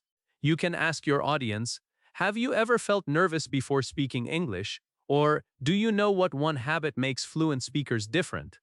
Questions make people think. Their minds become active. They don't just listen, they start searching for the answer with you. This keeps their attention strong from the start. In real conversations, anticipation also helps you sound confident. When you say something like, "Let me tell you what really helped me improve my English," you sound sure of yourself. It makes the listener ready to hear your advice. The small pause before you explain creates a rhythm. That rhythm pulls people into your words like a story. John Maxwell says anticipation makes communication alive. It turns a talk into an experience. Without anticipation, your message feels flat and predictable. But when people expect something valuable, every word feels alive. They sit forward, they listen closer, they care more. That is when your message starts to live inside their minds. Even in daily life, you can use this law. If you want your friend to listen to your advice, don't start directly. Instead of saying, "You should try this method," say, "You won't believe what helped me last time." The second one makes them curious. They will automatically ask, "What helped you?" Now they are listening with interest. You have their attention before you even explain. Great communicators understand timing. They know when to hold the moment, when to pause, and when to release information. Silence can also create anticipation. When you pause just before an important sentence, people lean in, their hearts and minds are waiting. Then, when you finally speak, your words hit deeper. So remember, the law of anticipation is about giving people a reason to stay with you. Create curiosity, but never cheat it. Give your listeners something worth waiting for. Build small promises and fulfill them beautifully. Speak with energy, give clear hints, and let your pauses build magic. Chapter 6: The Law of Simplicity. The law of simplicity teaches that powerful communication is not about using difficult words or long explanations. It is about being clear, kind, and easy to understand. Many people believe that big words make them sound smart, but the truth is that simple words make them sound strong. When your message is simple, people understand quickly and remember for a long time. John Maxwell says that clarity is kindness. When you make your ideas simple, you are helping people, not showing off. Your goal is not to impress the listener with your vocabulary, but to express your thoughts in a way that connects. The best communicators in the world speak in a language that a child can understand. Because the goal of communication is not to confuse, it is to connect. Think about how often we hear people use complicated words like utilize instead of use or commence instead of start. These words are not wrong, but they create distance. They make the listener work harder to understand. Simple language, on the other hand, makes your message warm and human. It brings you closer to your listener. There is a story about a wise teacher who was once asked, "How do you explain difficult ideas to people?" The teacher smiled and said, I first understand it so clearly that I can explain it to a child. That is the secret. When you truly understand something, you can explain it simply. Complicated speech usually means unclear thinking. Simple speech means a clear mind. When you speak English, simplicity gives you confidence. You don't need to search for big words. You can focus on meaning instead of perfection. Use short sentences and pause often. Say one idea at a time. For example, instead of saying, "The individual in question has demonstrated exceptional linguistic proficiency," just say, "She speaks English very well." The message is the same, but the second one feels friendly and natural. Simplicity also helps you build trust. People listen more carefully when they do not feel lost in your words. They feel safe because they can follow your thoughts easily. That comfort creates connection. Many learners think they need fancy words to sound fluent, but true fluency is not about difficult vocabulary. It is about natural rhythm and clear meaning. Look at how good storytellers speak. They don't fill their stories with complicated phrases, they use everyday words, but they use them with emotion. When they say, "He was tired," you can feel it. When they say, "She smiled," you can see it. That is what simplicity does. It paints pictures that stay in the heart. Simplicity also means avoiding extra noise. Don't use too many words when one is enough. If you can say something in 5 words, don't use 10.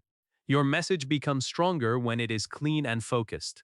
Think of it like music. A clear melody is beautiful even without hundreds of instruments. Your words should have the same purity. When you learn new English words, learn their meaning and when to use them. But never forget that the best words are often the simplest ones. The word love is small, but it is more powerful than 1,000 fancy expressions. The word help is short, but it can change a life. Simple words carry deep emotion. Here is a small exercise for you. Take a short message you want to say in English, maybe something like, "I want to thank you for your continuous effort and dedication." Now, make it simple. "Thank you for working hard." The feeling is still strong, maybe even stronger, because it is pure and clear. That is the beauty of simplicity. Remember, every great communicator learns how to remove what is unnecessary. They focus on the heart of the message. They know that people don't remember everything you say, but they remember how easily you made them understand.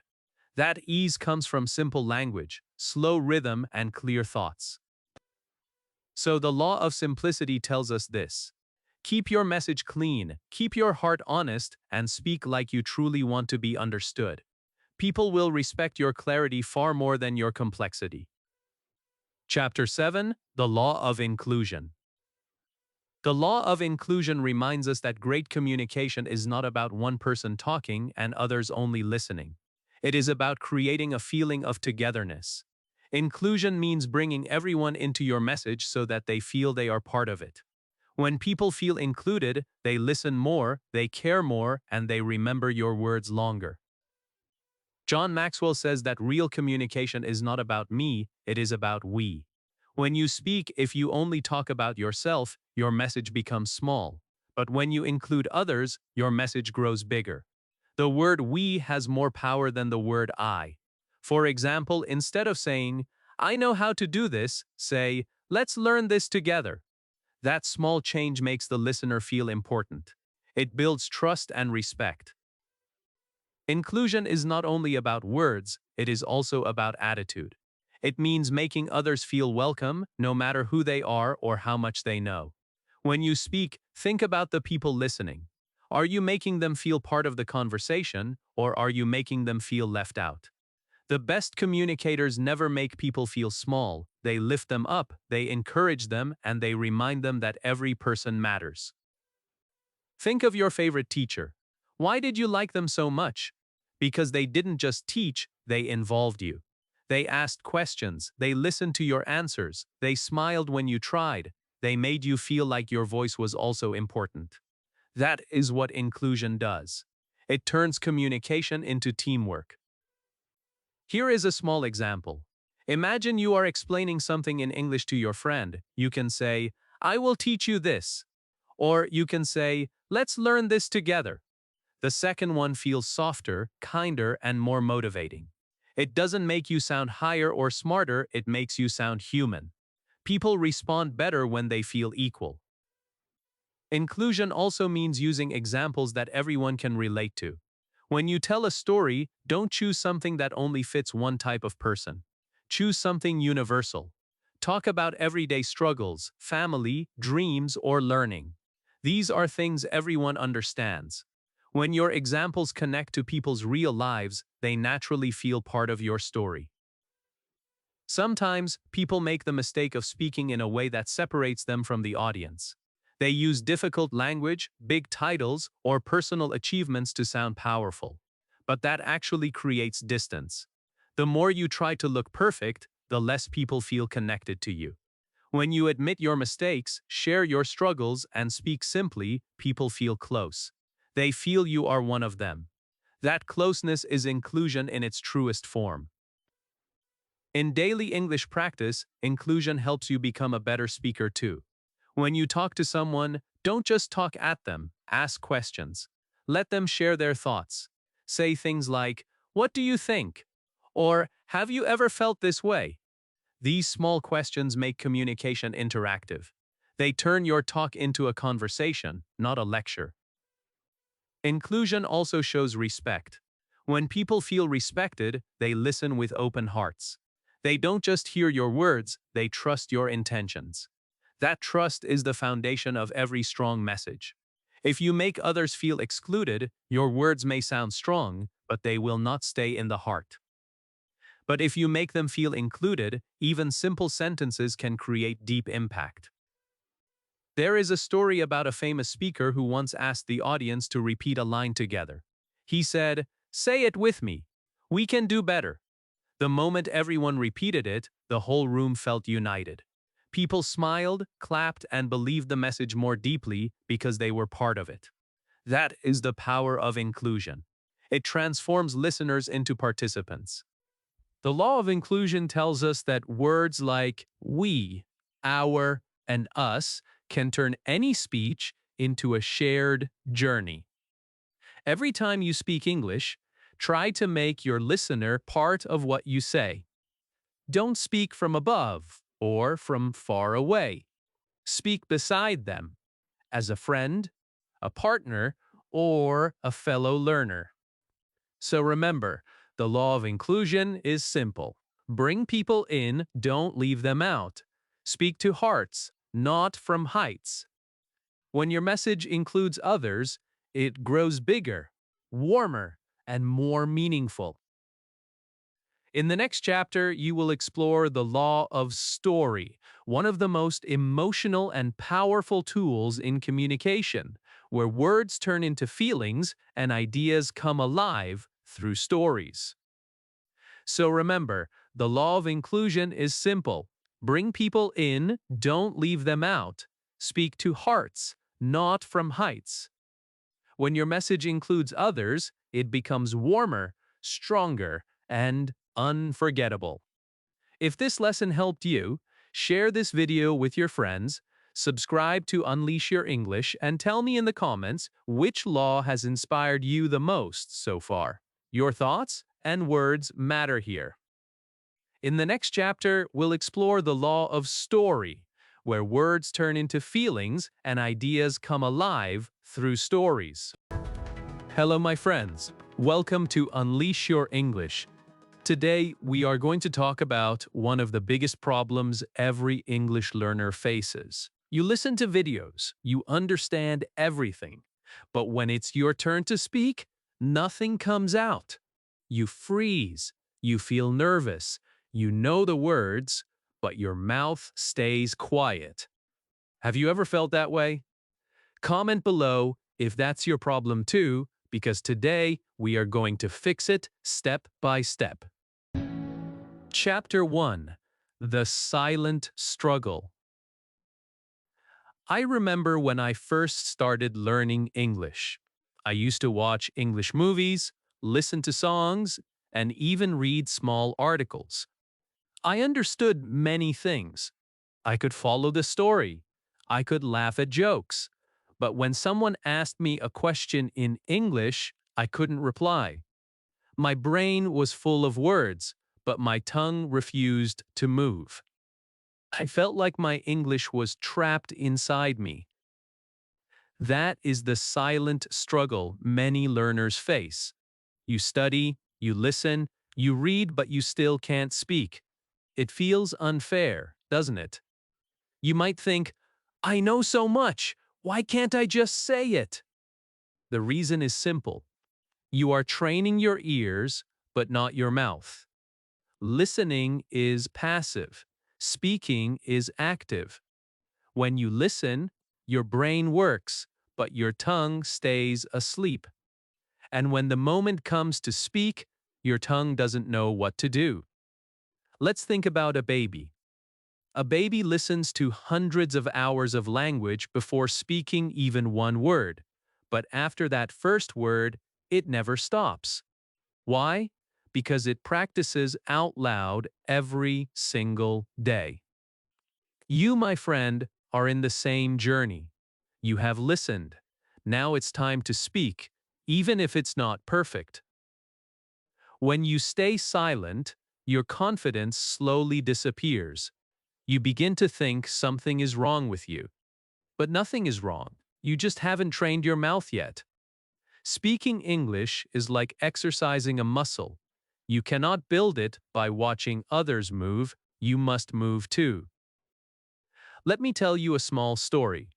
One of my students, Maria, could understand everything I said in class, but she never spoke. She was shy, afraid of mistakes.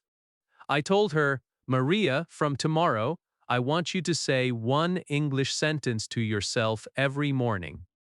She started small. I am ready. The next day, today will be a good day. After 1 week, she spoke longer. After 1 month, she spoke with confidence. Her secret? She didn't wait for perfect grammar. She just spoke and improved through speaking. That is what I want you to do from today. Don't wait for your English to be ready.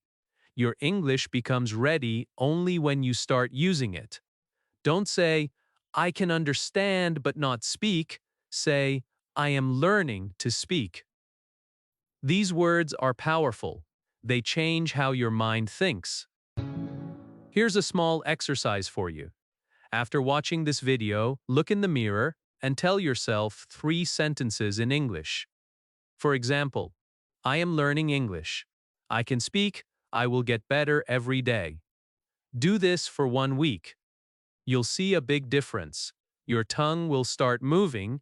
Your fear will start leaving. Remember, English is not just a subject. It's a skill, and skills grow through practice, not through silence. When you speak, even alone, you are not wasting time. You are building fluency. You are building courage. And you are building your new voice, the voice that will one day speak to the world with confidence. So today, I want you to make a small promise to yourself. I will no longer stay silent. I will speak, even if it's not perfect, because every word I speak brings me closer to fluency. Chapter 2. Why you understand but can't speak, the real reasons. Many learners believe that understanding English is enough.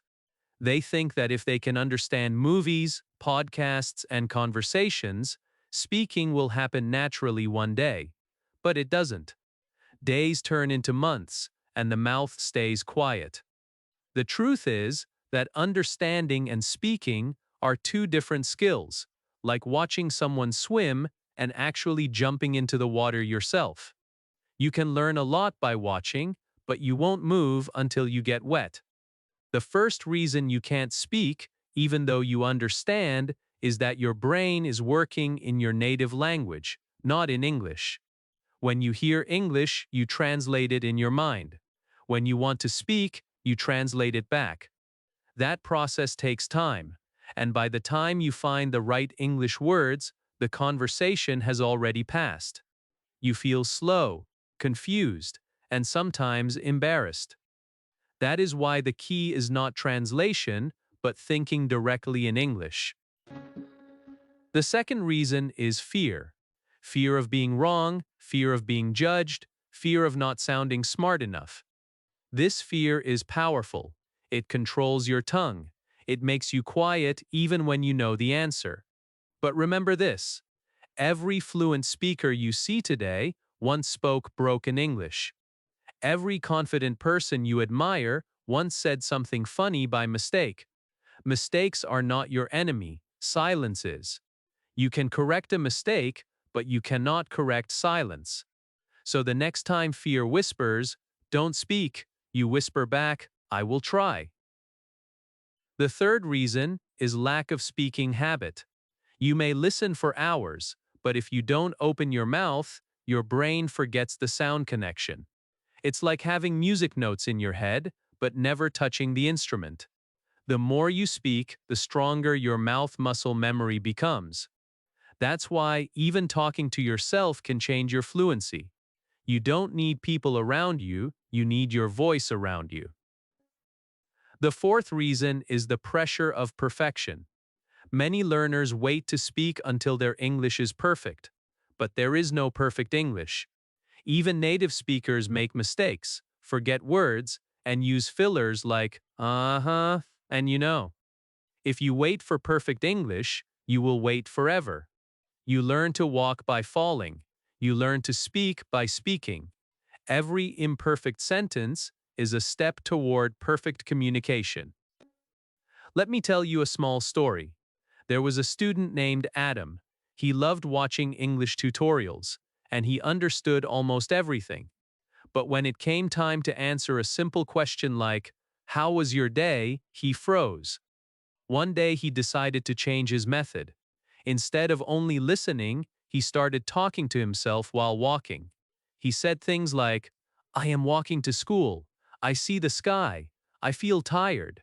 It felt silly at first, but within 1 month, his brain stopped translating. He started thinking directly in English.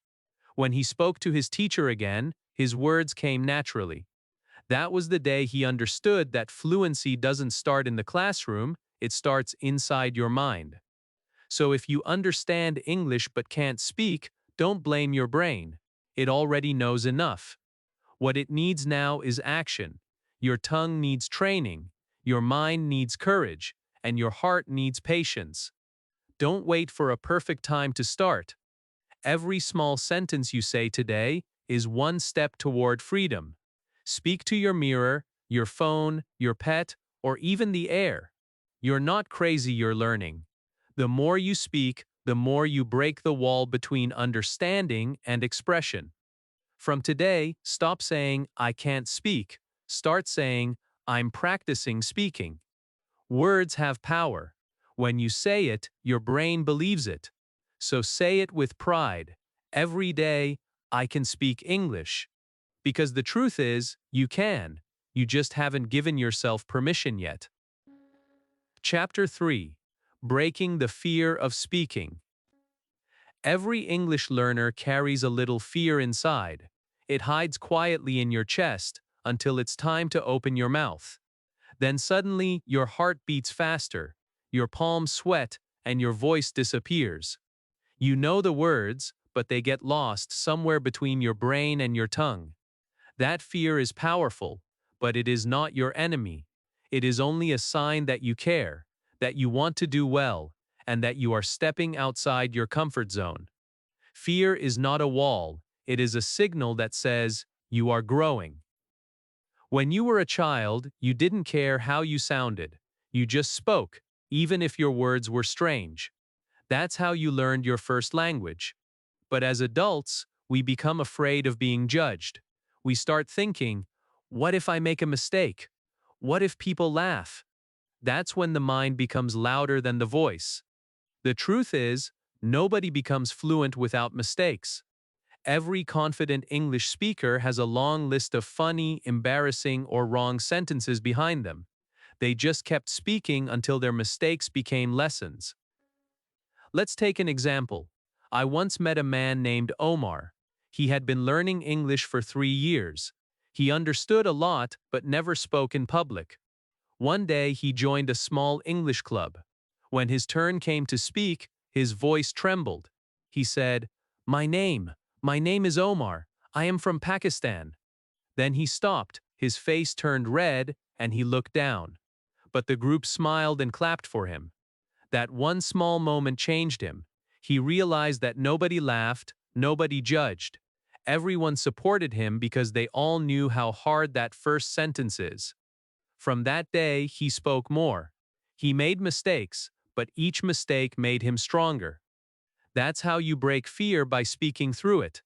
You can't wait for confidence to come first. Confidence grows from action. When you speak, even a little, you tell your brain, "See, I survived, I can do it." Every time you face your fear, it becomes smaller.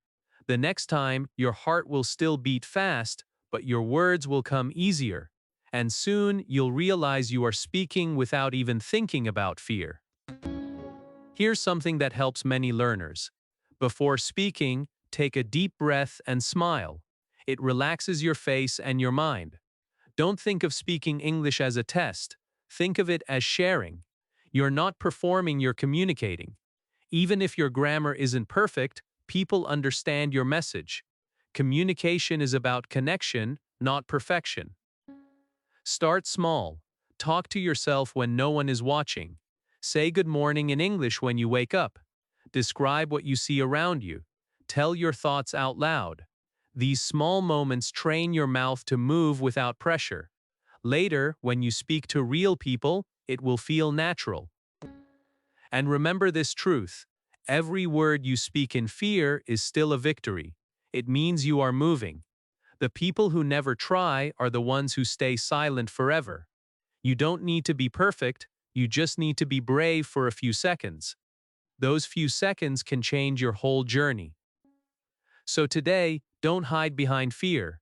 Use it as your teacher. Speak while you're afraid. Speak while your voice shakes. Speak until your fear becomes your power.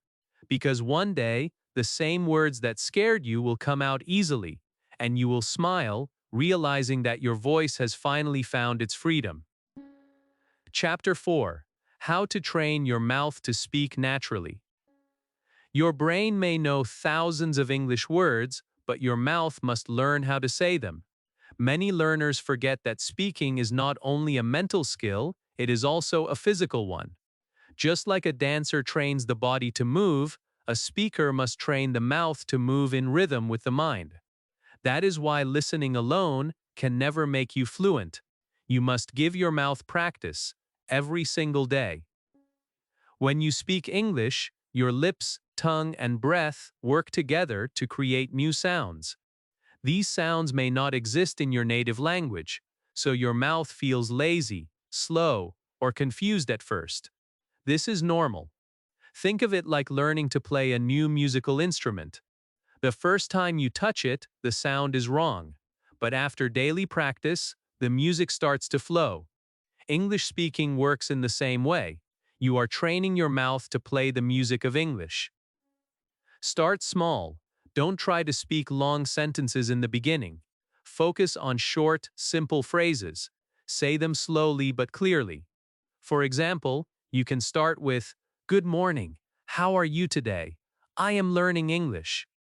Repeat these again and again until they feel easy. When your mouth gets comfortable with simple phrases, your confidence grows, and longer sentences will come naturally. A great method to train your mouth is shadowing. Shadowing means listening to a native speaker and repeating at the same time. Choose a short video or podcast, play one line, and repeat after it. Don't worry about understanding every word. Focus on the sound, the rhythm, and the movement of your mouth. The goal is not perfection, but fluency of movement. You are teaching your mouth to copy the melody of English. Another useful method is mirror speaking. Stand in front of a mirror and look at your face while you talk.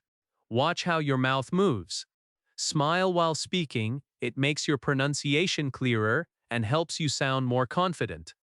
When you see your own expression, you also learn how emotion changes your voice. You will notice that when you smile, your English sounds warmer and more natural. Reading aloud is another powerful exercise. Take a short English story, article, or even a YouTube script like this one and read it out loud every day. Do not read fast. Read with feeling, with pauses, with attention to each sound. This helps your tongue remember the patterns of English. If you do this for 10 minutes daily, you will see big improvement in 1 month. You can also record your voice. Pick any topic, speak for 1 or 2 minutes, and listen to the recording. At first, you might not like your voice, but that's okay. Every great speaker once hated their own sound. Listen carefully. Notice which words are hard to say, which sounds are unclear. Then practice those parts again. Recording and listening create awareness, and awareness leads to growth.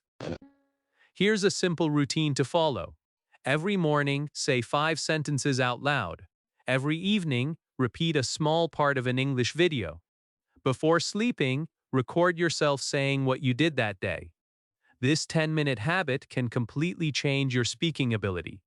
Your mouth will learn to move easily, your brain will react faster, and you will begin to sound natural. Remember, speaking English naturally is not about speed, it's about flow. Speak with rhythm, not rush. Focus on how your voice connects the words, how it rises and falls, how it breathes.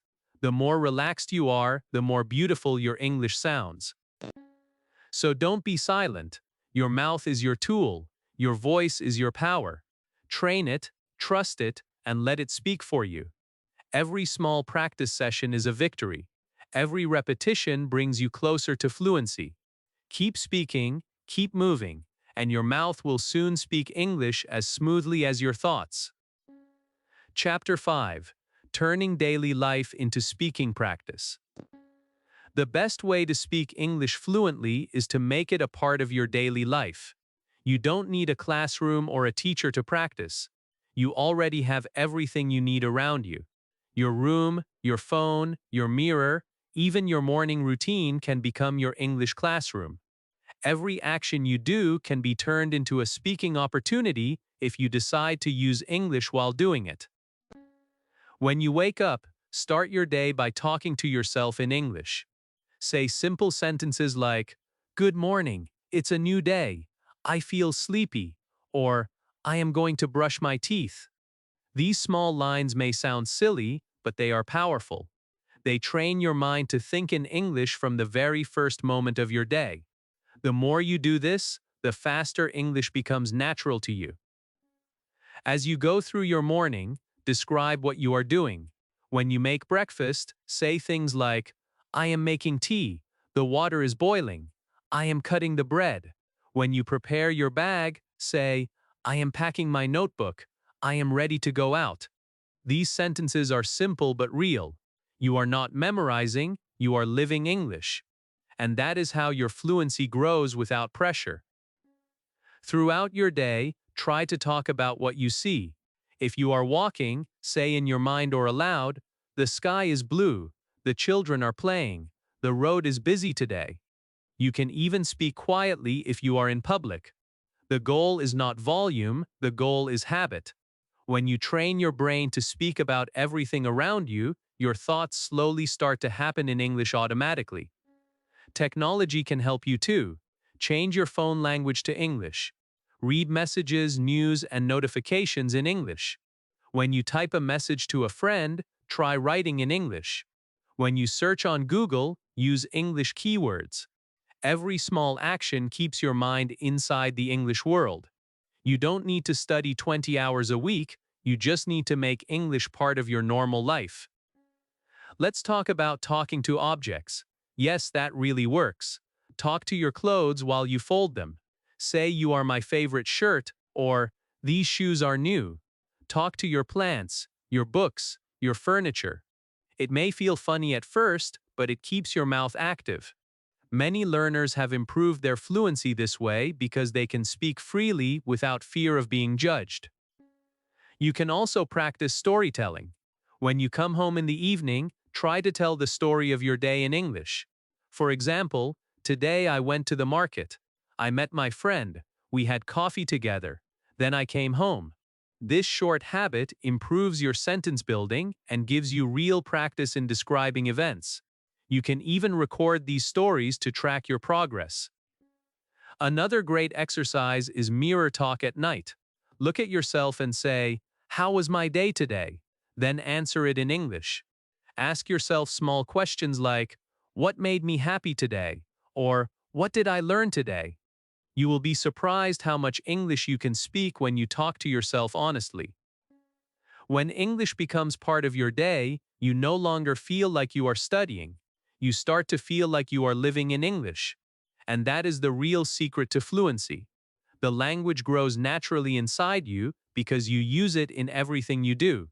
You no longer need motivation because speaking becomes a normal habit, just like breathing.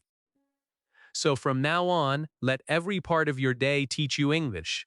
Speak while you cook, walk, clean, travel, or relax. The world around you is full of lessons, and your voice is the key to learning them. Turn your daily life into English practice, and soon you will discover that your life itself has become your classroom. Chapter 6. Building Confidence Through Small Wins. Confidence in speaking English is not something that appears in one day. It grows slowly, like a small plant that becomes strong when you water it daily. Many learners wait for a big success before they allow themselves to feel confident. But real confidence comes from small victories. Every word you speak, every mistake you correct, every moment you try again, adds another drop of strength to your confidence. Think of the first time you learned to ride a bicycle. You didn't start by racing, you started with shaky hands and small steps. You fell, but you got up again. Every small distance you covered gave you courage to try more. Learning English works in the same way. When you focus on small wins, the journey becomes enjoyable, not stressful. Start by celebrating the small things. If you spoke one English sentence today, that's a win.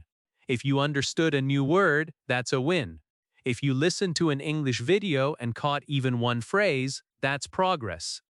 Many learners ignore these small victories and focus only on what they can't do. But when you recognize what you have done, your brain gets motivated. You feel capable. You feel ready for the next step. Confidence also comes from routine. When you speak a little English every day, your mind starts to trust you.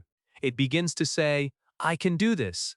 At first, you may not see much difference, but after a few weeks, you will notice how your mouth moves easily, how your hesitation becomes smaller, and how your voice sounds stronger. The magic is not in one big moment, it's in the small daily ones that build your belief quietly. You can also track your progress. Keep a small English journal. Write what you practiced today. Maybe you said, "I talked to myself for 5 minutes," or "I used 2 new words in a sentence." Write it down. When you read those pages later, you will see how far you have come. This gives you proof that your hard work is paying off. Let's talk about how to turn mistakes into wins. When you make a mistake, instead of saying, "I failed," say, "I learned something new." Every time you correct a wrong word, you grow. Mistakes are not signs of weakness, they are signs of effort. The people who never make mistakes are the ones who never try. So instead of feeling ashamed of errors, feel proud that you had the courage to speak. Confidence also grows when you help others. If you have a friend who is learning English too, speak with them. Teach them a new word. Explain a phrase you understand. When you teach, you repeat and remember better. It also reminds you that you have knowledge worth sharing. The more you give, the more confident you become. And don't forget your inner voice. What you say to yourself matters. Stop telling yourself, "My English is bad." Start saying, "My English is improving." Stop saying, "I can't speak." Start saying, "I'm getting better every day." The words you use shape your reality. When your inner voice is kind and positive, your confidence becomes unshakable. Finally, remember that confidence is not about speaking perfectly. It's about speaking honestly. It's about saying what you can, not what you can't. When you speak from your heart, people listen. When you speak with courage, your words carry power. So celebrate your small wins. speak proudly, and keep going. Each sentence you say is proof that you are stronger than yesterday. Chapter 7. The Path from Understanding to True Fluency. Fluency is not a gift that only a few people have. It is a result of patience, practice, and courage. Many learners believe that fluency means speaking fast, but that is not true. Fluency means being able to express yourself freely and naturally without fear. It means that your mind and your mouth work together as one. It means that you no longer feel blocked between understanding and speaking. You have already taken the first steps toward fluency. You understand English. You can listen and follow. That is a great foundation. But now you must build on it by speaking regularly. The secret is simple. You don't become fluent by waiting for confidence. You become confident by speaking. Every small conversation is a bridge between your knowledge and your voice. Fluency also depends on rhythm. Every language has a rhythm, a flow, a music. English has its own melody. Listen carefully to how native speakers pause, how they stress certain words, and how their voice rises and falls. When you speak, try to follow that rhythm, not to copy perfectly, but to feel the natural movement of the language. The more you listen with your heart, the more easily you can speak with your own voice. To reach fluency, consistency is more powerful than intensity. It's better to practice 10 minutes every day than 2 hours once a week. Make English your daily companion. Talk to yourself. Record your voice. Shadow a speaker. Describe your day and repeat old sentences until they become part of you. Fluency is not built in one big moment. It is built in thousands of small, quiet ones that nobody sees. Let me share a real story. A learner named Sarah watched English videos for years but never spoke. One day, she decided to speak for 1 minute every night before sleeping. Just 1 minute. She talked about her day, her thoughts, her dreams. At first, she used simple words. After a few weeks, her sentences became longer. After 2 months, she could express everything she felt. That 1 minute turned into fluency because she made speaking a part of her life. When you practice daily, your brain starts to think differently. English stops being a foreign language and starts feeling like a natural part of your thoughts. You no longer translate. You no longer search for words. The sentences come on their own because your brain, mouth, and memory begin to work in harmony. That is true fluency. You should also remember that fluency is not the end of the journey. It's the beginning of freedom. Once you are fluent, you can learn from more people, read more books, watch more ideas, and connect with the world. English opens doors, but you are the one who must walk through them. Every learner who speaks fluently today was once silent, nervous, and full of doubt. The only difference between them and you is that they did not stop. They spoke one more time, even after failing. They believed that one day their voice would flow freely. And it did. Yours will too, if you keep going. So here is your final reminder. You already understand English. You already have the knowledge. Now it is time to speak it into life. Don't wait for tomorrow. Start today. Speak to your mirror. Speak to your phone. Speak to the world. Each word you say takes you one step closer to your dream. Fluency is not a distant goal. It's the voice you build every day with courage, patience, and love for learning. You are not just learning English, you are becoming a communicator, a thinker, and a confident version of yourself. Keep practicing, keep believing, and one day soon you will realize that you no longer just understand English, you live it? Thank you, my friends, for watching till the end. If this video helped you, Take one small step today. Speak one English sentence aloud and make your confidence grow. Write in the comments, I will speak English every day, so I know you're part of this journey. Don't forget to like, subscribe, and share this video with someone who needs courage to speak. Keep learning, keep believing, and always remember your English voice is already inside you, waiting to be heard. Welcome to my channel, Unleash Your English.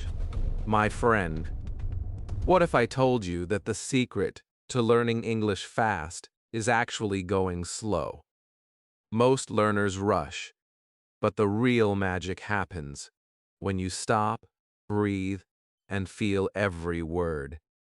In this video, I'll show you how slow English can make you powerful, confident, and fluent. Tell me in the comments, do you speak fast or slow when you practice? Chapter 1: The Power of Going Slow. Most English learners think that fast means fluent. They believe that if they can speak quickly, they are good at English. But the truth is very different. The real power comes when you slow down. When you slow down, your brain understands more. Your tongue moves better. Your heart connects with every word you say. Slow English is not weak. It is smart, peaceful, and full of confidence. I still remember the day I told one of my students, "Don't try to speak fast. Try to feel what you say." She looked surprised. She thought speaking slowly would make her sound unsure, but after 1 week she noticed something. When she slowed down, she stopped forgetting words. Her sentences became clear. She didn't need to think about grammar so much anymore.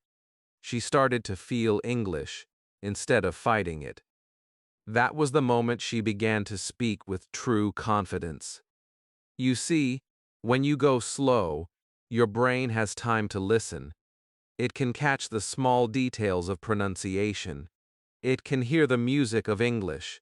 It can remember the meaning behind every word. Fast learners often skip the beauty of language. They rush. They forget. They repeat the same mistakes again and again. But those who go slow build something solid inside. It's like planting a tree. You don't see it grow every day, but one day it becomes strong and unshakable. Think about how children learn. They don't study 10 new words a day. They repeat one word again and again. They say it slowly, with curiosity and emotion. They enjoy it. And because they go slowly, they remember forever. You can do the same. When you speak slowly, you make your English part of your life, not just part of your study routine. There is a magic in slow speaking. When you say each word clearly, people listen to you. They feel that you are present. They understand you better. You also start to enjoy the process. You no longer feel like English is a mountain. You realize it's a road you can walk step by step. And each small step matters. Every slow sentence you speak becomes a little victory. Many learners quit because they expect big results too fast. They want to sound like a native in 1 month. But that pressure kills motivation. Slow learning is kind learning. It gives you space to breathe. It lets your mistakes become teachers, not enemies. When you repeat one sentence 10 times, it may feel slow, but it builds muscle memory. Your mouth learns what your mind used to struggle with. And soon, that sentence becomes natural. Close your eyes for a moment and think about your favorite English word. Now say it slowly. Feel how your tongue moves. Feel how your voice sounds. That is real learning. It's not about speed, it's about connection. When you feel English like that, Your words stop being memorized. They start to belong to you. Slow also means peaceful. When you slow down, you stop comparing yourself to others. You stop feeling behind. You start to enjoy your own rhythm. English is not a race. It's a relationship. The more love and patience you give it, the more it gives back to you. So next time you practice, take your time, read one line, repeat it softly, smile, let the sound stay in your heart. If you can master the art of going slow, you will never feel lost again. You will listen better. You will speak better. You will remember longer. You will begin to own your English, and people will notice the difference. Not because you speak fast, but because you speak with calm power. So, my friend, slow down today. Don't rush your English journey. Walk it with love and care, because the slower you go, the deeper you learn. And one day, you'll look back and smile, realizing that going slow was the fastest way to become fluent. My Chapter 2. Feel the words, don't just say them. When you learn English, you are not only learning new words, you are learning new feelings. Every word has its own life. It carries emotion, sound, and color. But many people forget this. They only repeat words like robots. They focus only on rules and grammar, and that's why their English feels cold. To speak naturally, you must feel every word you say. Close your eyes for a moment and say the word hello. If you say it fast, it means nothing. But if you say it slowly, with warmth, it changes everything. You start to feel the meaning. It's not just a greeting anymore. It becomes an emotion. The same happens with every word. Thank you. Sorry. I understand. These are not just sounds. They are feelings. When you connect with the feeling, your English becomes alive. I once met a student who memorized hundreds of English words. She knew the dictionary meaning of each one, but when she spoke, it sounded empty. One day I asked her, "Do you feel the words you speak?"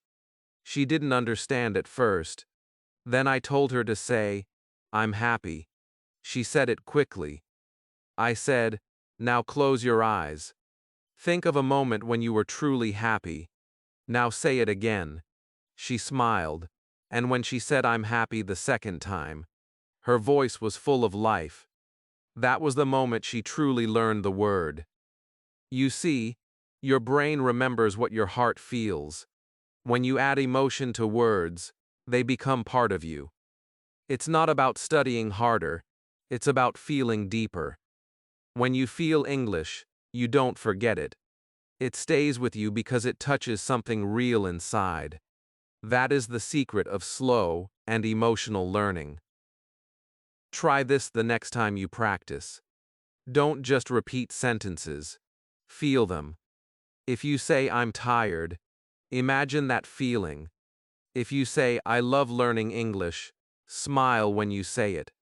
Let your voice match your feeling. This small change will make your English sound natural and full of meaning. You are not only training your mouth, you are training your emotions too. Many learners worry about pronunciation. They try to sound perfect. But the truth is, pronunciation becomes beautiful when you feel the words. When you care about what you are saying, your mouth moves correctly on its own. Feeling guides your sound. So, speak slowly. Listen to your own voice. Let your words carry emotion.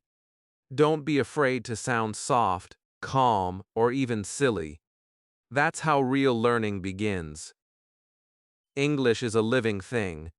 It is not made to be memorized. It is made to be felt. When you start to feel it, you enjoy it more. You start to understand songs, movies, and stories differently. You don't just translate, you experience them. You start to notice how one word can change everything. A simple okay can sound happy, sad, angry, or peaceful. The meaning is not in the word, it's in the feeling behind it. When you learn to feel words, you also learn to connect with people. You begin to speak from your heart. People listen to you not because your grammar is perfect, but because your emotion is real. They feel your words. They understand your soul through your voice. That is real communication. That is real English.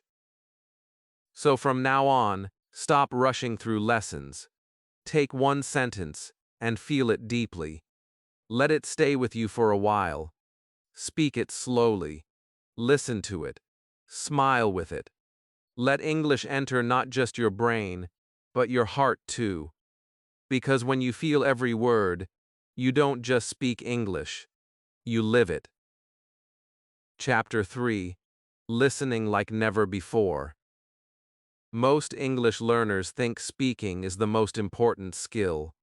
They want to talk fast, use new words, and sound confident. But few people understand that great speaking starts with great listening. When you listen deeply, your brain learns faster, your pronunciation improves, your memory becomes stronger. Listening is not a small skill, it is the heart of language. Many learners hear English, but they don't truly listen. They play videos, podcasts, or songs while doing other things. Their ears hear the sound, but their minds are far away. Real listening is different. Real listening means giving your full attention. It means feeling every sound, every tone, every emotion inside a sentence. It's not just about hearing English. It's about understanding the music of English. Imagine listening to your favorite song in another language. You don't understand every word, but you still feel the rhythm.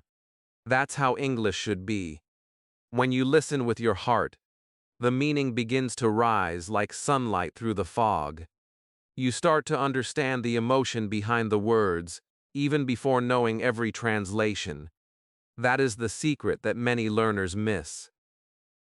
I once taught a man who struggled for years to understand native speakers.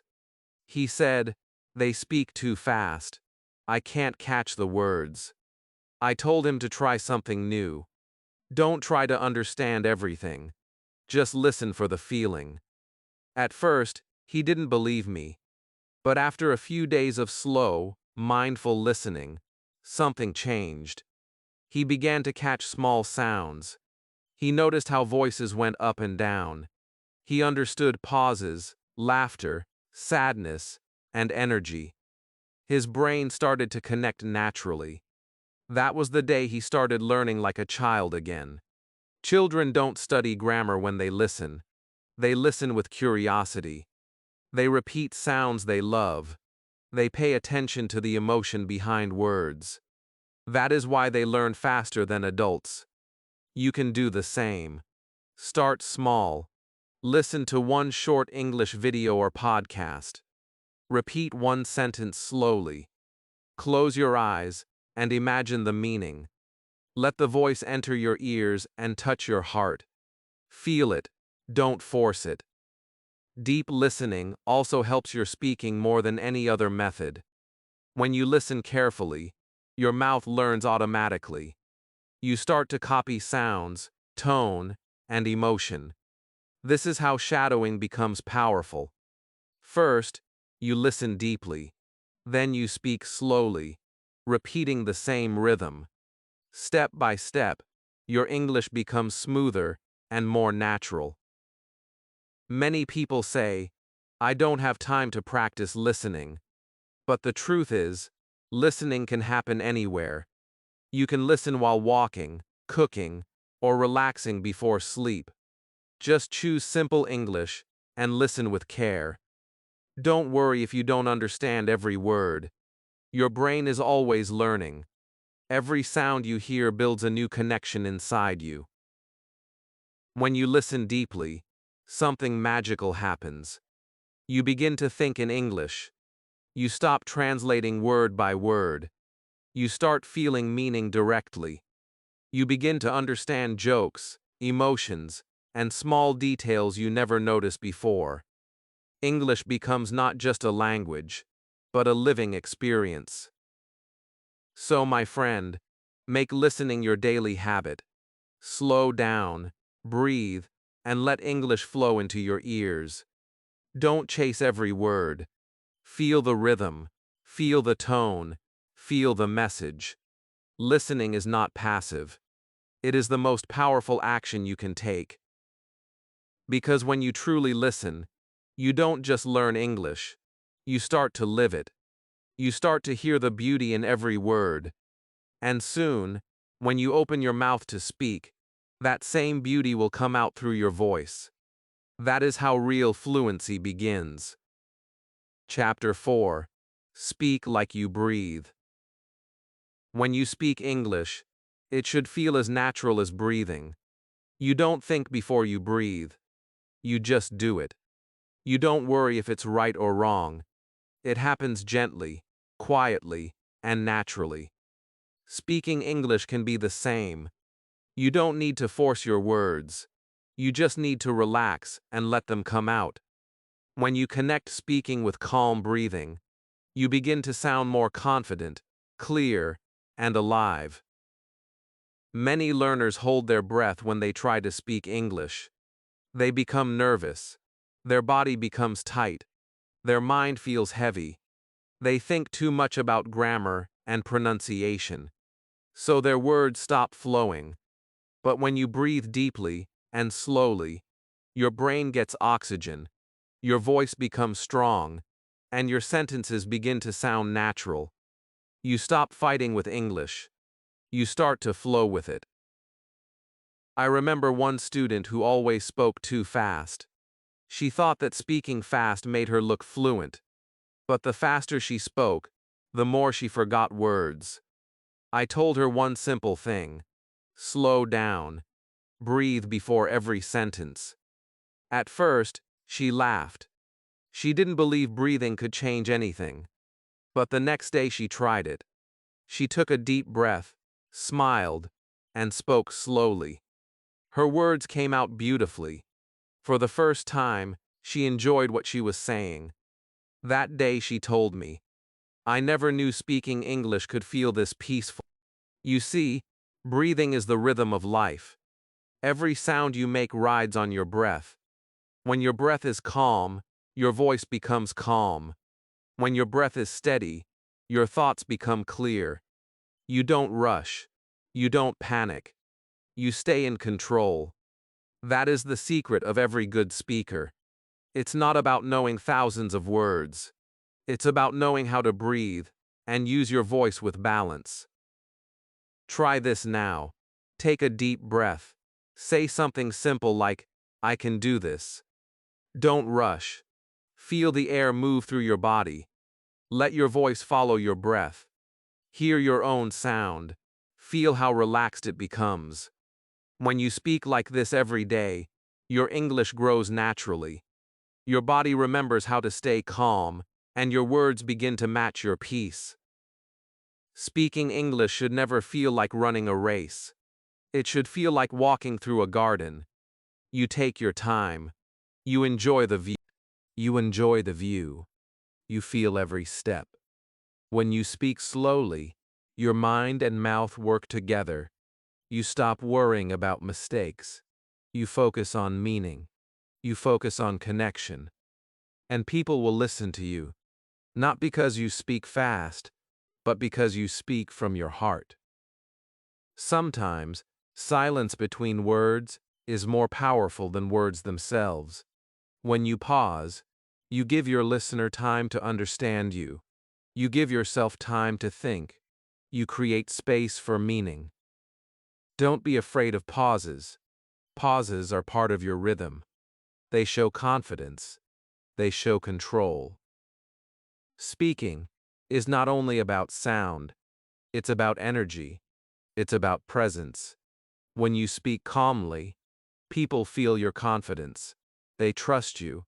They understand you better. You start to enjoy conversations. You stop feeling fear. You begin to express, not impress. So remember, speaking is like breathing. Don't hold it. Don't rush it. Let it flow. Let it carry your thoughts, your feelings, and your message.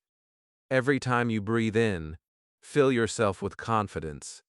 Every time you breathe out, release your words with love.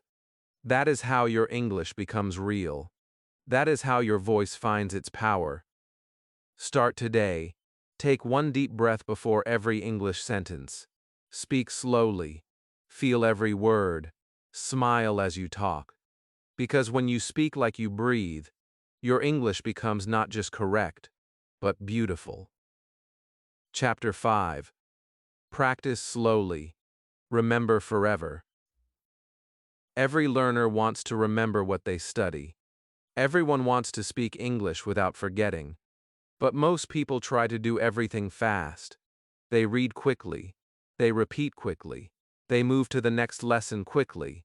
And then they forget everything just as fast. Real memory doesn't come from rushing. Real memory comes from slow, deep practice. When you practice slowly, you give your brain time to understand. You give your tongue time to learn how each sound feels. You let your heart connect to every sentence. That is how real learning happens. When you rush, you only touch the surface. But when you go slow, you reach the core. You build a strong foundation that stays with you forever. I once taught a man who wanted to learn English in 1 month. He said, "I will study 10 hours every day." I told him, "You don't need 10 hours. You need 10 minutes of focus."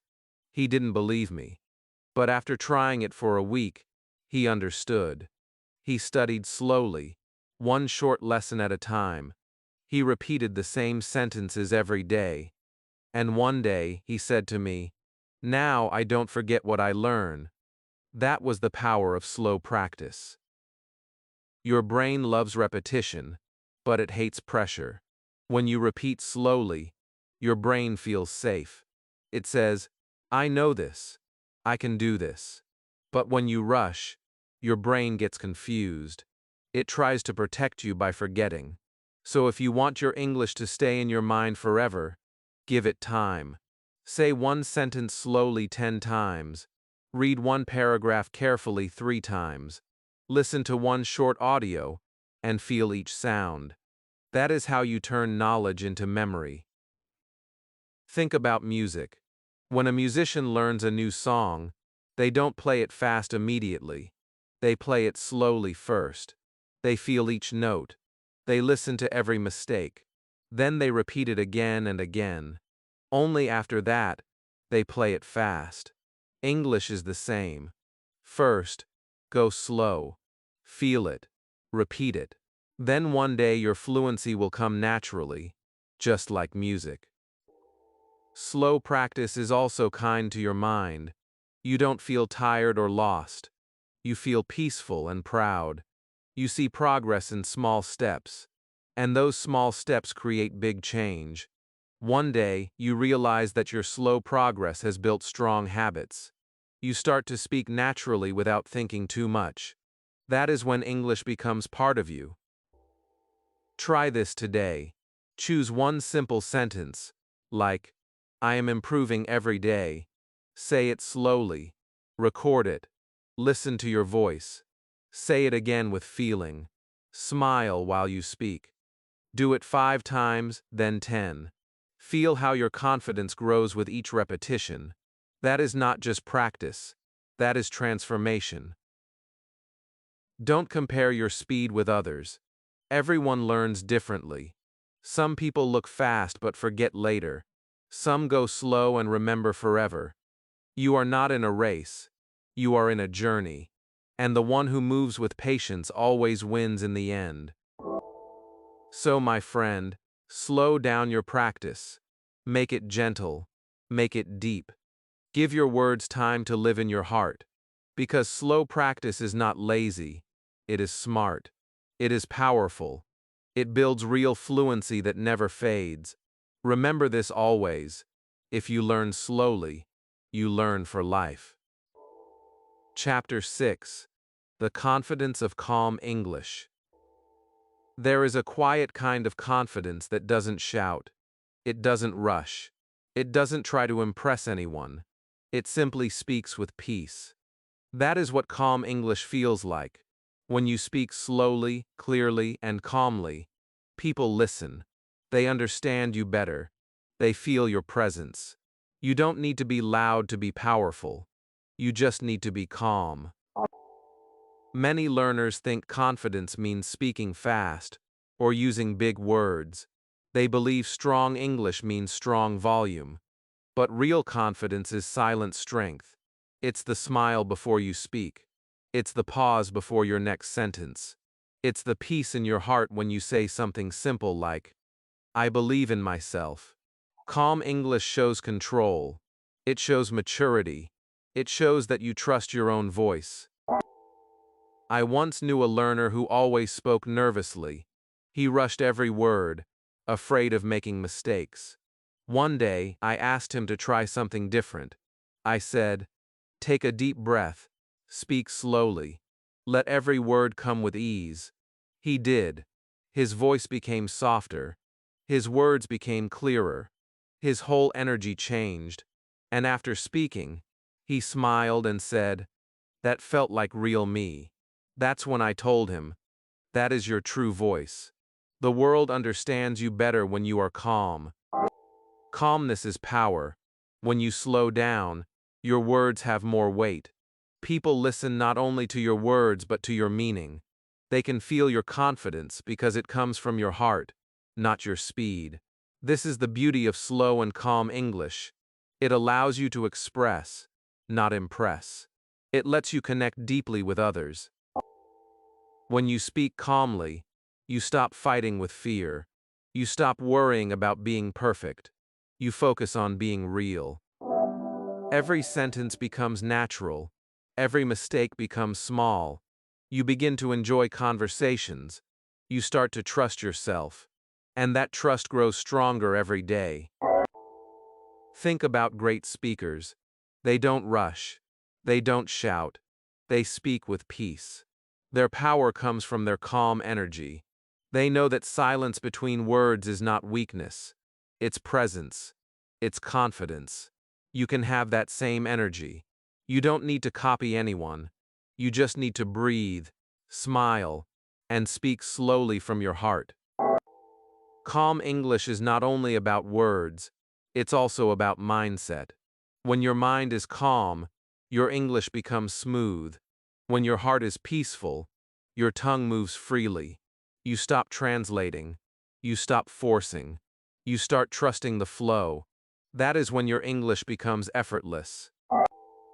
Try this before you speak next time. Close your eyes. Take a deep breath. Tell yourself, I am calm. I can speak. Then open your eyes and speak slowly. You will notice that people listen differently.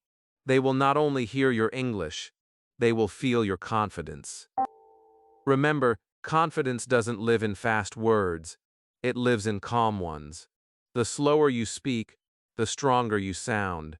The quieter you become, the more powerful your presence feels. And one day, you'll realize that you no longer fear speaking. You'll realize that you have become the calm, confident English speaker you once dreamed of being. So, speak with peace. Let every word come from a calm heart. Let your voice carry kindness, not pressure. Let your English show your confidence, not your fear. Because true fluency is not about speed, it's about soul. It's about peace. And when your English becomes calm, your world begins to listen. If this video inspired you to slow down and feel your English, then give it a like and subscribe to my channel Unleash Your English. Share your thoughts in the comments, and tell me what part helped you most. Remember, the slower you learn, the deeper you grow. I'll see you in the next video. Welcome to my channel Unleash Your English, my friends. Today, I want to share something beautiful. I read The Little Prince, not just as a story, but as my English teacher. And what I discovered changed how I see learning English forever. Stay with me till the end, because the lessons I found inside this small book are bigger than grammar, bigger than vocabulary. They are lessons for life, and for every learner who ever felt lost in words. The day I opened the little book. I still remember the day I first picked up The Little Prince. It was a small yellow book sitting quietly on a shelf, looking almost too simple to hold anything important. I didn't expect much from it. I was just looking for something easy to read in English, something that wouldn't make me tired or confused. But that little book had something magical waiting inside. When I opened the first page, I didn't understand every word. My English was weak. My confidence was even weaker. But I decided to keep reading, one small sentence at a time. The first line felt soft, almost like a whisper saying, "Don't worry, you can do this." Each word seemed friendly, not scary like the big grammar books I used to read. I felt something different that day. I wasn't studying English, I was living it. At first I read slowly. Sometimes I stopped after every sentence and tried to understand what it meant. The drawings helped me. The story felt alive. I smiled when I saw the little boy drawing a snake that had eaten an elephant. It made me laugh because I could imagine it so clearly. It didn't feel like learning. It felt like watching a dream written in simple English. I started reading every day, even if it was just one page. I remember thinking, this is how children learn. They enjoy the story first, then understand the language. And that thought changed my mind forever. Before this, I always believed English was something you had to study, with rules and books full of exercises. But now, I realized that real English is in stories, feelings, and emotions. The more I read, the more I felt connected to the words. There was something warm about how the sentences were written. They were small, but full of meaning. I understood that learning English doesn't have to be painful. It can be peaceful. It can be joyful. It can feel like reading a letter from a friend. I began to look forward to that quiet time every night. Just me and the little prince. One night, I read a line that made me stop.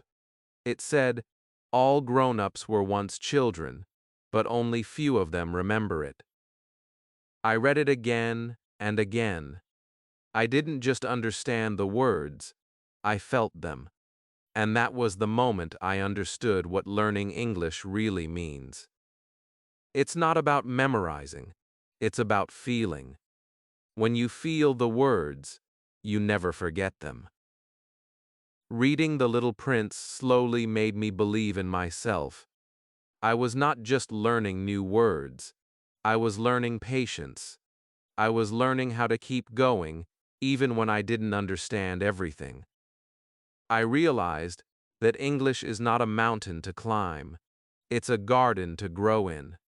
You plant small words every day, and one day you see how beautifully they bloom.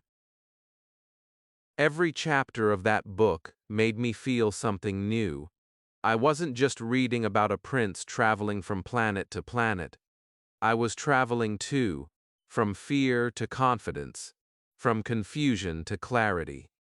The book didn't only teach me English, it taught me courage. If you are afraid to start reading in English, I understand you. I was afraid too, but start with something simple. Choose a book that touches your heart. Don't wait for your English to be perfect, just start. Because sometimes, one small book can change your whole journey. The Little Prince did that for me. It made me fall in love with English. When I closed the book that night, I smiled. I felt proud of myself. I wasn't the same person who opened the first page with fear. I had learned something bigger than grammar or vocabulary. I had learned that English is not about perfection, it's about connection. And that connection begins when you open your heart, not just a book. So if you ever find The Little Prince in a bookstore, don't walk past it. Pick it up. Read one page. Feel every word. You'll be surprised how much English and how much beauty can live inside one small book. That's the day your real journey begins. Chapter 2. Simple Words, Deep Feelings. When I continued reading The Little Prince, something beautiful started to happen. I realized that the book was written in such simple English. The sentences were short, the words were easy, but somehow, they touched my heart more than any big and difficult book ever did. I couldn't believe that simple words could make me feel so much. It was like the book was speaking directly to my heart, not just to my brain. There was a line that I still remember clearly. It is only with the heart that one can see rightly. What is essential is invisible to the eye. When I first read it, I paused. I didn't rush to understand. I just let the words sit in my mind. Slowly, their meaning became clear. It was not only about life, it was also about learning. Sometimes the most powerful things in life, and in language, are the simplest ones. That sentence made me realize that I didn't need to know thousands of English words to express something beautiful. I just needed the right words, said with feeling. When I spoke simple English with emotion, people listened. When I wrote small sentences that came from my heart, they sounded more natural. I finally understood that fluency is not about speed, it is about connection. Every page of The Little Prince was full of these kinds of lines. They were gentle, but they carried deep meaning. And while reading them, I started to understand that English is not a wall to climb, it's a bridge to feelings. It connects people. It connects hearts. The simpler you speak, the easier it is for others to feel you. In school, I was always told that I needed to use big words and long grammar rules to sound smart. But when I read this little book, I saw how wrong that idea was. The author used simple words, but he created a whole world out of them. He didn't try to impress, he tried to express. And that's what made his words unforgettable. Sometimes, I would read one page again and again, not because I didn't understand it, but because I wanted to feel it. When I repeated the sentences aloud, my English started to sound softer, more natural, more alive. I started to love the rhythm of simple sentences. They were like music, slow, gentle, but full of emotion. I began to realize something powerful. English is not about using hard words. It is about using real ones. It is about speaking like a human being, not like a textbook. When you use simple language, people understand you. They feel you. And that is what every learner really wants, to be understood. As I read, I started to see English differently. It wasn't something outside of me anymore. It became part of my emotions. Every time the little prince spoke, I felt as if I was speaking too. I could feel his sadness, his love, his curiosity. The words may have been small, but the feelings behind them were huge. That is when I realized that language is not just grammar and vocabulary. It's emotion, it's feeling, it's energy. When you learn English through feelings, it stays with you forever. You don't forget it because it becomes part of you. So if you are learning English right now, remember this. Don't run after big words. Find simple ones that mean something to you. Repeat them, love them, live with them. Feel every word as if it belongs to you, because the moment you start feeling English, you will stop struggling with it. The Little Prince taught me that beauty lives in simplicity, and that lesson changed everything for me. Every time I open that book, I feel peace. I feel motivation. I feel alive. Simple words, deep feelings. That's where real English begins. Chapter 3.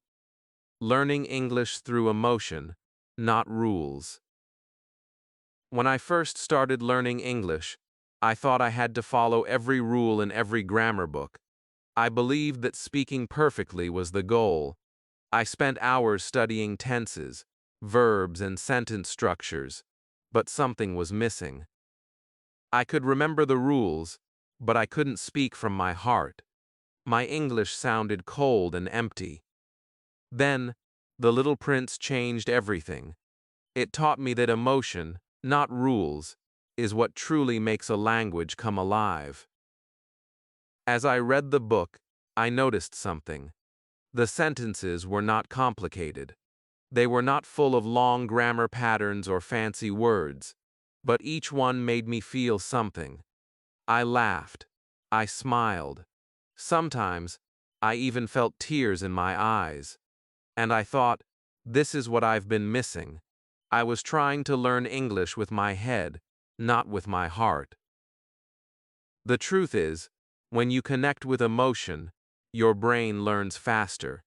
When you read something that touches your soul, you remember it without trying.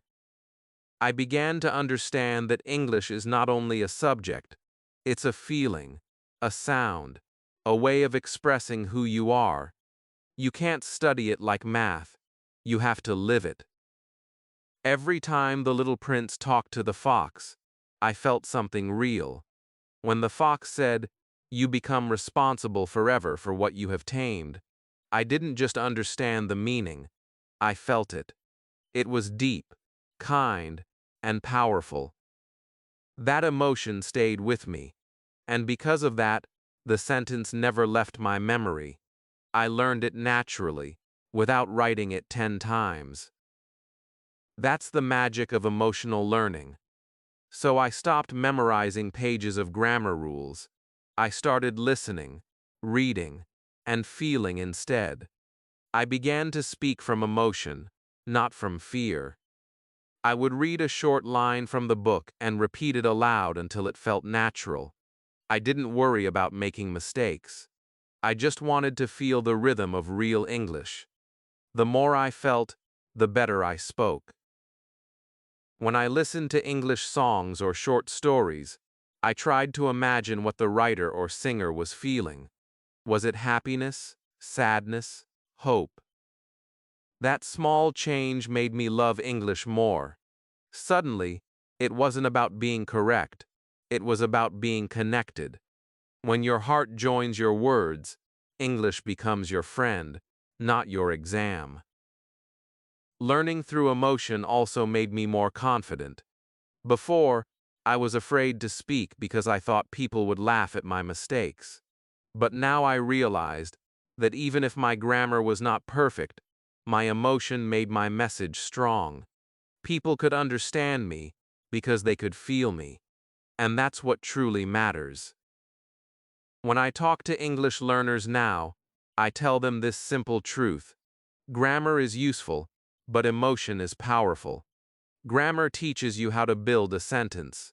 Emotion teaches you how to make someone listen. You can have perfect grammar and still sound empty, or you can have simple grammar and touch someone's heart. Which one do you want? Every time I think about The Little Prince, I remember how it made me fall in love with English again. It reminded me that feelings are the best teachers. When you read with your heart, when you listen with your soul, when you speak with love, your English grows naturally.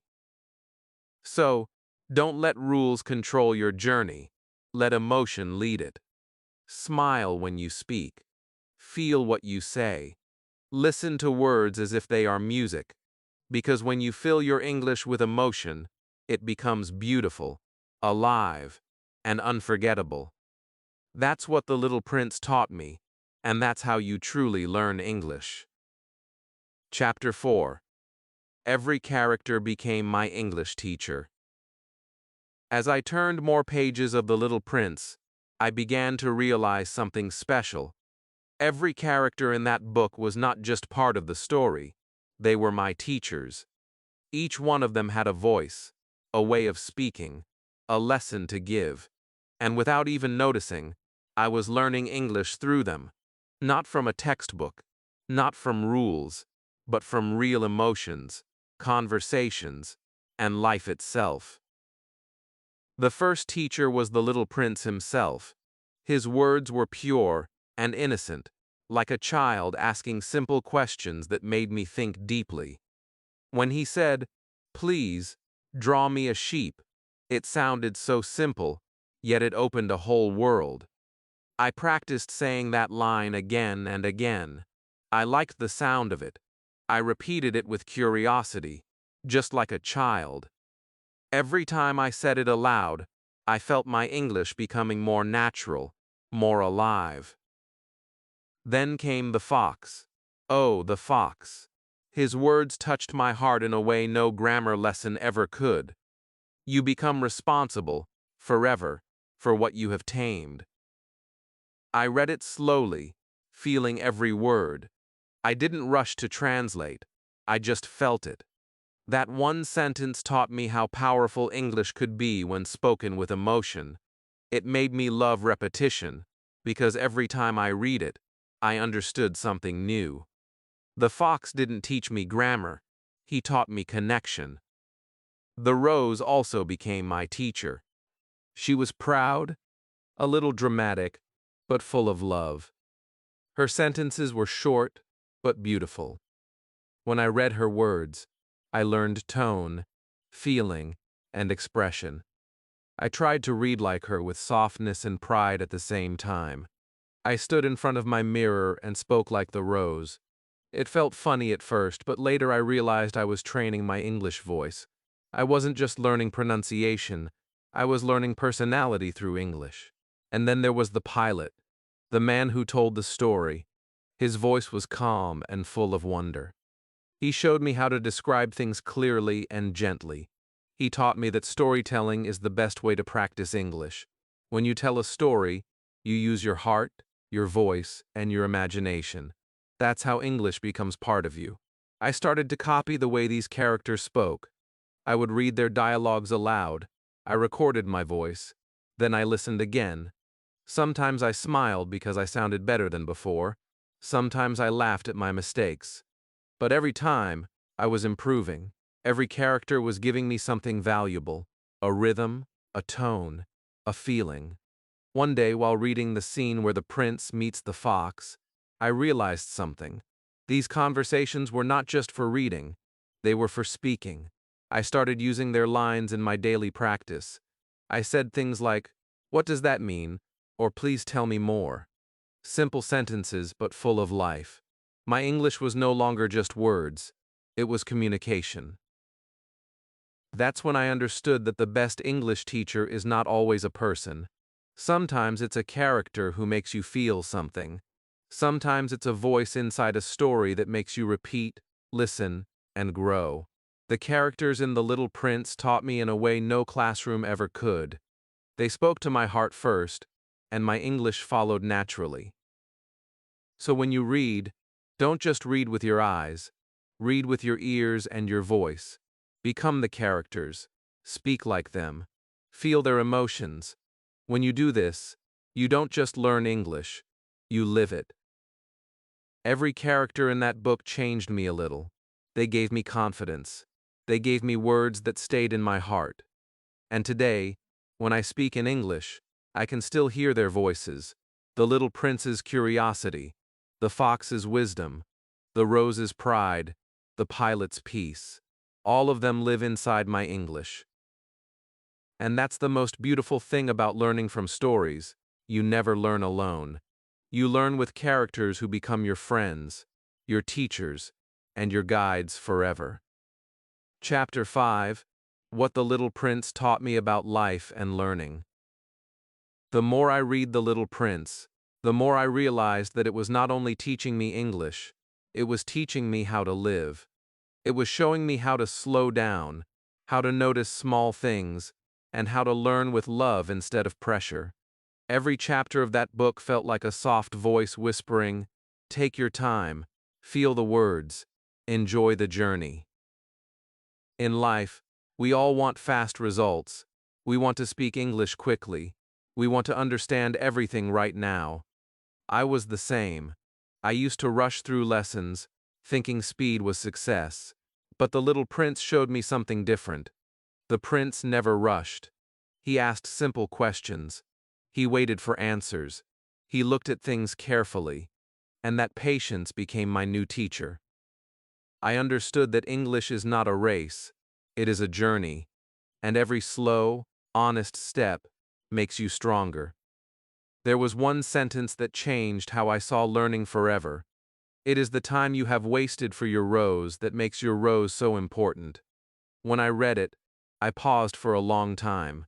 It made me think about my English journey, the time I spent listening to podcasts, the nights I read one page again and again, the times I made mistakes and felt shy. None of that was wasted. Every small effort was love. Every moment was building something beautiful inside me. Just like the prince cared for his rose, I was caring for my English. This idea filled me with peace. I stopped being hard on myself. I stopped saying I'm not good enough. Instead, I started saying I'm growing. Every mistake became a teacher. Every difficult sentence became a lesson. When I looked at learning this way, I didn't feel tired anymore. I felt grateful. The book also taught me that imagination is powerful. The prince looked at stars and saw friends. He saw beauty in things adults ignored. And I realized that when you learn English with imagination, everything becomes easier. When I read a story, I tried to see it in my mind. I imagined the desert, the stars, the little planet. I pictured myself talking with the prince. That imagination made my learning real. I was not just reading English, I was feeling English. Sometimes I closed my eyes and repeated the sentences I loved. "You must be very patient," the fox said. I repeated it again and again, and every time, it felt new. That's when I understood that repetition is not boring when it comes from the heart. When you love what you are saying, your words have life. Life and learning are the same. You have to give time, love, and care to both. You cannot force a flower to bloom in one day. You water it daily. You trust the process. English is the same. You may not see results today, but one day, you will speak with confidence. And that day, you will remember every small step with pride. The Little Prince made me see that learning is not about reaching the end. It's about who you become while learning. It's about how soft, patient, and curious you grow inside. It's about finding joy in small progress. It's about loving the process, not fighting with it. So now, when I open my English book, I smile. I don't ask, "How long will it take?" I ask, "What can I feel today?" And that small change has made all the difference. Because once you start learning like the Little Prince lived, with curiosity, patience, and love, English becomes more than a language. It becomes a beautiful part of your life. Chapter 6: My English Heart, after finishing the book. The day I finished The Little Prince felt like the end of a journey and the beginning of a new one. When I closed the last page, I just sat there quietly for a few minutes. I wasn't thinking about grammar or vocabulary. I was thinking about how far I had come. I remembered the day I opened that book for the first time, full of fear and doubt. And now, I was holding it in my hands with confidence and peace. I realized that I didn't just learn English through that book. I learned something deeper. I learned how to love learning again. That night, I looked at the book on my table and smiled. It was small, but it had changed me completely. My English had grown, yes, but something even bigger had happened.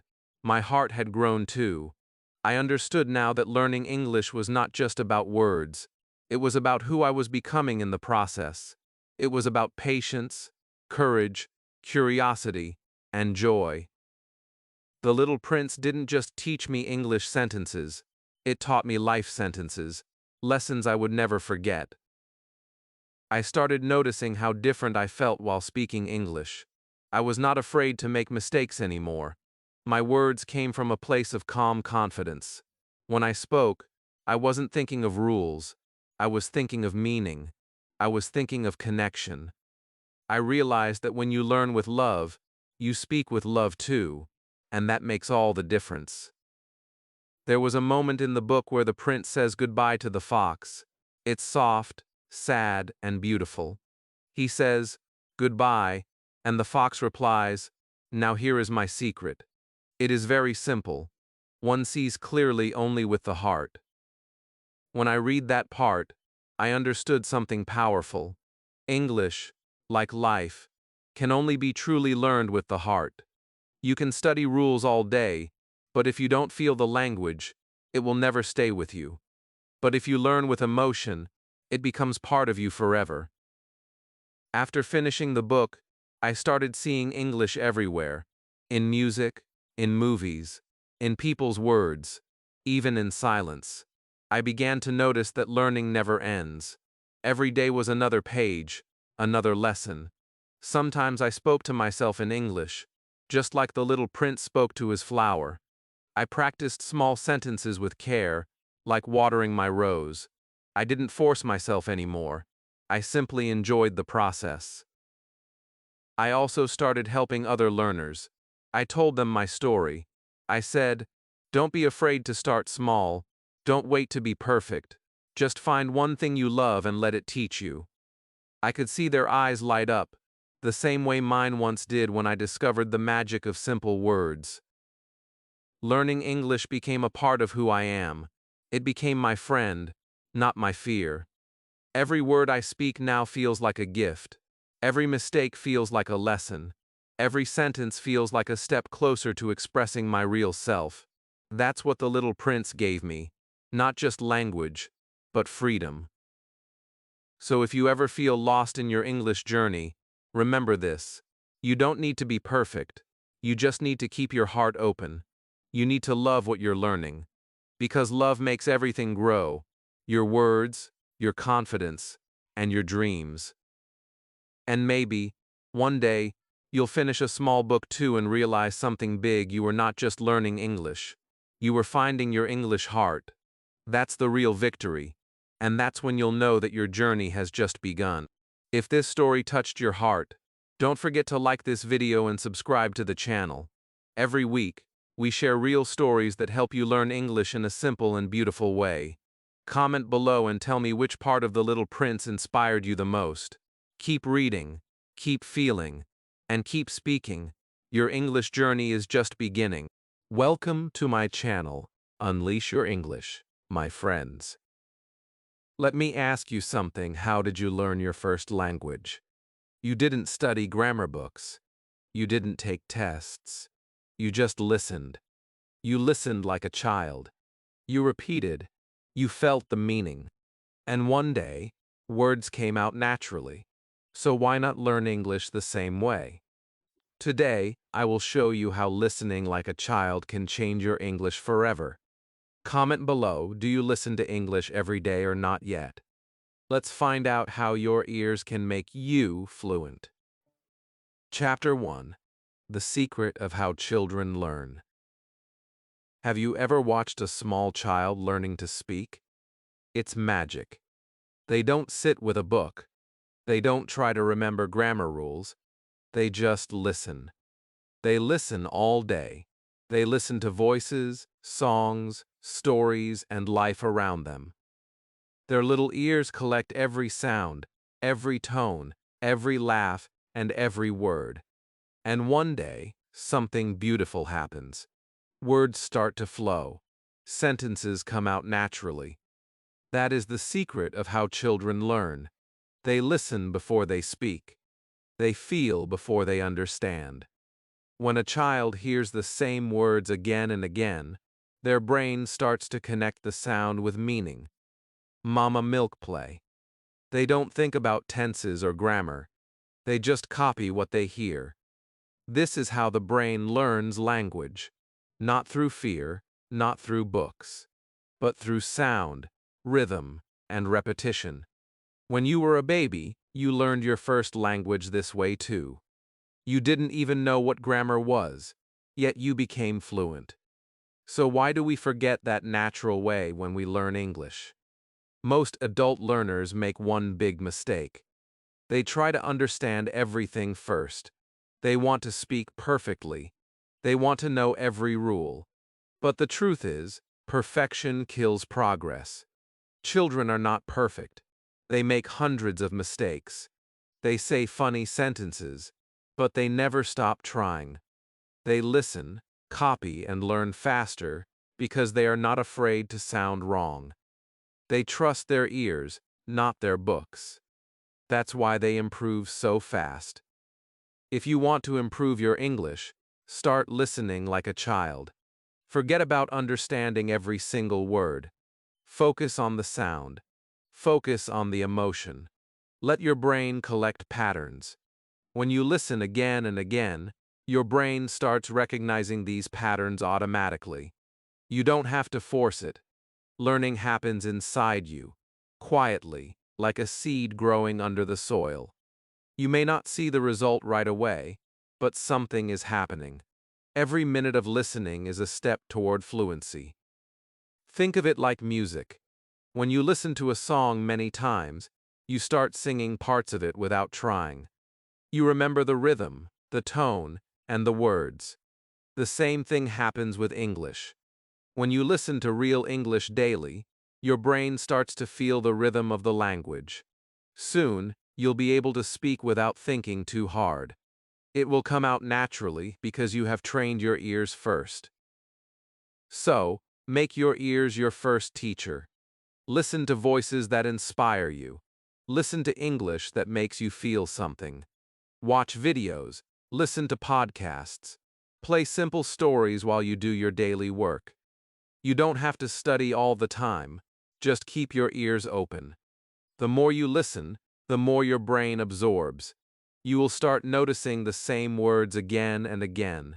One day, you'll say them without even realizing it. That's how children do it. And you can do it too. Many learners feel shy because they can't speak fluently. But fluency starts with listening. Every fluent speaker was once a good listener. Listening builds the base for speaking. When you listen deeply, you learn pronunciation, tone, and real-life usage. You start thinking in English instead of translating from your language. Slowly, your brain becomes comfortable with English sounds. That's the real foundation of fluency. Close your eyes and imagine this. A little child sitting on the floor, looking up at her mother. She doesn't understand every word, but she listens with full attention. She laughs, she repeats, she learns. That child is you. That power is still inside you. You just need to use it again. You can learn like that child if you let yourself listen with curiosity and joy. So today, make a small promise to yourself. Listen to English every single day. Not as a duty, but as a game. Let it be a part of your life. Let English enter your world through your ears. That's the secret way children learn. And that's the way you can too. Your ears are more powerful than any grammar book. Trust them. Let them lead you to fluency. You already have what it takes to become fluent. You just need to listen like a child. Chapter 2. Listening before understanding. When you start learning English, you want to understand everything. You hear a new word, and your mind rushes to translate it. You stop the video. You pause the song. You think, what does that mean? But here's the truth. Children never do that. They listen first, and understanding comes later. That's how they learn faster than adults. They trust the process of listening. They know that their brain is learning, even when they don't fully understand. Think about it. A baby hears hundreds of words before saying even one. They don't know the meaning of come here or good job, but they keep listening. And soon, those words start to make sense. Their brain connects the sound with the situation. That's how understanding grows. You can do the same with English. You don't need to understand every single word. You just need to stay open, patient, and curious. Many learners stop listening because they feel confused. But confusion is not failure. It's a sign that your brain is working. When you keep listening through confusion, your brain starts building new connections. It slowly learns which sounds match which ideas. Understanding is not a light that turns on suddenly. It's a sunrise. It grows little by little until everything becomes clear. So, when you listen to English and don't understand, smile. You are training your ears. You are teaching your brain to recognize patterns. Every second you spend listening is a seed planted in your mind. The more you listen, the more these seeds grow. One day, you'll notice that you understand without trying. That moment feels like magic. But it isn't magic. It's the result of patient listening.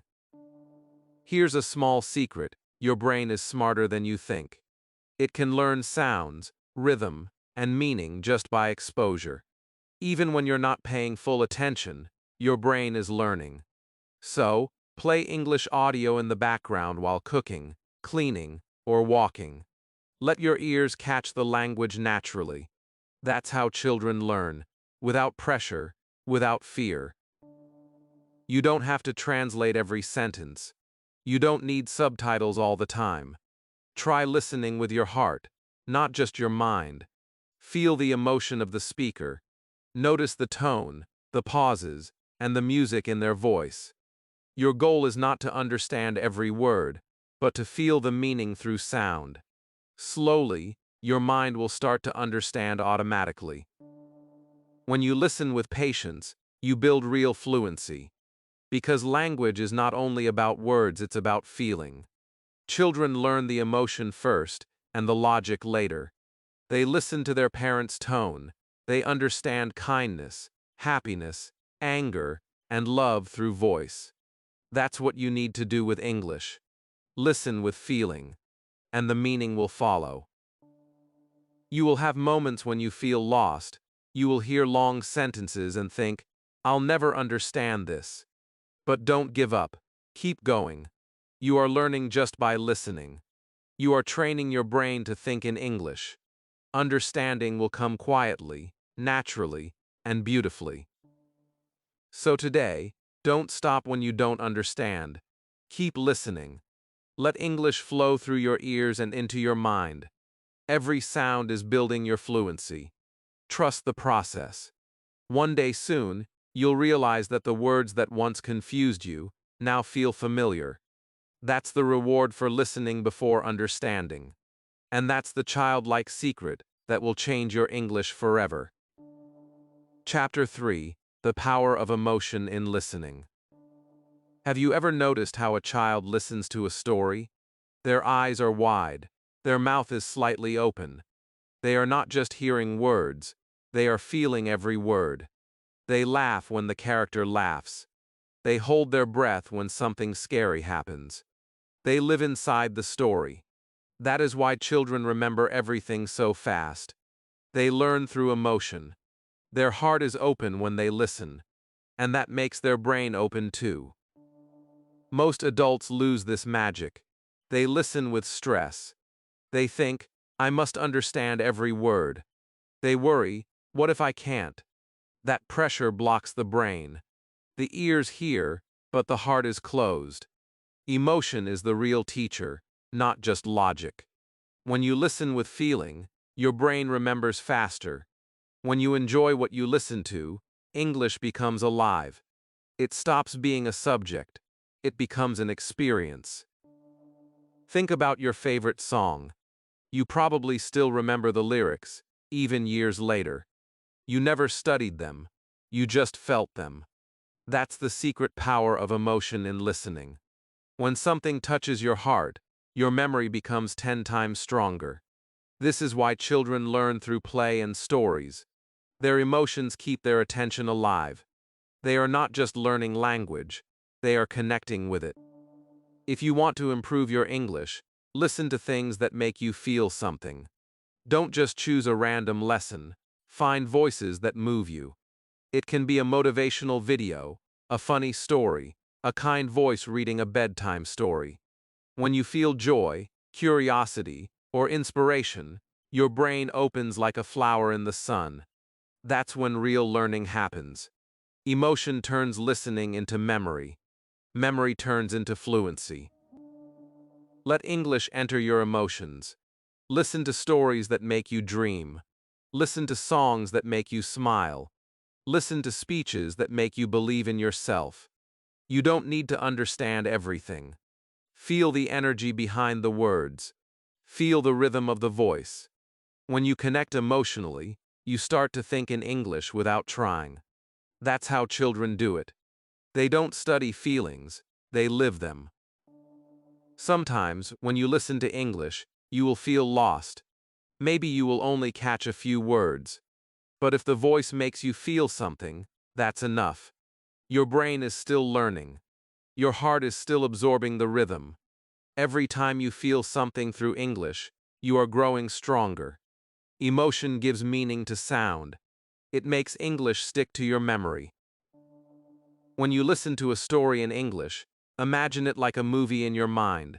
See the characters, feel the emotions, smell the air, hear the tone. Let your imagination join the story. This is active listening with emotion.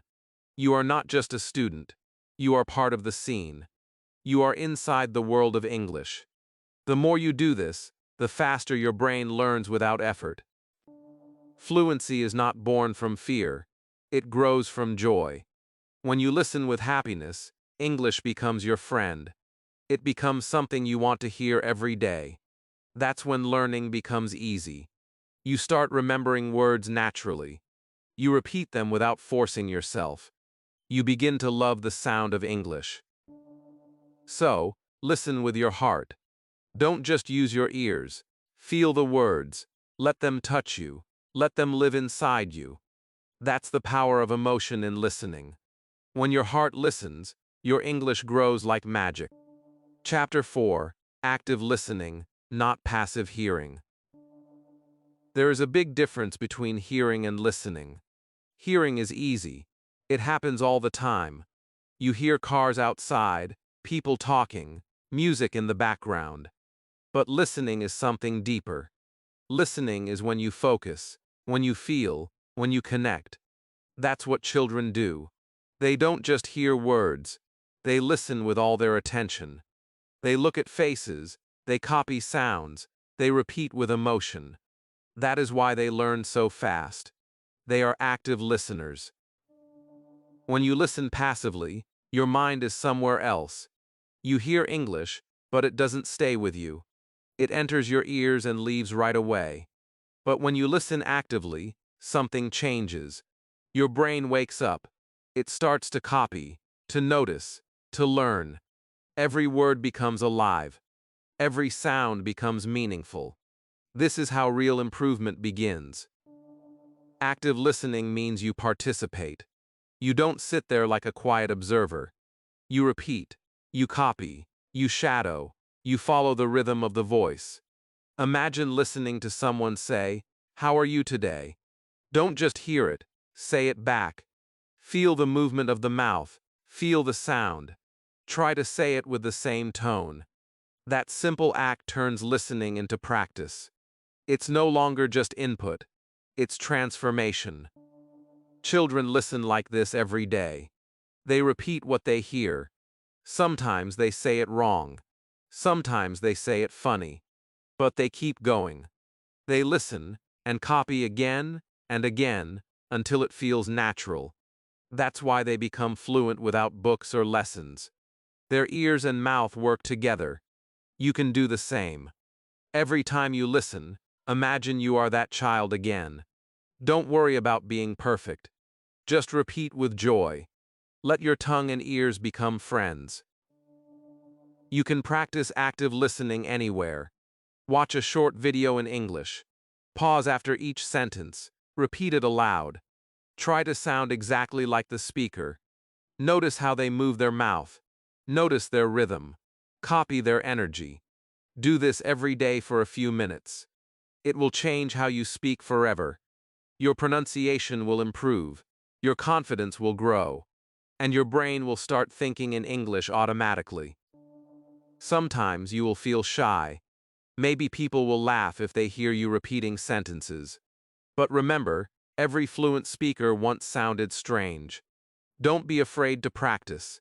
The child inside you never cared what others thought. That child just played with words.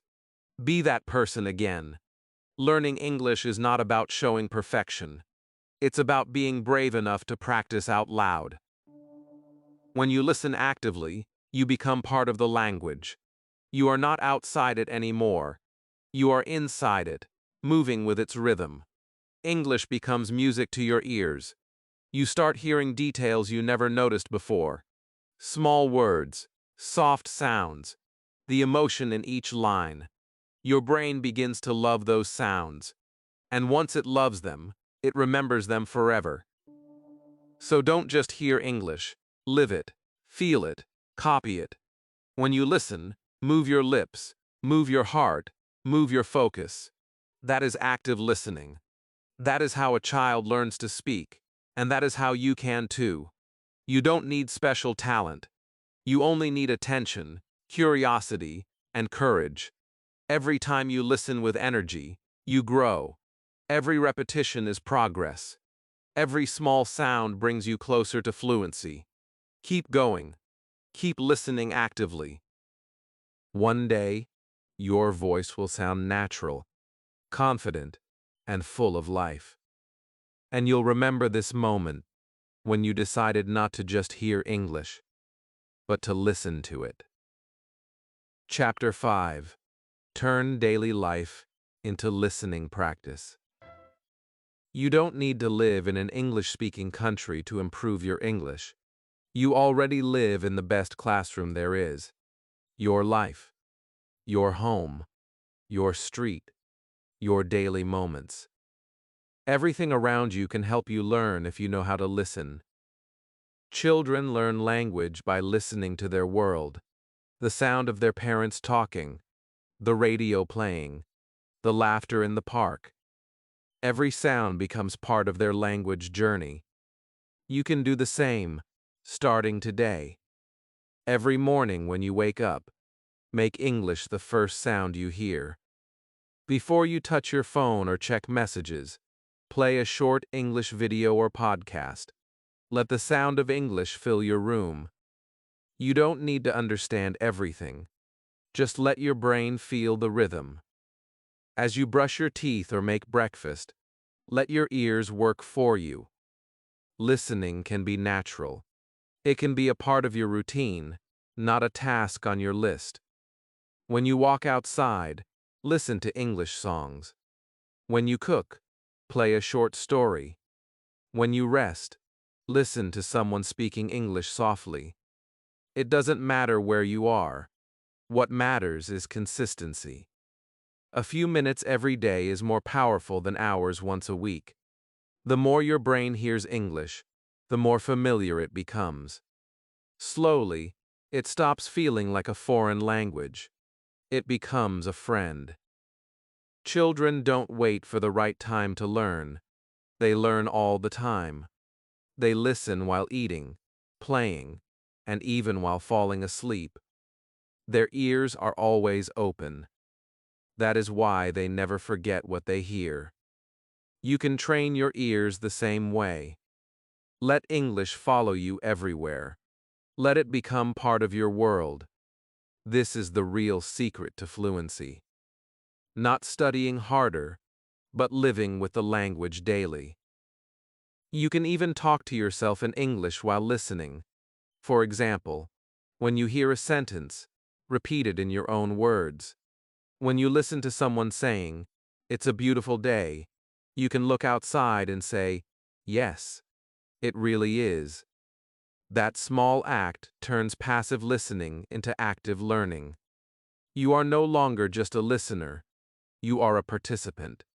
You are building a bridge between your world and English. At first, you might feel like nothing is happening.